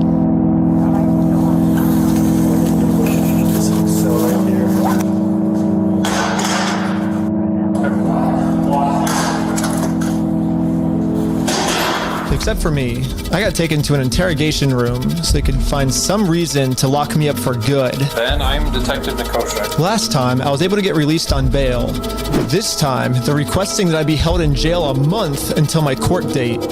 But there's honestly nothing for me to hide, so I went through the entire story with them to show the detective that this whole thing is just a big misunderstanding. I mean, if you think about it, 83-year-old man versus $400 million company. Even though the $400 million company's in the wrong, they're gonna win, you know? I wish we could just send him an email, like show up to court this day. That would be so easy for us. But this is how the law works. Like, that's not my fault. Like, I don't make the law. If I made the law, send him an email, and they're like, he doesn't want your papers, you just have to figure out civilly. I'm like, this is... Wait, hold on. He didn't say he was going to turn off his phone. He was pressing the power button to lock it. That came as congruent throughout the footage and narrative. I don't even know what you're disagreeing with me on, Dan. It's the civil method, you know? Like, to do it civilly, you have to serve. They're like, well, then just sue him then. I'm like, that's what we're doing. Like, you see how this is a circle?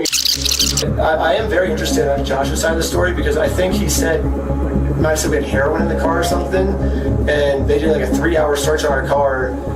Obviously no heroin. So I don't know what Josh is telling them that we're doing, but suing him is not. Fuck me, man. I mean, this guy's got to have been arrested before, right? If he constantly does this kind of nuisance shit. Huh? If he constantly does this kind of nuisance stuff, he must constantly be getting arrested, no? Or he's at least thought about it. You just said he lied, did you not? Okay. So, he claimed to the police officer that he said that he was going to lock it. Okay? He did not, in fact, say anything to the police officer. He said nothing and just locked it. Okay? That was the incorrect detail that he gave to the police officer. That's why he shouldn't have been speaking. Not working for us. So let's do a GoFundMe. Right after I mentioned this GoFundMe, the investigator wanted to leave the room. Hang tight here, and then I'll be back with you, okay? Okay. Okay. Something about me mentioning this GoFundMe really caught his attention. All right. Good. Well, I'd just like to know more about this, like, GoFundMe. Like I said, I have no idea what's going on. Yeah, we were just trying to get, so basically what ended up happening is Ben got arrested, which we were pretty blown away he got arrested, but I'm like, all right, I'll take over now. Like, I don't want you to get in any more trouble. And he's like, yeah, I can't get in any more trouble. Like if you take over, like that, that was my decision. Yeah, so I mean, I don't know. What other questions do you, like, I guess have? Because there's not really, I guess, much else to say in the situation, to be honest. That's just the whole thing that just happened. I mean, I'm honestly, like, kind of shocked to be arrested at this point for that. Yeah, this is definitely a very strange thing to be getting interrogated about, especially considering from my angle and the evidence I've seen, the overwhelming evidence that they just blatantly stole from this guy. It's like us trying to then do a GoFundMe to get him his money back, and I'm the one, getting put in cuffs. It's crazy. I guess the detective didn't get what he was looking for, so he decided to interview the rest of the group. It sounded like a great project to me. I was like, okay, like it's for a good cause. How are you doing? Dude, and you've admitted to conspiracy. Great. Nice stuff. Great. Nice.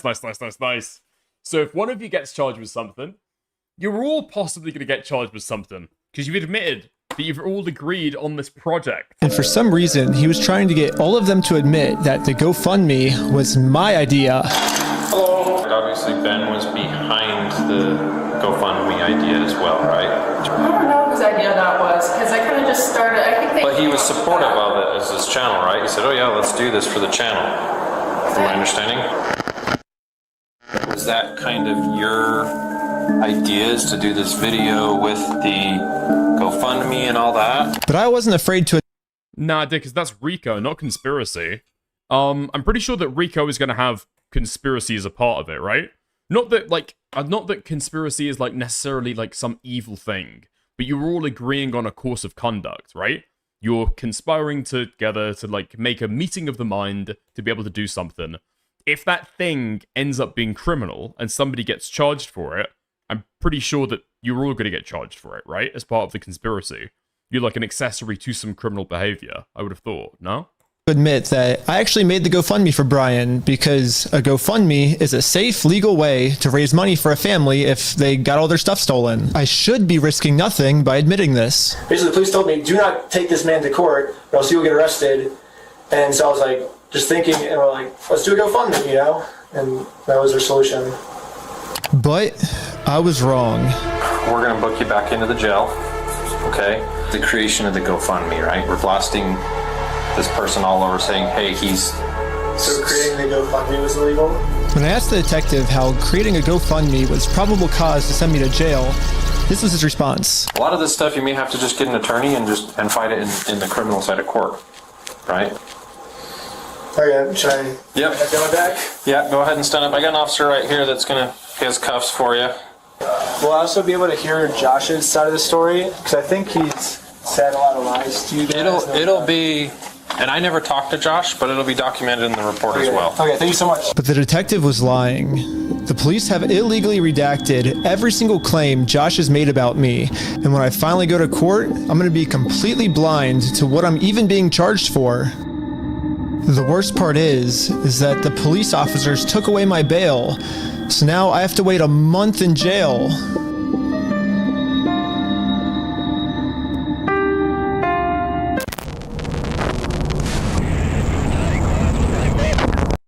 Dude, they've got to have told him what the charges are. No? Dude, I need to read up on people's fucking legal rights or some shit. I actually don't know if that's illegal or not. Surely we've got to know what his fucking what his charges are that he's being arrested for. No?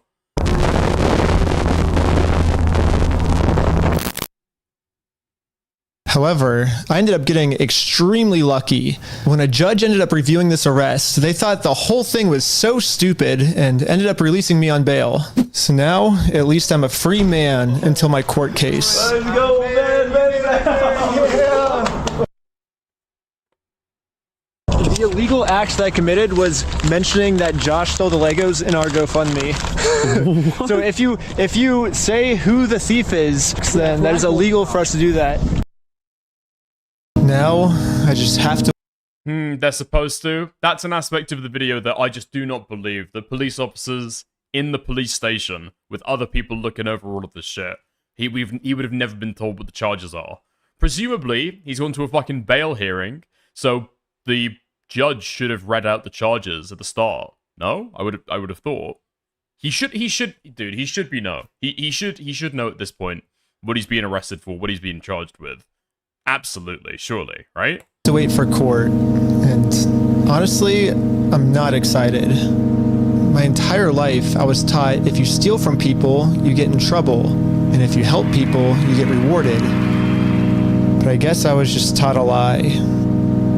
By me trying to help and do the right thing, all I did was just screw everything up and get all of my friends in trouble. I couldn't fix anything, and now with all the charges I got in this video, I'm looking at least 5 years in jail. But I finally accept my fate. I failed, and now it's time to go home.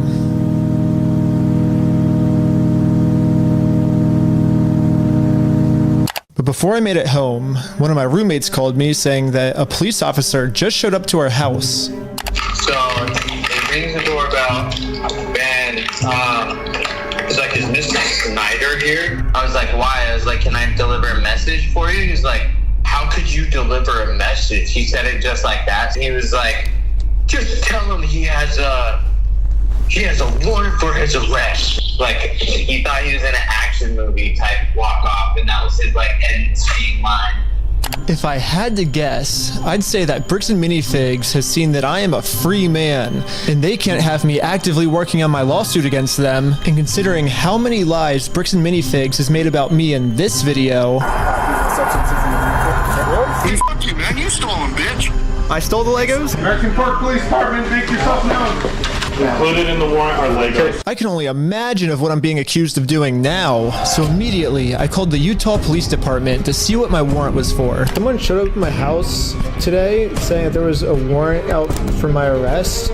If that warrant says a no bail, those are the ones that are more serious. The only thing the police department could tell me is that I do have a warrant, but this time the judge approved it that I will have no bail. And I am now a physical threat to Josh, the person the police are protecting. So basically... Wait, what? What does that mean legally? What does that mean? The court finds the defendant represents a credible threat to the physical safety of the protected person. That's got to be over stalking or harassment or something, right? It's like an essential component of some of those charges, I think. And I am now a physical threat to Josh, the person the police are protecting. So basically, at any moment now, I could be arrested without bail for some mystery crime. There really is only one thing that I can do now. Well, I'm in Mexico now, and the American police have no authority here. Oh, what's going on? What the heck is that thing? Can you get us on that?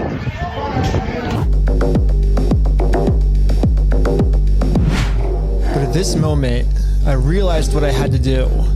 Bricks and Minifigs thinks they can just bully anyone who tries to stop them in committing their crimes. And what's the only way to stop a bully? To stand up to them.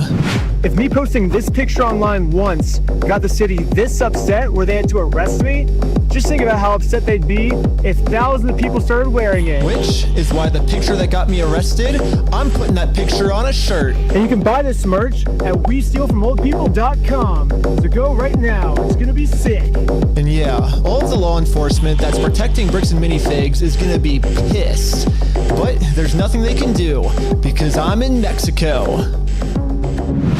Anyways, part 3 is now live on my Patreon at patreon.com/RecklessBen. Also on Patreon, you'll find tons of behind-the-scenes content, plus the movie I made that all the streaming services rejected once they saw how gnarly it was. And all of the money I make goes directly towards trying to fight Bricks and Minifigs so they stop doing bad things to people. Also, make sure to donate to the GoFundMe we set up for Brian. I'm not really sure if I'm allowed to promote this. I mean, I got arrested just for creating this thing, but...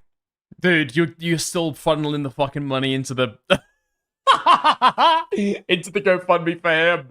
Bro, how about GoFundMe for you, man? Fuck me. I'm rooting for the corrupt police, honestly. I'm rooting for the corrupt police as well. I do think there's probably aspects of this that's been left out of this drama. Or left out of the fucking video that made it into the eventual release. Right? But, yeah, it does seem totally fucking crazy. The extent that people have gone to with this shit. Dickers, the younger version of you is actually as stupid as you are. Yeah, possibly. Very possibly. Very possibly indeed. Okay. So that's part 2. Done and dusted. I don't think part 3 is out yet. Is it? No. Part 3 is in fact not out yet. Okay? Nice. Let's have a gander though. Let's have a gander. Let's have a look. The police department statement. Dude. Not often do we have it with drama content, okay? Did we get a response to the drama from a police department? Dude, they're getting involved. They should have dropped a Google Docie instead, man. Okay, let's go.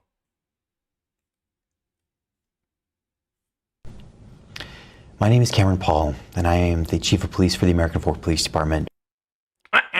Dude, this is already fucking lacking so bad, man.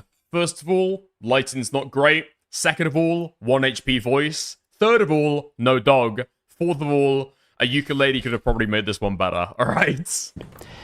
I'd like to address the members of our American Fork and Cedar Hills community regarding some videos currently circulating on social media that have been presented in a way that calls into question some of the actions of our department.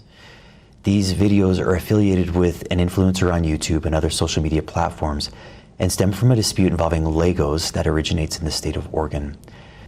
In this message, we will be presenting 4 different cases and police responses from our police department, and will provide a detailed overview as to what happened and what our actions were. That is kind of fucking crazy, though, that these videos have gone so fucking viral that they feel need to defend themselves publicly in a YouTube video on the exact same platform. Okay, the police respond. On March 8th, 2026, an American Fork resident, Joshua Johnson, requested phone contact from the American Fork Police Department regarding a suspicious individual who had earlier arrived at his home. Officer Tonga with the American Fork Police Department contacted Mr. Johnson by phone. Mr. Johnson reported that earlier that same day, a suspicious male had been at his residence. He stated the male was wearing a baseball cap with a UPS logo taped onto it. This shit is so fucking goofy. Is this the idea that they had initially to be able to serve him with papers? Mr. Johnson also reported that a suspicious package had been left at the residence. He explained that what appeared suspicious was that the shipping label did not look legitimate. The package was later determined to contain rubber ducks. Mr. What the fuck? Dude, these guys are doing fucking side quests before they even get there. They're doing pranks that don't even make it into the fucking video. Rubber ducks. What was the idea with that? What was the idea with that? Dude, these guys are like fucking insane, okay? Mr. Johnson reported to Officer Tonga that he believed the male was an individual named Benjamin Snyder, who, according to Johnson, operates a YouTube channel. Mr. Johnson further explained that civil proceedings were occurring in Oregon and stated that he believed Snyder was sending individuals to his home to harass him. While Officer Tonga was still on the phone with Mr. Johnson, Johnson reported that 2 females had exited a vehicle and were walking toward his property. He also reported that a male driver remained inside the vehicle. Officers Tonga and Richardson responded to the area. Officer Tonga contacted the driver, who identified himself as Benjamin Adams. Although Adams initially stated he was there for unrelated reasons, he later admitted he had been filming Mr. Johnson while Johnson was walking around the exterior of his residence. Adams told Officer Tonga that an individual named Benjamin Snyder had flown into Utah on March 7th, 2026, and had contacted Adams requesting assistance with filming, for which Adams would be compensated by Snyder. Adams reported that Snyder had left prior to officers' arrival and stated Snyder was driving a dark-colored Hyundai passenger car. Officer Tonga issued Adams a trespass warning at Mr. Johnson's request and instructed him not to return to Mr. Johnson's residence. Yeah, I mean, this is kind of what I was saying earlier, right? A lot of the different things that he's doing does kind of sound like harassment, right? He knows that he can't go and see him himself. He can't go onto the property himself. And so he's like getting other people to be able to do it for him or to do this stuff. It fucking reeks of conspiracy. It reeks of a fucking criminal conspiracy. When it gets laid out like this by like an officer in uniform by a fucking podium of the police department, it does sound fucking insane. I think a lot of this stuff, it kind of crosses the line, right? It does cross the line just about from like YouTube pranks into possibly like, you know, like criminal fucking behavior. Should have stopped at the stop sign, man. Should have stopped at the stop sign. All right, I'm back on the police's side. At approximately the same time, Officer Richardson... How do you serve papers? Okay, so I think the whole idea of serving papers, I think that might have been a legitimate purpose, because I tried to do a little bit of Googling off on my other screen, okay? The serving papers probably was legitimate, actually, but it's probably like the rest of it that may have been illegal. ...arrived in the area and located a dark-colored Hyundai vehicle. Richardson initiated a traffic stop on the vehicle for failing to stop before the stop line at a stop sign and failing to stop completely at that stop sign. Richardson contacted the driver, who identified himself as Tyler Shaw. A rear passenger also Alright, I'm taking the piss with the stop sign. Identified himself as Benjamin Schneider. When Officer Tonga arrived at the scene of the traffic stop, he spoke with Schneider, who stated he was in Utah filming a series regarding civil proceedings originating out of Oregon. Both individuals denied any involvement in delivering the package. At that point, Officer Tonga determined that Adams, Shaw, and Schneider did not appear to have committed any violations of Utah's criminal code. Officer Tonga advised Shaw and Schneider that they were trespassed from Mr. Johnson's property and could not return. Both individuals acknowledged the trespass warning and were released. Okay. On March 9th, 2026, Joshua Johnson again contacted our department to report that a male was at his front door, ringing the doorbell and knocking. Mr. Johnson reported the male claimed to be part of a YouTube initiative, and Mr. Johnson stated that the male was harassing him. Johnson also reported that the male had pounded on the door, opened the screen door, attempted to open the front door, and had looked through some of the windows to the residence. Officer Hawkins with the American Fork Police Department responded and contacted the male, who identified himself as Christian Morgan.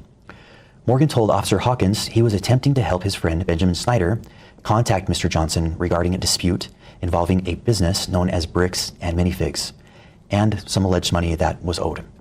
Officer Hawkins asked Morgan how he became involved. Morgan stated that Schneider had posted on Instagram indicating he was coming to Utah and needed assistance from locals to get around town. Morgan offered to help and explained that at one point while he was in the vehicle with Schneider, Schneider requested help contacting Mr. Johnson. Morgan told Officer Hawkins that Schneider was likely nearby in a church parking lot. Officer Hawkins determined that Morgan had falsely represented himself to Mr. Johnson through his doorbell camera as belonging to a nearby church congregation that did not exist. Morgan had also told Mr. Johnson... Wait, no, this was the Mormon kid! Oh my god, wait, this was the fucking Mormon kid! Dude.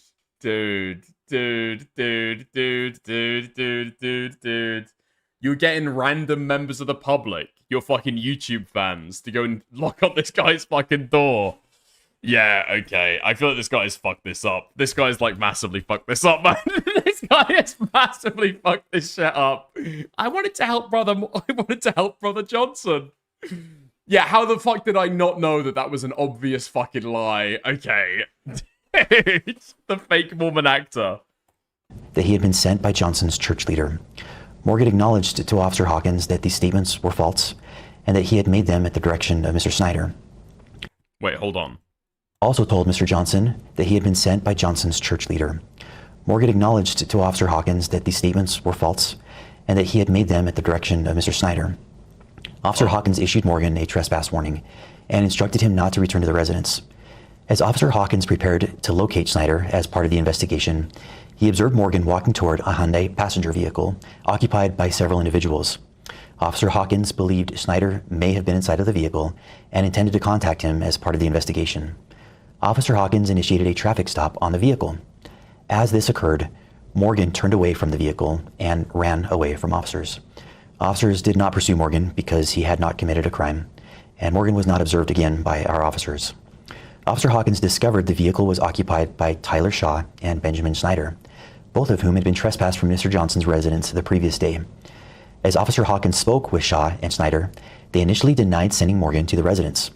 Later in this conversation, Snyder admitted they had indeed sent Morgan and another unidentified individual to attempt to contact Mr. Johnson because, according to Snyder, their civil case could not proceed without an attempt at verbal reconciliation. During the interaction, Officer Fraughton indicated he believed Shaw's eyes appeared glossy and expressed concern regarding possible impairment. Okay, yeah, okay. I think your clothes smell of weed. Your car smells of weed. Your cat smells of weed. You just smell of weed, okay? Yeah, I'm gonna need to arrest you and take you down to the station. Officer Hawkins asked Shaw if he would be willing to participate in field sobriety testing to ensure he was safe to drive. Shaw agreed. Field sobriety tests were conducted and no signs of impairment were observed. During the same time, while Officer Hawkins was conducting his investigation, Officer Fraughton used his police service dog to conduct an open-air sniff around the vehicle. Fraughton's police service dog... No. I think the lie about the Mormon thing, that had nothing to do with him being served, right? I don't think that the Mormon guy even had papers on him when we looked at the footage before, right? I don't think the Mormon thing has got anything to do with being served. I think it was just fucking with the guy. Alerted to the presence of the odor of a controlled substance, and the vehicle was subsequently searched. No illegal substances were located inside of the vehicle. At one point during a conversation, Snyder admitted to Officer Hawkins... Dude, the fucking weed thing just has to be made illegal at this point. It just cannot be fucking legal for police officers to do like a subjective test about what they smell and then make a determination based on that. It's like so fucking obviously exploitable. Hawkins that he and Shaw had actually delivered a package of ducks to Mr. Johnson's residence with the intent to have Mr. Johnson sign a fake delivery confirmation on Snyder's phone so that Snyder could later use that signature to create a forged contract claiming Snyder could not be trespassed from the property for 5 years. No! It worked so well with Amanda that we're gonna try that shit again. It's just so fucking stupid. It's so fucking stupid. Look, it's funny, okay? It is funny. It is funny. It's like, dude, you... Just a little bit. If you're getting millions of views on these fucking videos, and it's a little bit fucking dodgy, just like maybe get a lawyer. Just like ask them for some advice with this shit. Okay, what are the fucking legal bounds of it? Snyder indicated he did not believe there was anything wrong with this, and believed that there was nothing wrong with his posing as a UPS delivery driver. Ultimately, Officer Hawkins warned Shaw and Snyder again that they were approaching conduct that could potentially constitute harassment or stalking if they continue to send individuals to Mr. Johnson's residence. Officer Hawkins reaffirmed the trespass warning and released both of them from the scene.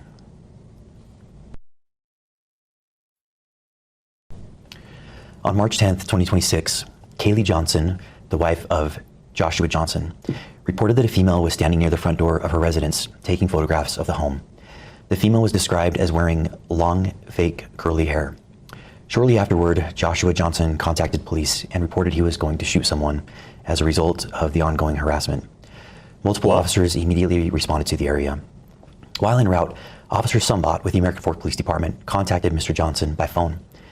Mr. Johnson reported that Benjamin Snyder and several affiliates were outside of his residence and had approached the home, frightening his wife and his children.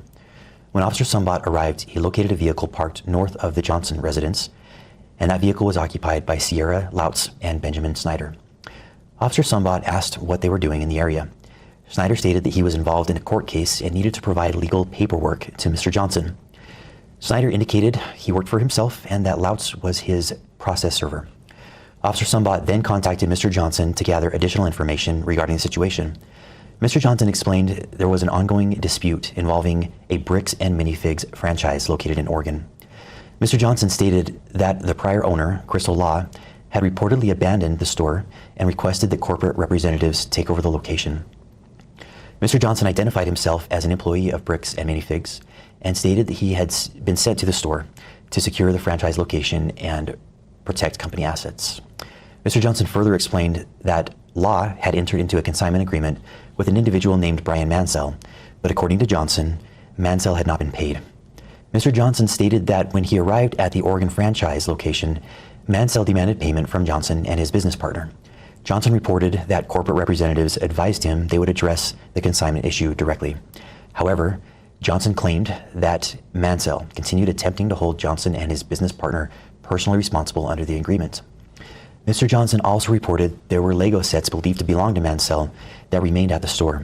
According to Johnson, they offered to return those items, but Mansell refused and continued demanding compensation.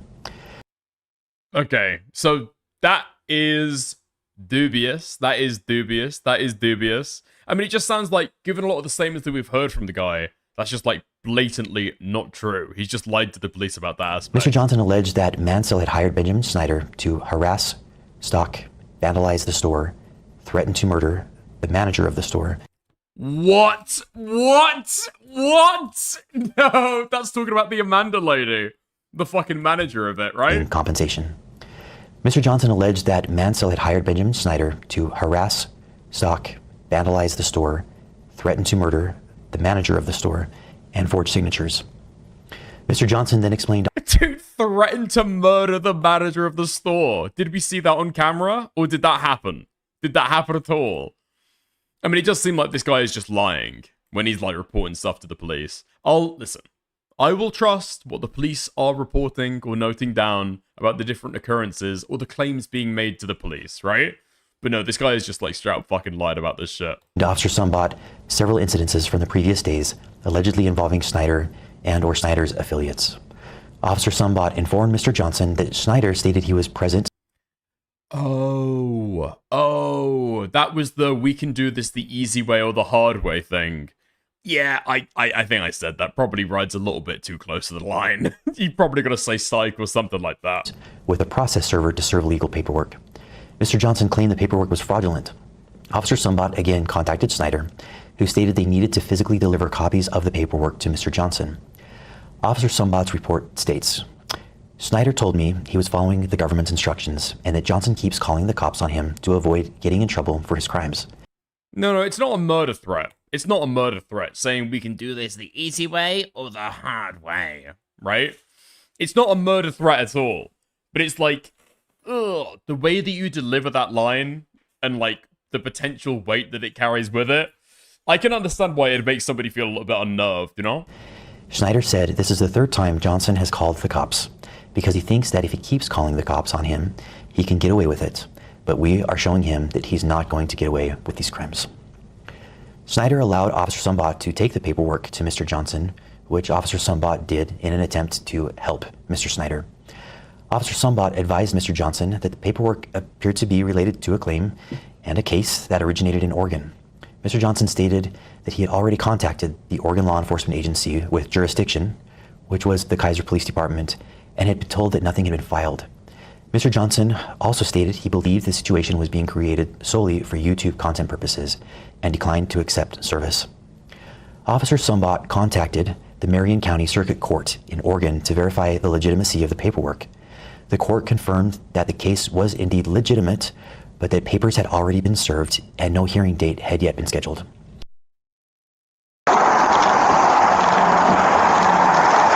Hello. You guys, can I see those papers? Yeah. So this is what you're trying to serve them with? Yes. That's required by the court that we have. I wish we could just send them an email. I wish we could just send them a phone call, or the court could send it to them, but this is what we're required to do from the United States court. So we're just following the instructions of the government. Have you guys been here before?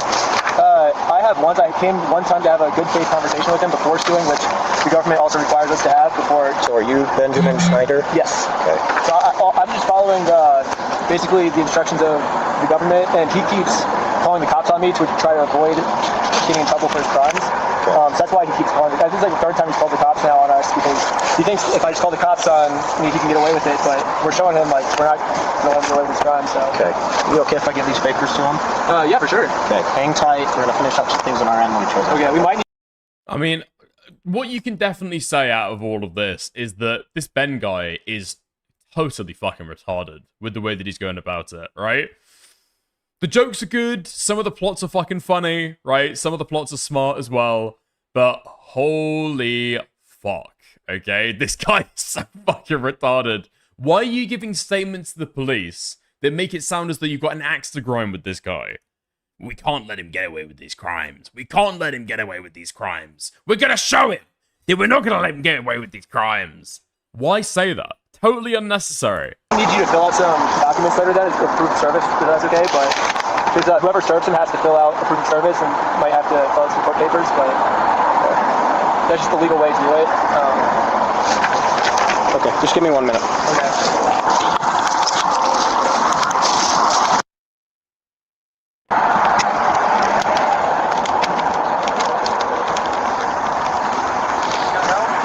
What was that? He does not want the paper. So he does not want the papers? Here's that back for you. Okay. He wanted you trespassed. While officer... Wait, that's all we see? What? That's what has already been shown in the video. I thought we were gonna... Wait, I thought we were gonna see like a little bit of evidence that was gonna like disprove or show a different angle or show a little bit of contradicting information, or... We've already seen this. We've already been shown this, yes. Officers were speaking with the involved parties. That's not even under dispute in this stuff. I don't know why you show that. A sign was also located on the park strip across from Mr. Johnson's residence. The sign depicted Mr. Johnson holding U.S. currency in both hands while standing in front of an elderly man lying in a hospital bed. The sign contained the statement, "I stole a dying man's life savings." Snyder admitted he had placed the sign earlier that day. Officer Sumbot advised Snyder that, based on the ongoing conduct being reported and observed, officers believed his actions were approaching the statutory elements of stalking under Utah law. Specifically, officers expressed concern regarding repeated appearances at the residence, directing multiple individuals to contact the family, photographing the home, and placing objects and signs at the property. Officers had already given Snyder earlier warnings. Snyder responded that he believed he was following court procedure. An individual commits stalking if the individual intentionally or knowingly engages in a course of conduct directed at a specific individual and knows or is reckless as to whether that course of conduct would cause a reasonable person to fear for the individual's own safety or the safety of another, or to suffer other emotional distress. Utah law defines a course of conduct as 2 or more acts directed toward a specific individual, including, but not limited to, following, monitoring, observing, photographing, surveilling, or communicating. Dude, literally all the elements that he's fucking done. No! No. Literally all of the fucking elements that he's done. Follows, yep. Monitors, yep. Observes, yep. Photographs, surveils. Okay. Threatens, not quite. Intent not met. You don't need to intend it. Here's the thing. Go back to the wording, right? Intentionally or knowingly engages in a course of conduct directed at a specific individual, or knows or is reckless as to whether the course of conduct would cause a reasonable person, right? It's not necessary for you to intend to cause that stuff. It's the course of conduct that you do. And whether it's like, you can predict that it's going to have that effect, right? As 2 or more acts directed toward a specific individual, including, but not limited to, following, monitoring, observing, photographing, surveilling, or communicating to or about an individual. They don't have this energy for actual victims of stalking, let's be honest. Here's the number one thing, okay? Here's the number one thing for people who are like the victims of stalking and who gets police treatment and who doesn't, okay?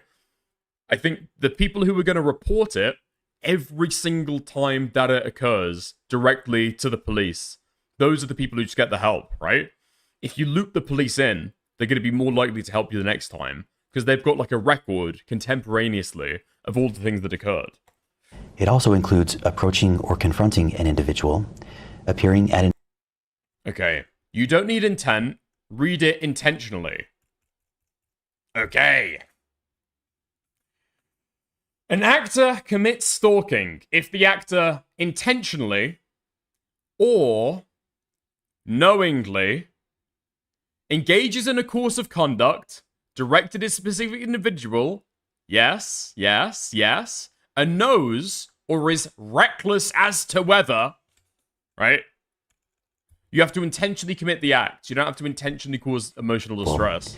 It also includes approaching or confronting an individual, appearing at an individual's residence, contacting an individual's neighbors, delivering or placing objects on an individual's property, and using electronic communication or third parties to engage in such conduct. You see what I'm saying? Yeah, you see what I'm saying. Based on the totality of the known facts at the time, officers established probable cause that Snyder had committed. So yeah, I mean, that's the thing, because he intentionally went to the address, he intentionally did the fucking sign, he intentionally told other people to go to the address. The offenses of stalking and targeted residential picketing under Utah law. Snyder was subsequently arrested and transported to the Utah County Jail.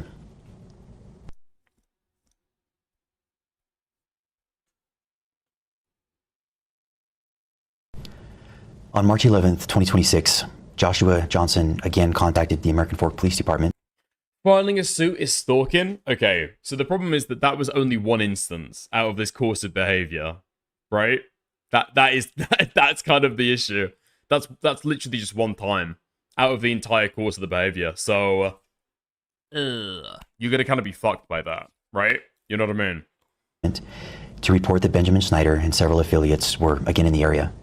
Mr. Johnson reported that the individual he believed had been stalking him was across the street from his residence, placing another sign containing Johnson's photograph.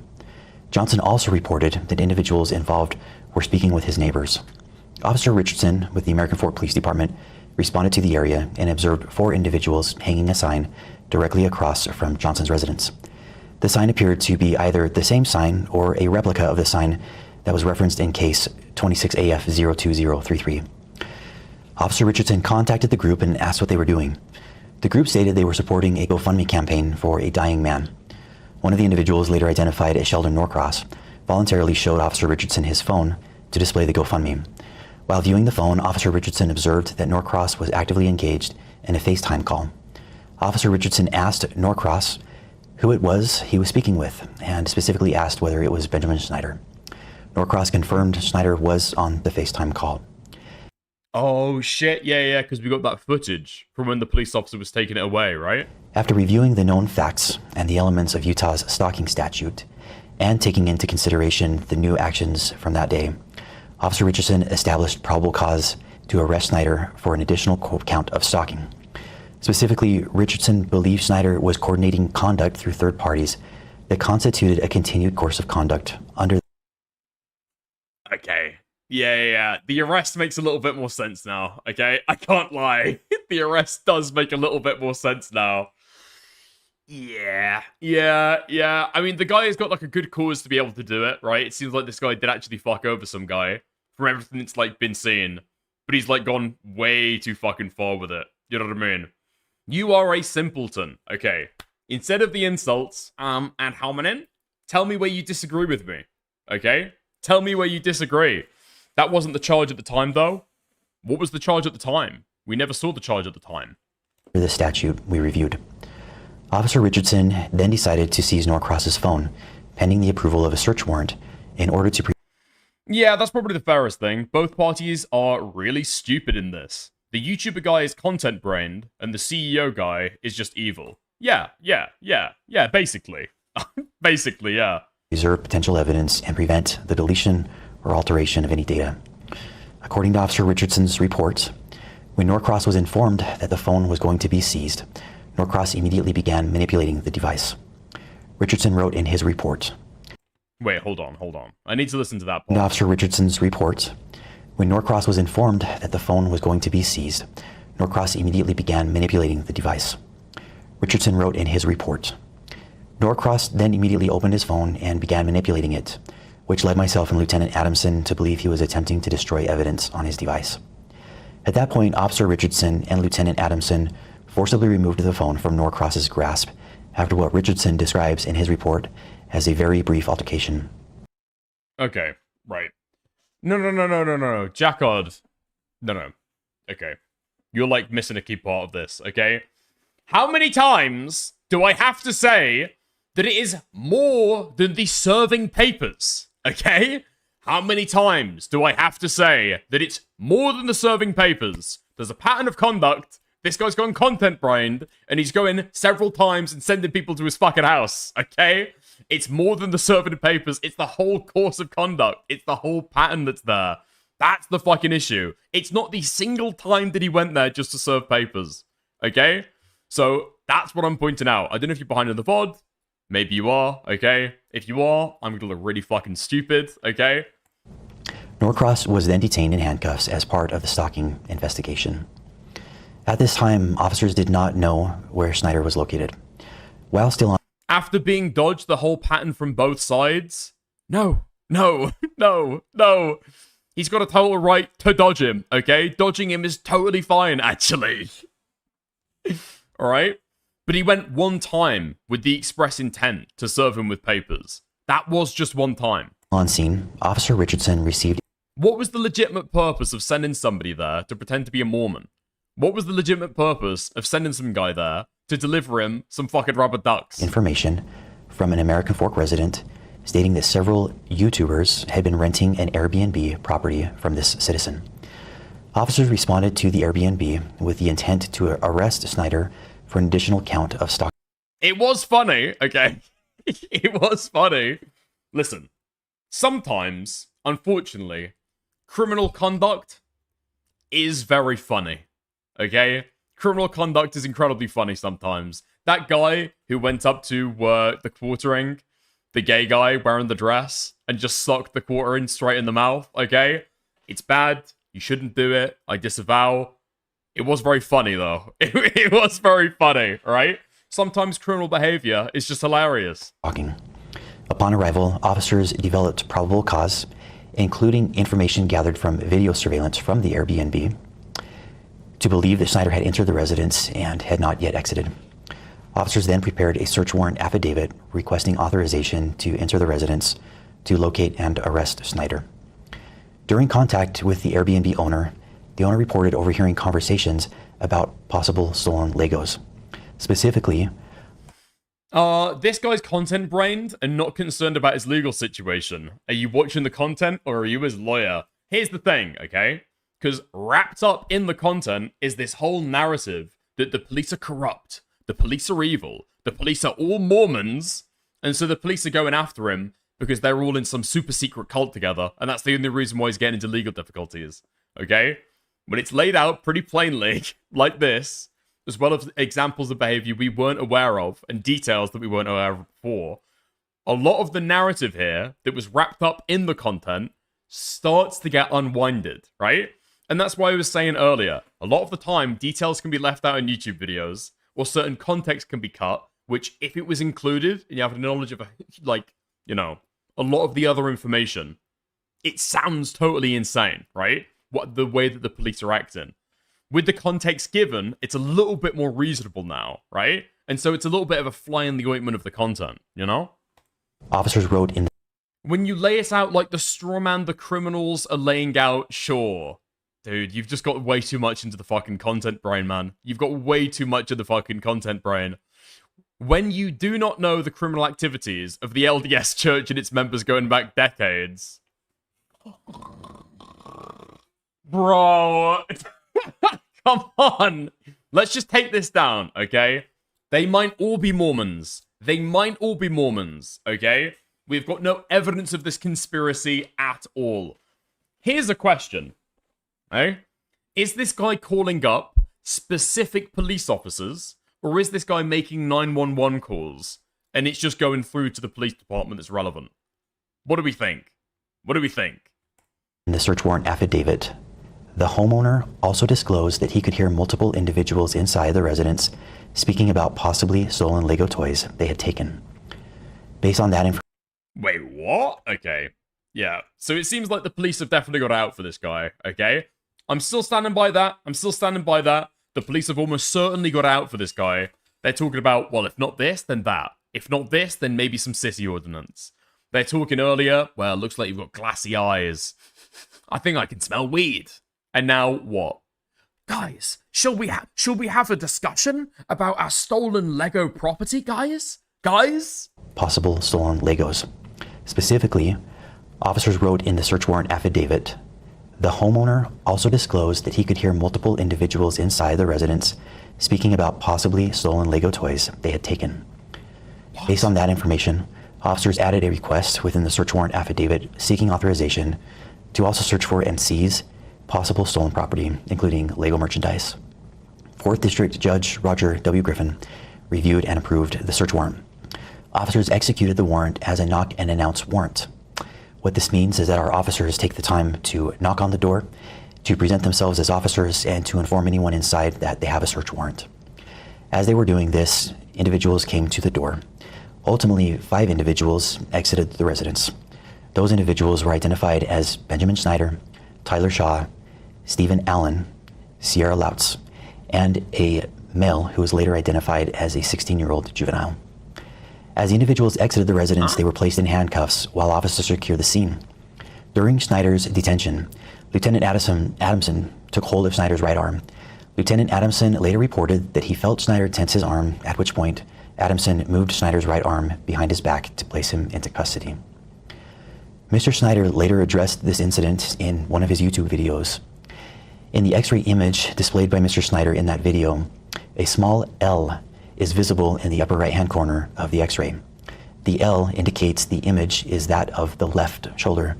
The video shows Lieutenant Adamson handling Snyder's right arm during the arrest. Additionally, officers documented no complaints of arm or shoulder pain by Mr. Snyder during his detention, transport, or booking process at the jail. All 5 individuals were transported to the American Fork Police Department. Yeah, I mean, it could well be a stock image. It could well be a stock image, right? But, I mean, okay. It's not necessarily dispositive.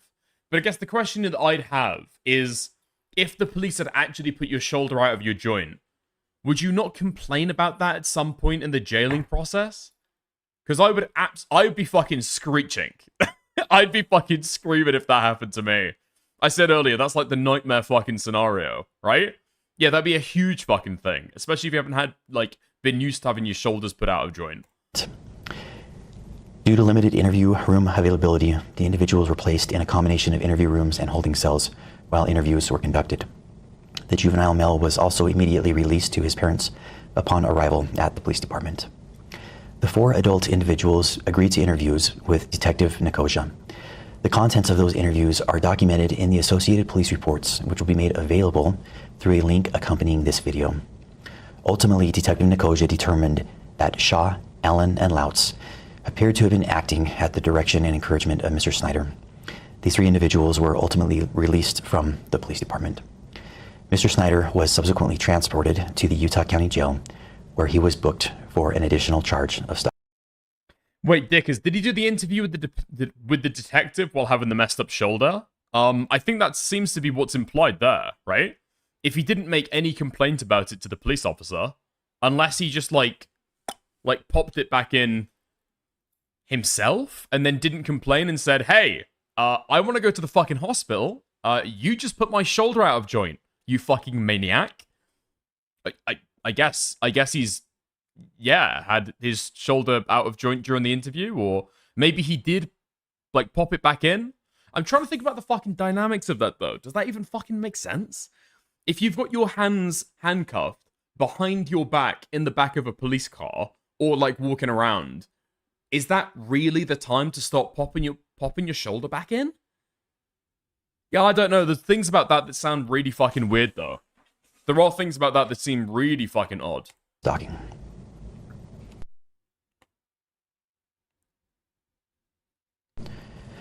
I understand.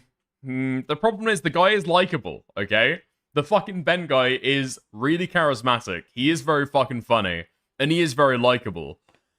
But now I'm starting to get the idea. I said earlier, I don't believe that the police just did not give him the fucking the charge that he was being given. But he never gave that in his original YouTube video. Which does dock him points in my book. It absolutely docks him points in my book. If you're going to talk about the arrest, doesn't it make sense to say what you've been arrested for? Understand that many people following this situation. He did pop it back in. I can't remember the story. He says it somewhere. Maybe. Maybe that's in something else that we haven't watched yet, okay? But we are going to go through it all. Online have strong feelings regarding the underlying business dispute out of Oregon and allegations that individuals may have lost significant amounts of money. I recognize that people are frustrated, angry, and may feel that justice has not been served in relation to those allegations. Those concerns are understandable. I understand them, and I'm empathetic to them. And nothing in the actions taken by the American Fork Police Department should be interpreted as validating, supporting, or defending anyone involved in that separate civil or criminal dispute. Our responsibility in Utah was not to determine who was morally right or wrong in a business disagreement originating in another state. Our responsibility was to respond to conduct reported here in our community, evaluate the facts available to our officers at the time, and enforce Utah law as officers established probable cause that a crime had occurred. The fact that someone may believe they have been wronged financially does not exempt any individual from the laws governing harassment, trespassing, stalking, or other conduct within our jurisdiction. We remain committed to enforcing the law fairly, objectively, and transparently, regardless of who is. Did he pop it back out for the X-ray? Hardly Dan, I don't know if you're like a little bit retarded, but you've been getting a shit ton of fucking details wrong lately. I don't know if you want me to say over today or the past year, but I don't know if you heard earlier, okay? It was the wrong shoulder that was X-rayed. Seems pretty clear that it was a stock footage, okay? Did he pop it back out for the X-ray? Dude, lock in, Hardly Dan. Was involved, or what narrative may exist. Oh. Shit. Okay. That's the end. Have been wronged financially does not exempt any individual from the laws governing harassment, trespassing, stalking, or other conduct within our jurisdiction. We remain committed to enforcing the law fairly, objectively, and transparently. Damn. Okay. Ooh, I heard somebody say earlier that this video has got like, what, 20,000 dislikes or something like that? Let me pull it up on Chrome real quick to see what the dislikes are looking at. Because I can't lie, alright? I am starting to be a little critical here. A little critical of how this shit is being presented and how people are talking about this. Okay. Dude, holy fuck. Fuck me, man. Yeah, this video hasn't even cracked 200,000 views, or has it? In the time that I've been watching it right now. Dude, since I loaded this shit up, it gained another 10,000 views. But yeah, here we are. So, just cracked 20,000 views, and it's got 24,000 dislikes. If you open up the dislike extension, okay, it's not going to be accurate, Take it with a pinch of salt, okay? But still, I'm a little bit critical about how this has been presented then. Dude, this is fucking deranged. This is a little bit fucking deranged. Content is great, okay? The content is great. I just wish you'd been a little bit more honest with how this shit went, you know? When I'm in a gaslighting competition and my opponent is the Utah Police Department. Police corruption ASMR was not on my 2026 bingo card. Josh said he was going to shoot Ben, so we arrested Ben. It's so crazy to admit. Okay. The amount of work they're putting into doing their actual job is impressive. If I speak low, they won't hear my BS. People just aren't fucking clicking into this shit, man. People are not looking into it. A masterclass in corruption. Ultimately, the police can only act on the fucking information that they're given by either party. Right? And it does look as though Ben looks absolutely fucking deranged here. Absolutely fucking deranged. People don't believe them for a reason. I think people don't believe them largely because of this Mormon conspiracy that they believe is going on. Now, okay, don't get me wrong. There is going to be in-group, out-group bias on a lot of this shit, okay? But a whole Mormon conspiracy, especially given the fact that they didn't actually meet with a real member of the fucking, the Mormon church. It was some guy that they'd roped in to pretend to be a Mormon. Okay. Okay. It's all based on some fucking supposition. Contrarian yapping. I'm out. Dude. What are you talking about? Contrarian yapping.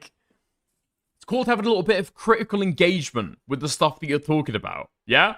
That's all that I'm doing. That's all that I'm doing. A little, just an ounce, okay? Just a gram of critical engagement with fucking online media. That's all I ask.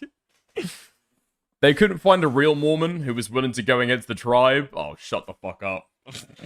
Shut the fuck up. They had to get somebody to dress up. Yeah, I suppose so. Oh, honestly, it's more the cops. It's more the cops than them being Mormon. but the combo is automatic distrust. No, I get why people are being distrustful of it, right? I can get why people are being distrustful of it. I don't know. Maybe they are all Mormon, okay? Maybe they're all Mormon. And maybe all of the people that they spoke to when they were over in Oregon, maybe they were all Mormon as well. But, yeah. No. Dickers loves religion. In dramas like this, I am skeptical of these big grand narratives that people try to present sometimes. Especially when there is, like, it's based purely on supposition. You know? Like, the idea there's like a Mormon conspiracy of this magnitude. Yeah, I just doubt it. I doubt it. Dickers, okay to challenge your skepticism. Yeah, obviously. Why did the police release internal documents with information redacted for the people actually making death threats, but left everything of Ben's? Does that not make you suspicious? It's probably going to be because Ben is the person that the criminal complaint is being written about, right? So the information of random people not included in this criminal investigation. I can understand why that's being redacted for the purpose of it being given to the public. But no, Ben is the person who the criminal investigation is being done into, right? He's the criminal defendant. That just seems to make sense to me. Yeah. I am not a Mormon. Okay? I'm not a Mormon. Okay. Is there anything else that I need to go through? We gotta go through a lot of this, actually. Okay? Police department footage. I'm not gonna watch all the fucking footage. What I will do is the bricks and minifigs response to part 1. Okay. Let's go for that. Okay? And then we'll go through a little bit of the rest of it. Okay. bricksandminifigs.com/blog. Let's go. Hold on. Give me a second while this loads. Look at the Dropbox stuff off stream, Dickers. See if you think chat is crazy after that. Okay, I will take a look. You know what, actually? Since we're running up to stream time, I'm probably going to raid you guys out super soon, okay? And we will be back tomorrow to go through the rest of this stuff. Because there is just so fucking much to go over.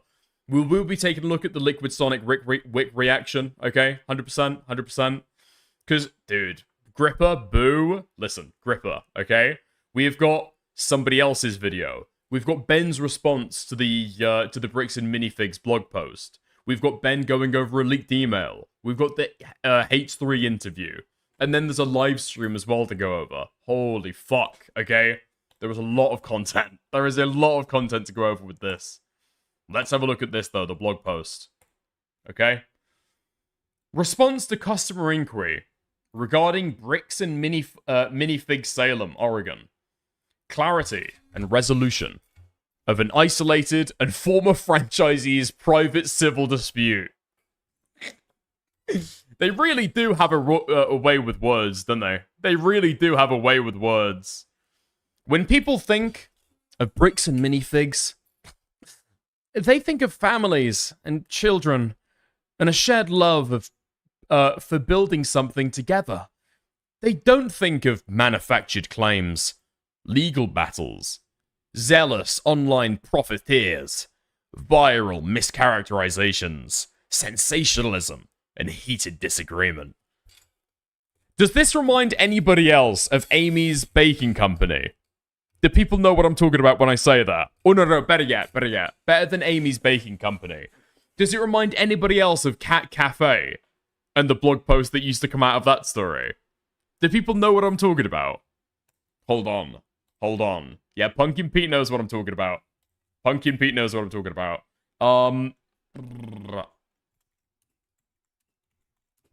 Down the rabbit hole. This is, yes, okay, this is what I'm thinking of.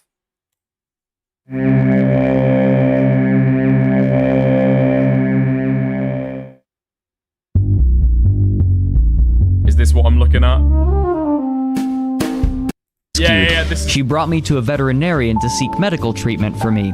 Diane, following facts with you that may provide you with reassurance that I absolutely have the best interest of the cat's health, welfare, and safety at Purr. Purr has a 10-feet glass vestibule that was built with the safety of the cats in mind.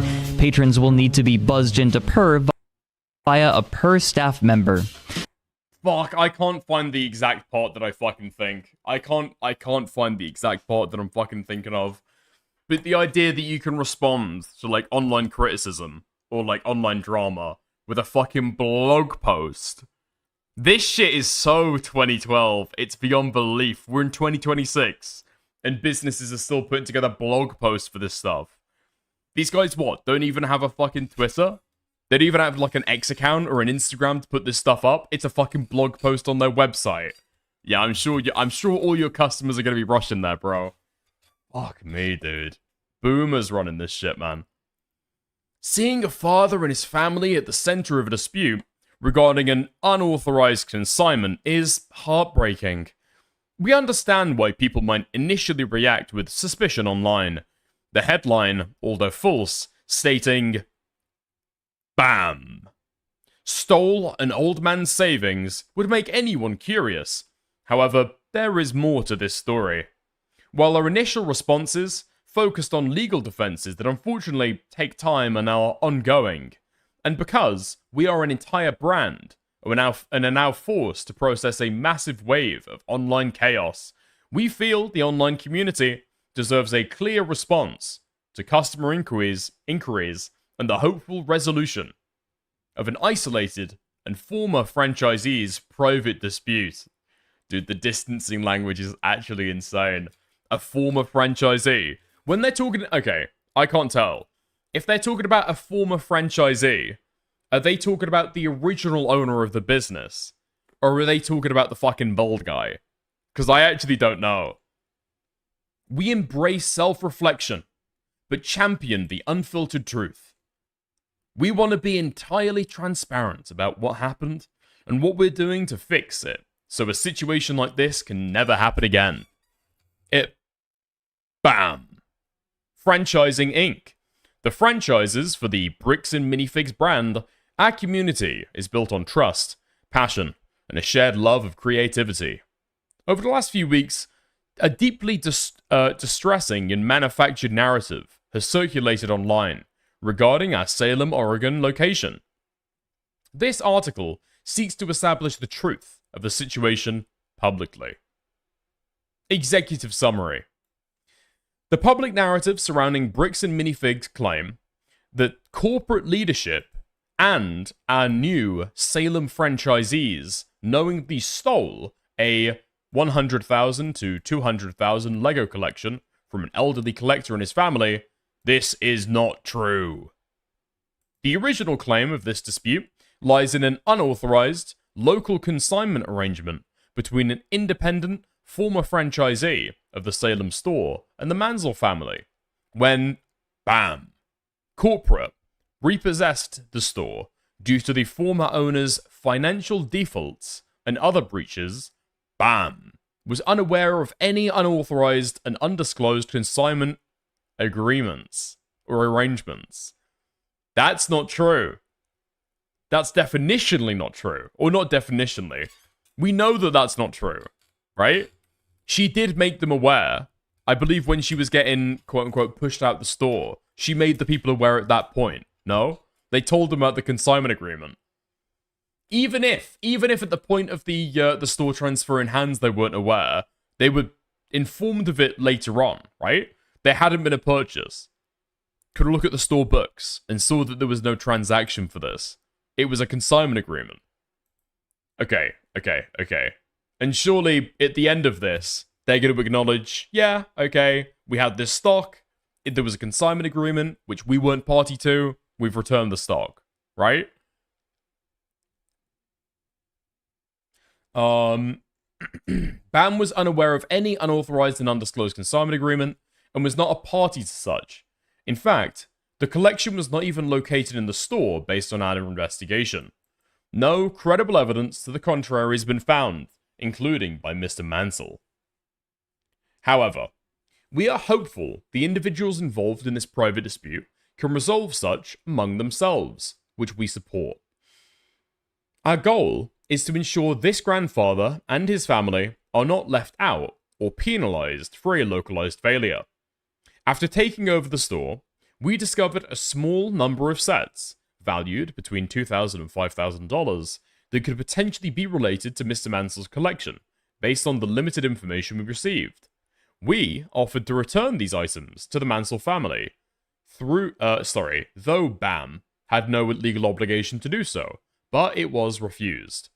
However, BAM's past offer to assist in resolving this third-party dispute still stand today, including that we are willing to work with both of them to try to locate any remaining items, although most appear to have been sold prior to BAM's repossession of the store.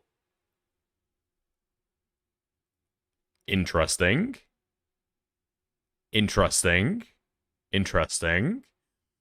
Because that claim has been repeated, right? That there has been an offer to be able to turn it over. And they said that they wanted the financial equivalent of it. I believe that claim has been made before. What's the truth of it? Okay.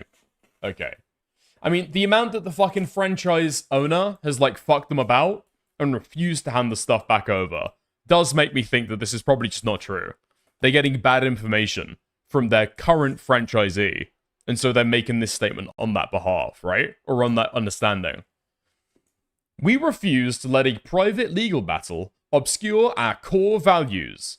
Moving forward, we are implementing more rigorous record keeping, inventory management, and more transparency in our buy, sell, and trade process, and de-escalation training with corporate and franchisees and their staff. Dude, to be fair, calling police on somebody immediately is probably best not to do that, you know? Probably best not to do that.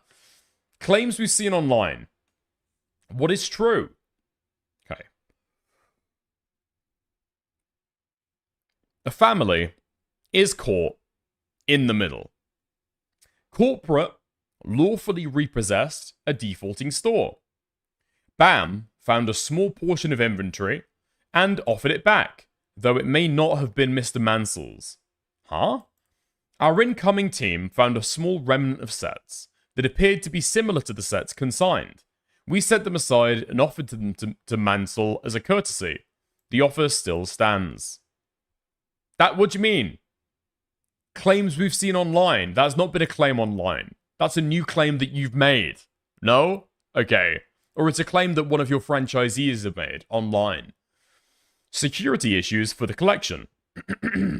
On a podcast in 2025, Mr. Mansell shared that the Salem store had been broken into several times during the period she had his collection, raising serious questions about security of the inventory. The collection was moved off-site. What? Hold on. That's interesting. I need to have a gander at this. I might have that up for next stream tomorrow. I might see if I can track down that original podcast appearance. The collection was moved off-site. In a separate written statement, Mr. Mansell acknowledged that Law/Gorman had removed sets from the store to an off-site secure location, and that customers had to buy them first before they would be retrieved from storage.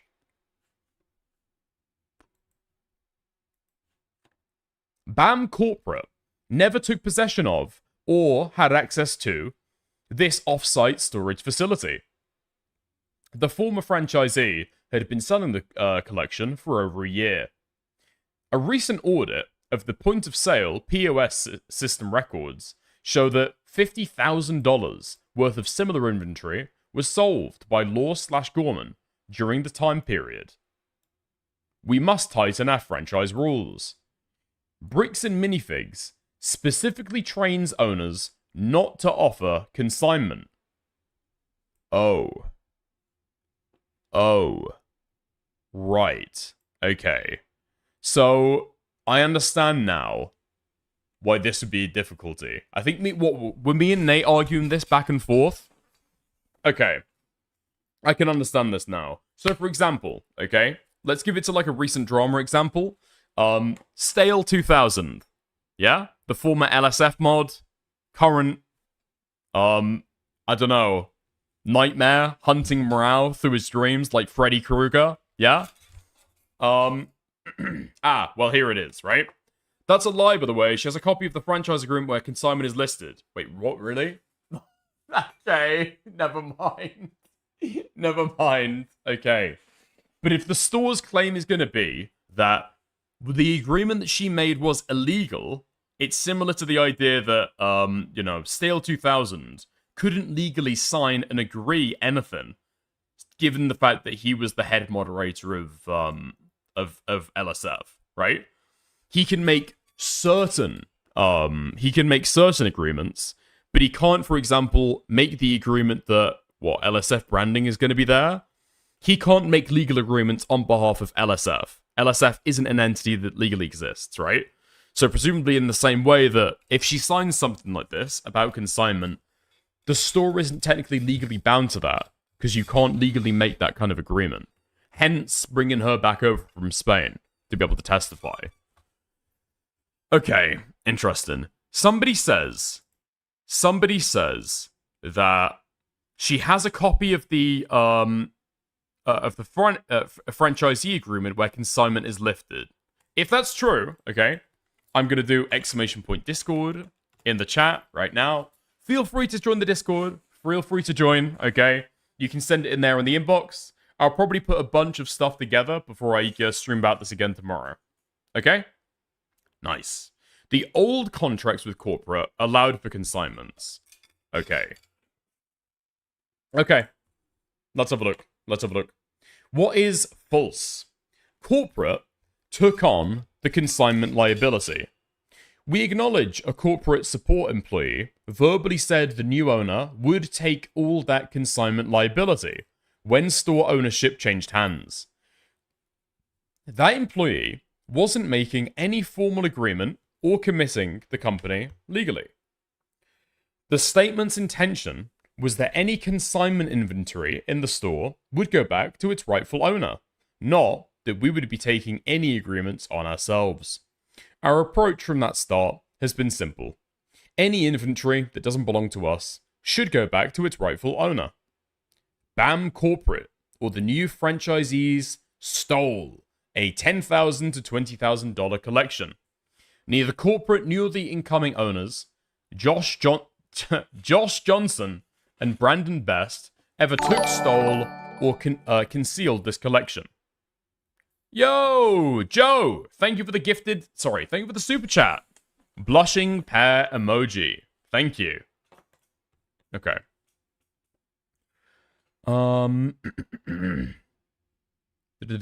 Detailed inventory logs evidence that any collector items were already missing before we ever stepped foot inside.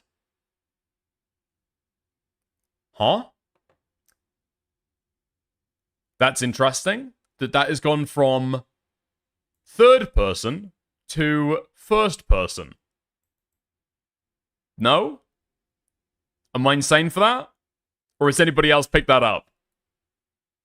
Neither corporate nor the incoming owners, Josh Johnson and Brandon Best, ever took, sold, or concealed this collection. Detailed inventory logs evidence that any collector's items were already missing before we ever stepped foot inside.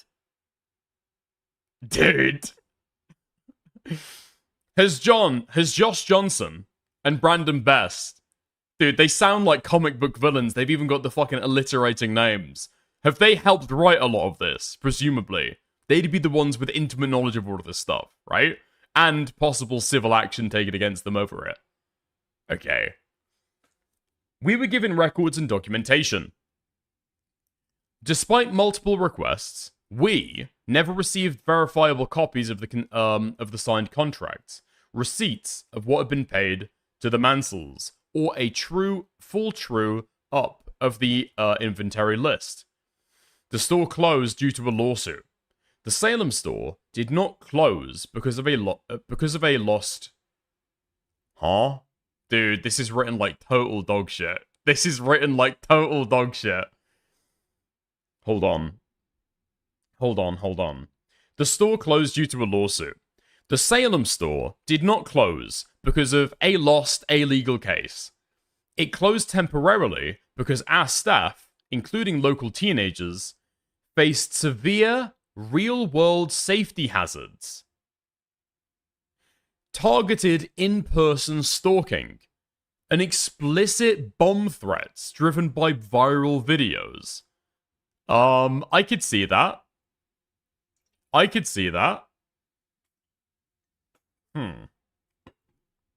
Okay, interesting. The store closed due to a lawsuit. I know, I already read that. What is unknown? The actual fate of the missing sets. While the online campaign disparages corporate, the actual evidence strongly indicates that most of the sets were sold by Law/Gorman. Is that strongly indicated? What sounds to be the case is that $50,000 got sold. But if the true value of the full set is between $100,000 and $200,000, then it's not true that most of the sets have already been sold, right? Okay. And any remaining inventory was stored off-site prior to BAM's repossession of the store, regarding which BAM has never had knowledge of, control over, or access to. Standing together, defending our business model. Don't care. Okay. How is corporate holding itself accountable to assure this never happens again? Inventory management, more transparency, mandatory professional behavior and de-escalation training. Is the offer to help find and return the sets identified as similar, though not proven to be, Mr. Mansell's still valid? Yes. Our position has been and remains that we are willing to help the parties resolve their private dispute, including the Mansell family, how we can.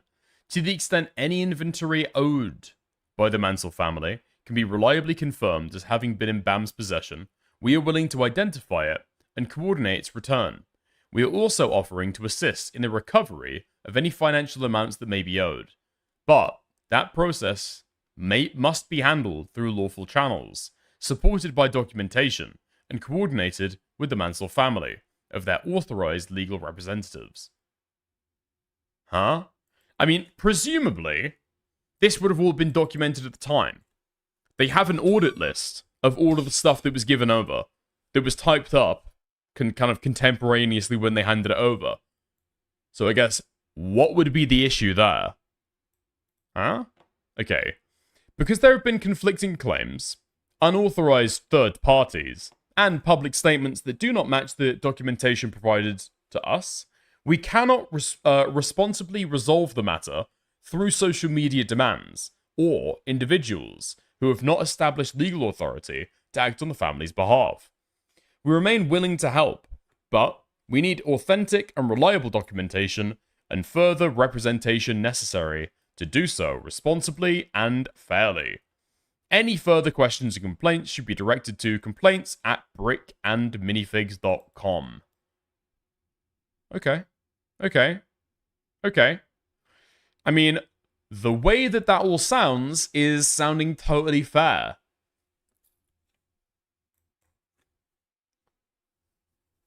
But people's actions documented in the video so far just doesn't meet that out. Right? I mean, they're like fucking them about. It doesn't sound as though anything has been returned. There was an offer for it to be returned, and then that wasn't honored, unless there's more context there that has been left out. Right? Translation. We won't deal with Ben Schneider, regardless of small claims court. Basically, yeah. Basically, yeah. The problem is, though, Ben has, like, intertwined himself so integrally into the process and all of this that it's kind of impossible to actually make heads or tails of it without him involved, right? He's involved whether they want him to or not. It's not an unauthorized third party. if the legal process is to be believed, as it was followed in Oregon, he now owns part of those assets that were never retrieved. Right? He is part of this, whether they want him to be or not. And if they go by Oregon law, the rest of those people are involved as well, right? The other 10 guys that all did small claims courts. You can't really say we're not going to deal with the guy. He's one of the people with like a valid complaint against you. The Corp didn't want any part of this, but in the PR response, it's we always wanted to help. Yeah, I mean, apparently so, you know? We can't help you with this. Speak to the local store. Okay. I'm going to think about this a little more. Maybe I'll go back through it offline before I return tomorrow for a little bit more of a fleshed out thing. Because some parts of this, okay, do seem strange. And I may need to go through it again to be able to figure out. Because I can't lie, the extra stuff and the extra details that the police kind of identified that Ben left out of his original video, I feel like may have given him a little bit too much credibility. Or made a little bit too much credence in the claims, or the story as he presented it. You know? I'm gonna think about it. Gotta think about it. But anyway, okay. That's gonna be the stream for today. I'm gonna chat to you guys later. And I'm gonna ship you out to somebody else, okay? We're gonna be back tomorrow. With brand new, even more Lego tent, okay? That's the plan, as it stands right now, okay? Yeah, the human trafficking, I did appreciate getting a full deep dive into all of that. What happened to the GoFundMe? Listen, dude, guys, we're gonna learn all about this tomorrow, okay? We're gonna learn all about this and more tomorrow. Okay, fantastic. I'm going to raise you guys out to Himpleton, okay? Any fresh content, any new content, feel free, ship it back over to me, okay? Exclamation point Discord of the chat, send it over to me. Anyway, I'll chat to you guys later. Lots of love. Before I send you guys out, I wanted to thank the people who've donated so far this stream. So thank you to Nate, Space Station, Joe, Kitty Coco, Cold Heart, Will Is Me, Space Station, Guna, Nightmare, Joey, Maddie Kitten, Abayu, Speed Racer, Guna, Pinker, Gripper, Cal the Half Gay, and that is everyone. Thank you very much. Have fun. Chat to you guys later. Bye.